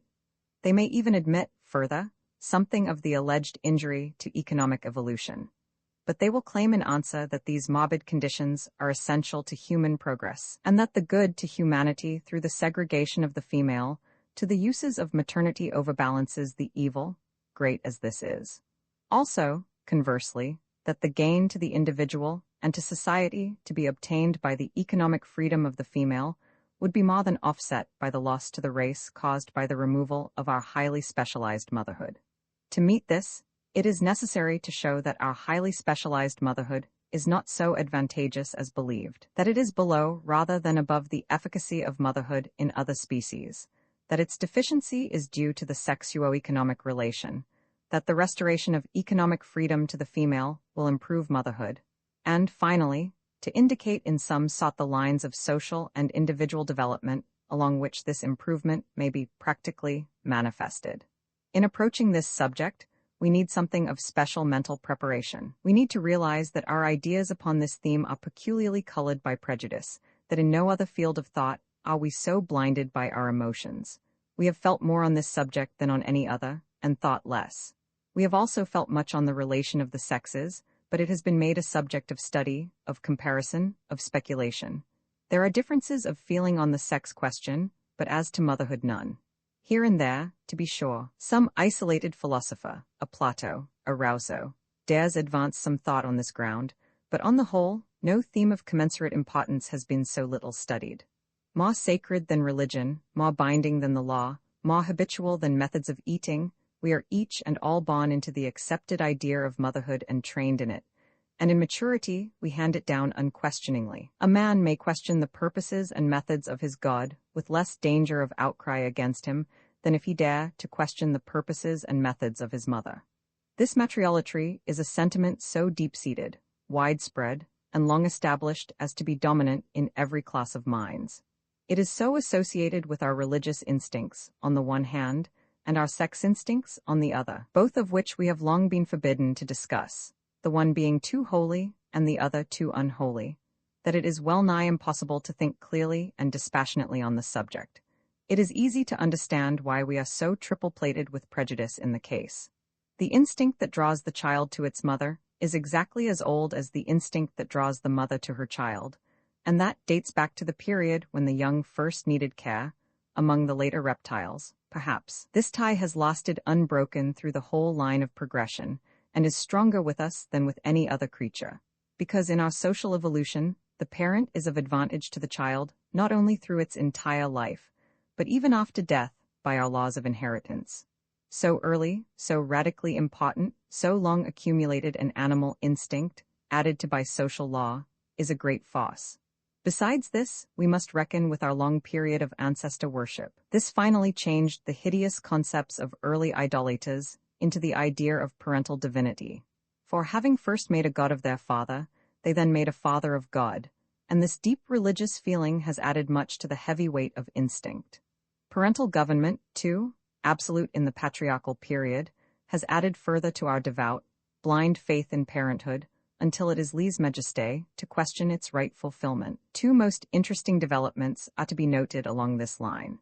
One is that the height of filial devotion was reached in the patriarchal age, when the father was the sole governor and feeder of the family, and could slay or sell his child at will, and that this relic of ancestor worship has steadily declined with the extension of government, until, in our democracy, with the fullest development of individual liberty and responsibility, is found the lowest degree of filial reverence and submission. Its place is taken, to our great gain, by such familiar, loving intercourse between parent and child as was utterly incompatible with the groveling attitude of children in earlier times. The other is the gradual swing from supreme devotion to the father, the author of my being, as the child used to consider him, to our modern mother worship. The dying soldier on the battlefield thinks of his mother, longs for her, not for his father. The traveler and exile dreams of his mother's care, his mother's donuts. The pathos of the popular tale today is in bringing the prodigal back to his mother, not to his father. If the original prodigal had a mother, she was probably busy in cooking the fatted calf. If today's prodigal has a father, he is merely engaged in paying for the veal. Our tenderest love, our deepest reverence, our fiercest resentment of insult, all center about the mother today rather than about the father. And this is a strong proof that the recognition of woman's real power and place in life grow upon us, just as our minds grow able to perceive it. Nothing can ever exceed the truth as to the value of the mother. Our instinct is a right one, as all deep-seated social instincts are, but about it has grown up a mass of falsehoods and absurdities, such as always tend to confuse and impede the progress of great truths. As the main agent in reproduction, the mother is most to be venerated on basic physiological grounds. As the main agent in developing love, the great human condition, she is the fountain of all our growth. As the beginner of industry, she is again a source of progress. As the first and final educator, she outwardly molds what she has inwardly made, and as she is the visible, tangible, lovable, living type of all this, the being in whose person is expressed the very sum of good to the individual, it is no wonder that our strongest, deepest, tenderest feelings cluster about the great word, mother. Fully recognizing all this, it yet remains open to us to turn the light of science and the honest labor of thought upon this phase of human life, as upon any other, to lay aside our feelings and use our reason, to discover if even here we are justified in leaving the most important work of individual life to the methods of primitive instinct. Motherhood is but a process of life, and open to study as all processes of life are open.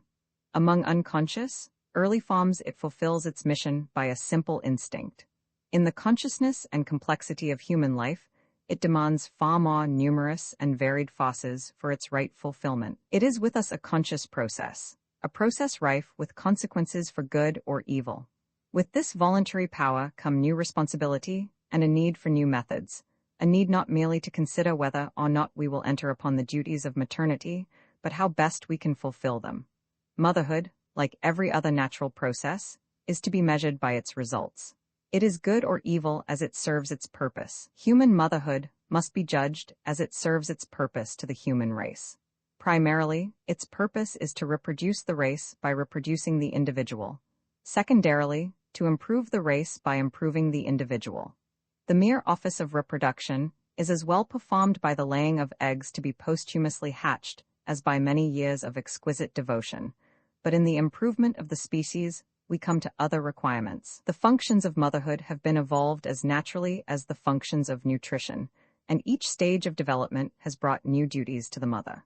The mother bird must brood her young, the mother cow must suckle them, the mother cat must hunt for them. And in every varied service which the mother gives, its value is to be measured by its effect upon the young. To perform that which is most good for the young of the species is the measure of right motherhood, and that which is most good for the young is what will help them to a better maturity than that of their parents. To leave in the world a creature better than its parent, this is the purpose of right motherhood. In the human race, this purpose is served by two processes. First, by the simple individual function of reproduction, of which all care and nursing are but an extension, and second, by the complex social function of education. This was primarily a maternal process, and therefore individual, but it has long since become a racial rather than an individual function, and bears no relation to sex or other personal limitation. The young of the human race require for their best development not only the love and care of the mother, but the care and instruction of many besides their mother. So largely is this true that it may be said in extreme terms that it would be better for a child today to be left absolutely without mother or family of any sort, in the city of Boston, for instance, than to be supplied with a large and affectionate family and be planted with them in darkest Africa. Human functions are race functions, social functions, and education is one of them. The duty of the human mother and the measure of its right or wrong fulfillment are to be judged along these two main lines, reproduction and education. As we have no species above us with which to compare our motherhood, we must measure by those below us. We must show improvement upon them in this function which we all hold in common. Does the human mother succeed better than others of her order, Mammalia, in the reproduction of the species? Does she bring forth and rear her young more perfectly than lower mothers? They, being less conscious, act simply under instinct, mating in their season, bringing forth young in their season, nursing, guarding, defending as best they may. And they leave in the world behind them creatures as good, or better, than their mothers. Of wild animals we have few reliable statistics, and of tame ones it is difficult to detach their natural processes from our interference therewith. But in both, the simple maintenance of species shows that motherhood at least reproduces fairly well. And in those, we breed for our advantage, the wonderful possibilities of race development through this process are made apparent. How do we, with the human brain and the human conscience, rich in the power and wisdom of our dominant race, how do we, as mothers, compare with our foreigners? Human motherhood is more pathological than any other, more morbid, defective, irregular, diseased. Human childhood is similarly pathological. We, as animals, are very inferior animals in this particular.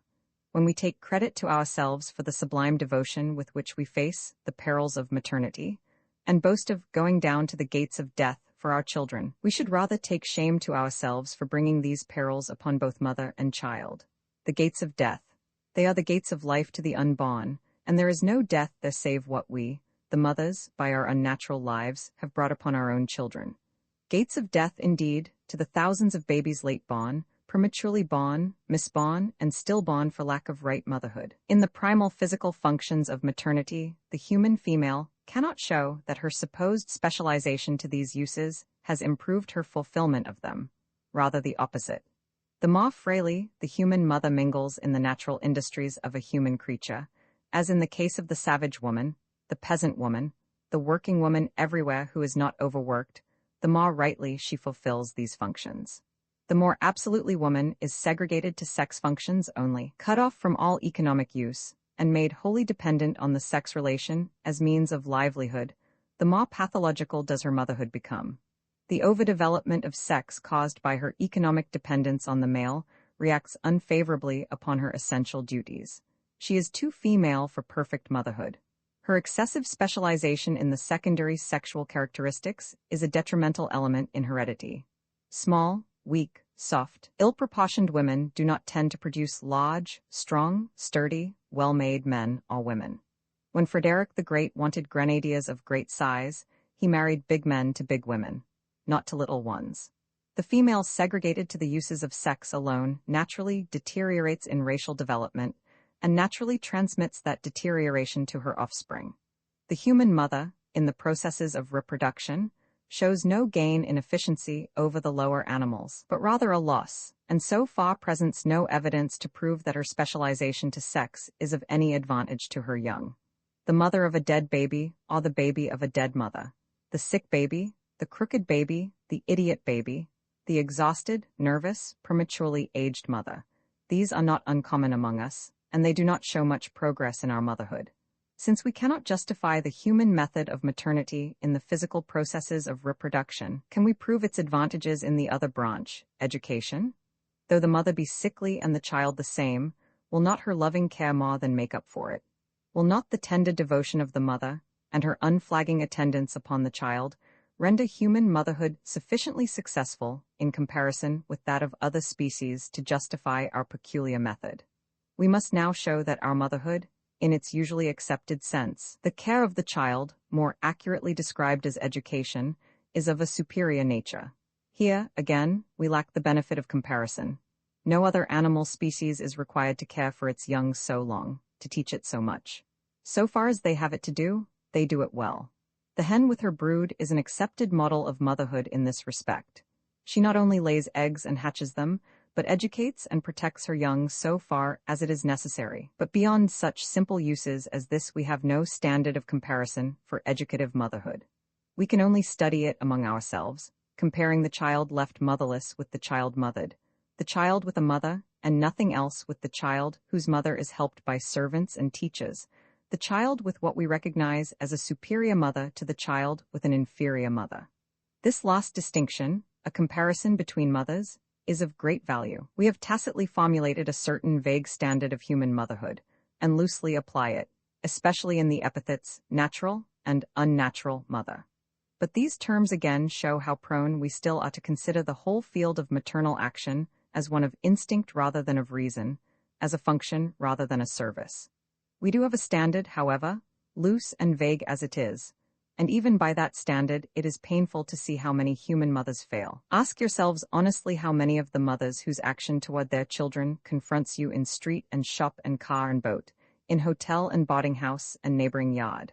How many call forth favorable comment compared with those you judge unfavorably? Consider not the rosy ideal of motherhood you have in your mind, but the costs, hard facts of motherhood as you see them, and hear them, in daily life. Motherhood in its fulfillment of educational duty can be measured only by its effects. If we take for a standard the noble men and women whose fine physique and character we so fondly attribute to a devoted mother, what are we to say of the motherhood which has filled the world with the ignoble men and women of depraved physique and character? If the good mother makes the good man, how about the bad ones?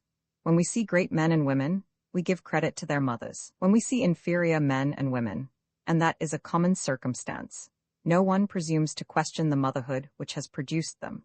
When it comes to congenital criminality, we are beginning to murmur something about heredity, and to meet gross national ignorance, we do demand a better system of education. But no one presumes to suggest that the mothering of mankind could be improved upon, and yet there is where the responsibility really lies. If our human method of reproduction is defective, let the mother answer. She is the main factor in reproduction. If our human method of education is defective, let the mother answer. She is the main factor in education. To this it is bitterly objected that such a claim omits the father and his responsibility. When the mother of the world is in her right place and doing her full duty, she will have no ground of complaint against the father. In the first place, she will make better men. In the second, she will hold herself socially responsible for the choice of a right father for her children. In the third place, as an economic free agent, she will do half duty in providing for the child. Men who are not equal to good fatherhood under such conditions will have no chance to become fathers, and will die with general pity, instead of living with general condemnation.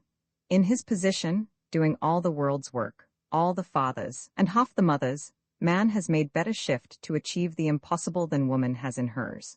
She has been supposed to have no work or care on earth save as mother. She has really had the work of the mother, and that of the world's house service besides. But she has surely had as much time and strength to give to motherhood as man to fatherhood, and not until she can show that the children of the world are as well mothered as they are well fed can she cast on him the blame for our general deficiency. There is no personal blame to be laid on either party. The sexuo-economic relation has its inevitable ill effects on both motherhood and fatherhood, but it is to the mother that the appeal must be made to change this injurious relation.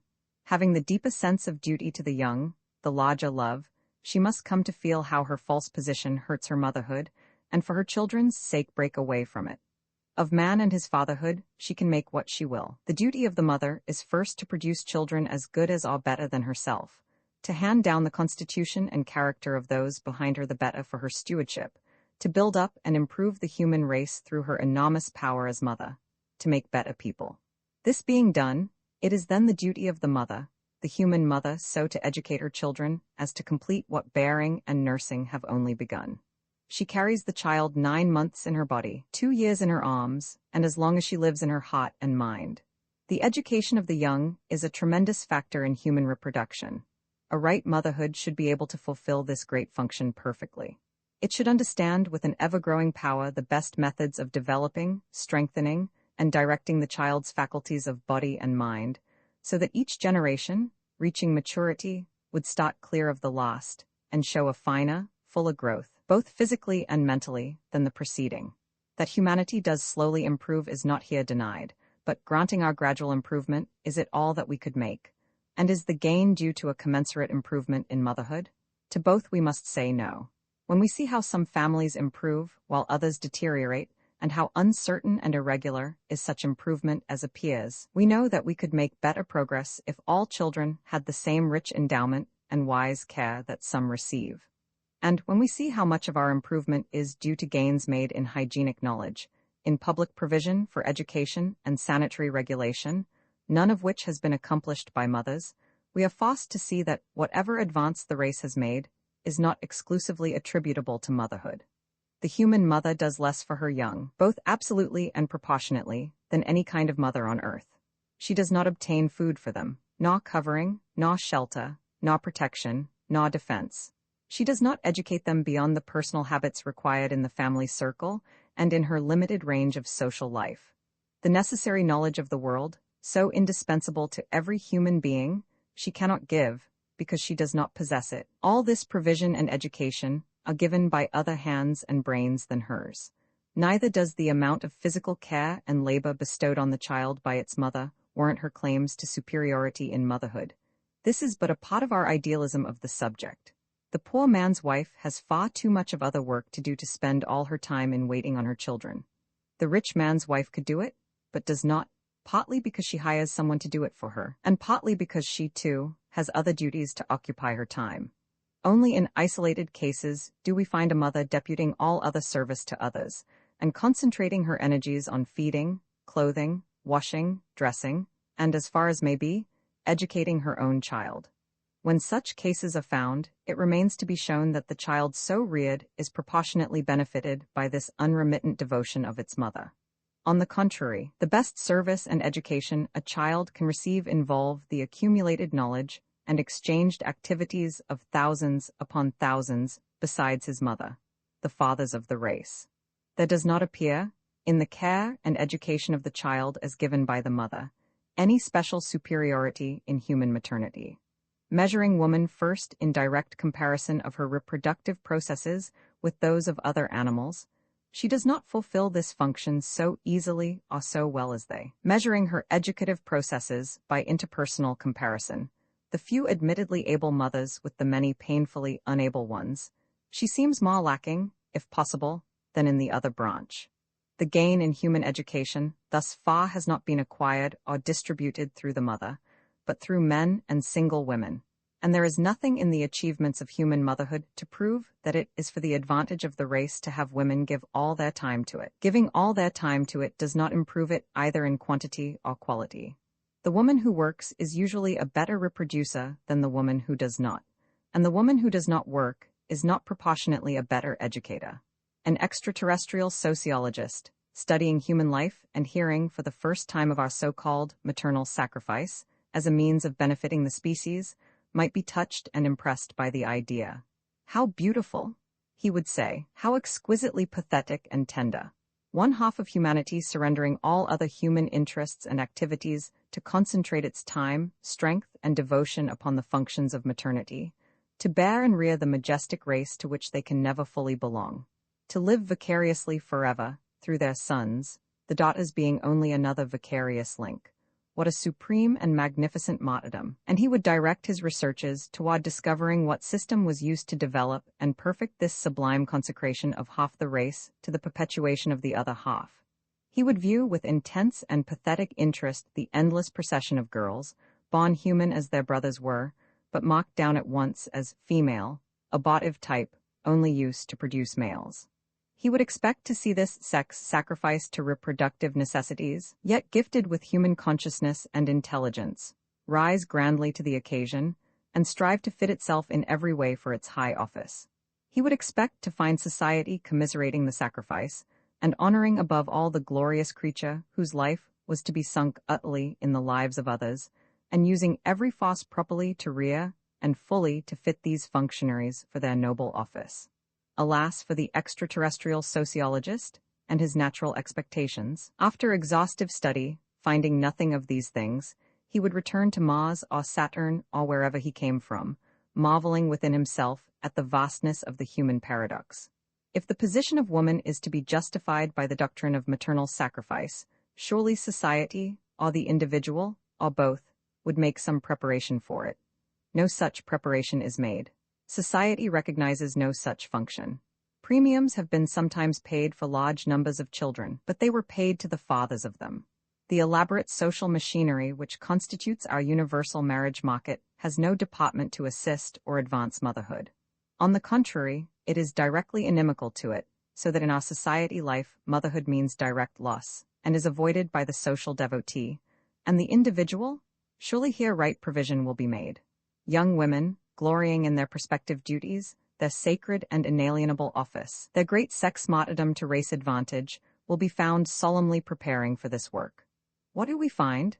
We find our young women reared in an attitude which is absolutely unconscious of and often injurious to their coming motherhood, an irresponsible, indifferent, ignorant class of beings, so far as motherhood is concerned. They are fitted to attract the other sex for economic uses or, at most, for mutual gratification, but not for motherhood. They are reared in unbroken ignorance of their supposed principal duties, knowing nothing of these duties till they enter upon them.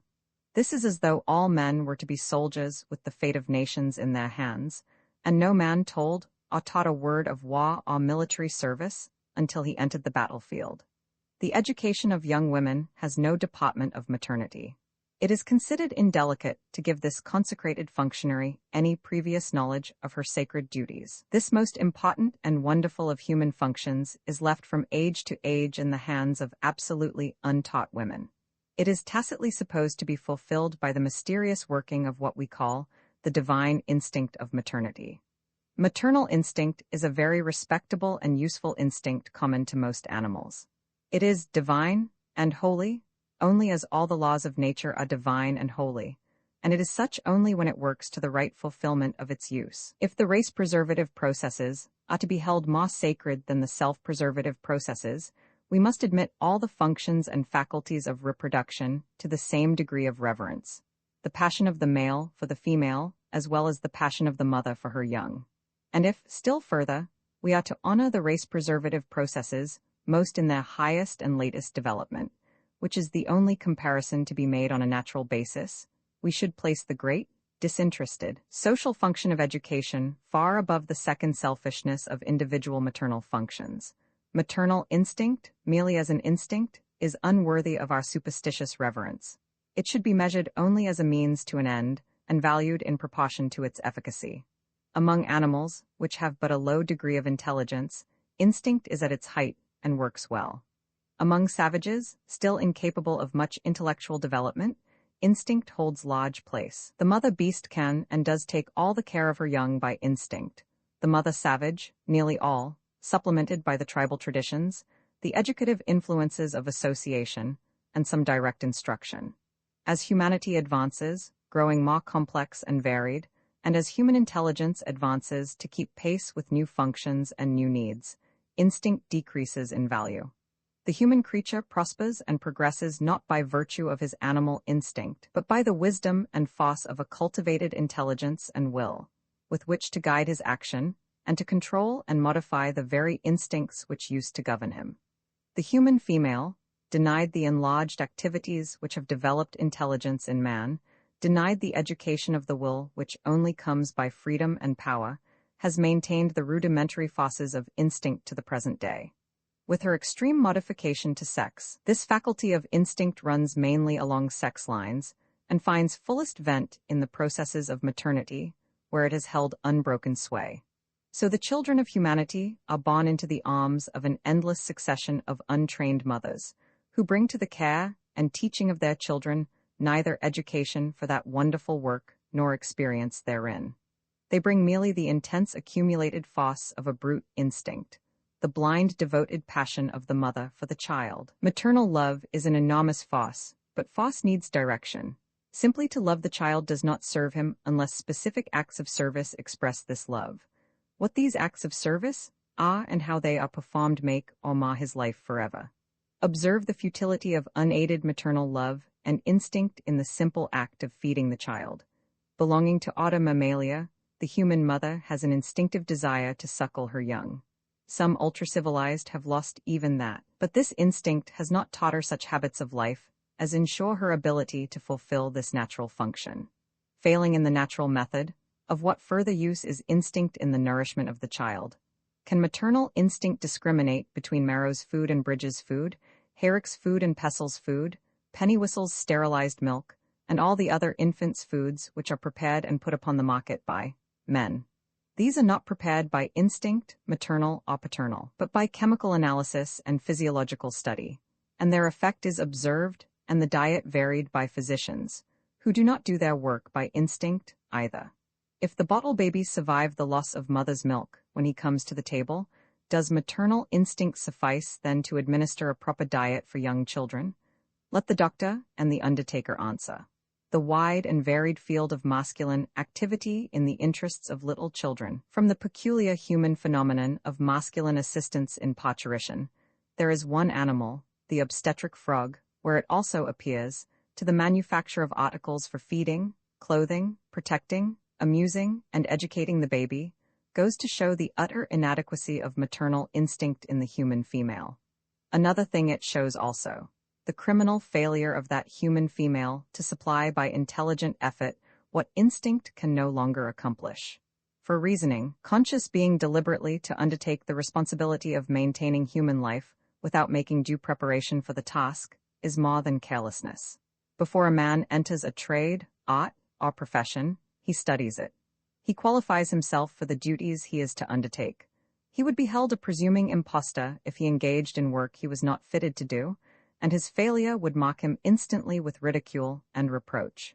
In the more important professions, especially in those dealing with what we call matters of life and death, the shipmaster or pilot, doctor or druggist, is required not only to study his business, but to pass an examination under those who have already become past masters, and obtain a certificate or a diploma or some credential to show that he is fit to be entrusted with the direct responsibility for human life. Women enter a position which gives into their hands direct responsibility for the life or death of the whole human race with neither study nor experience, with no shadow of preparation or guarantee of capability.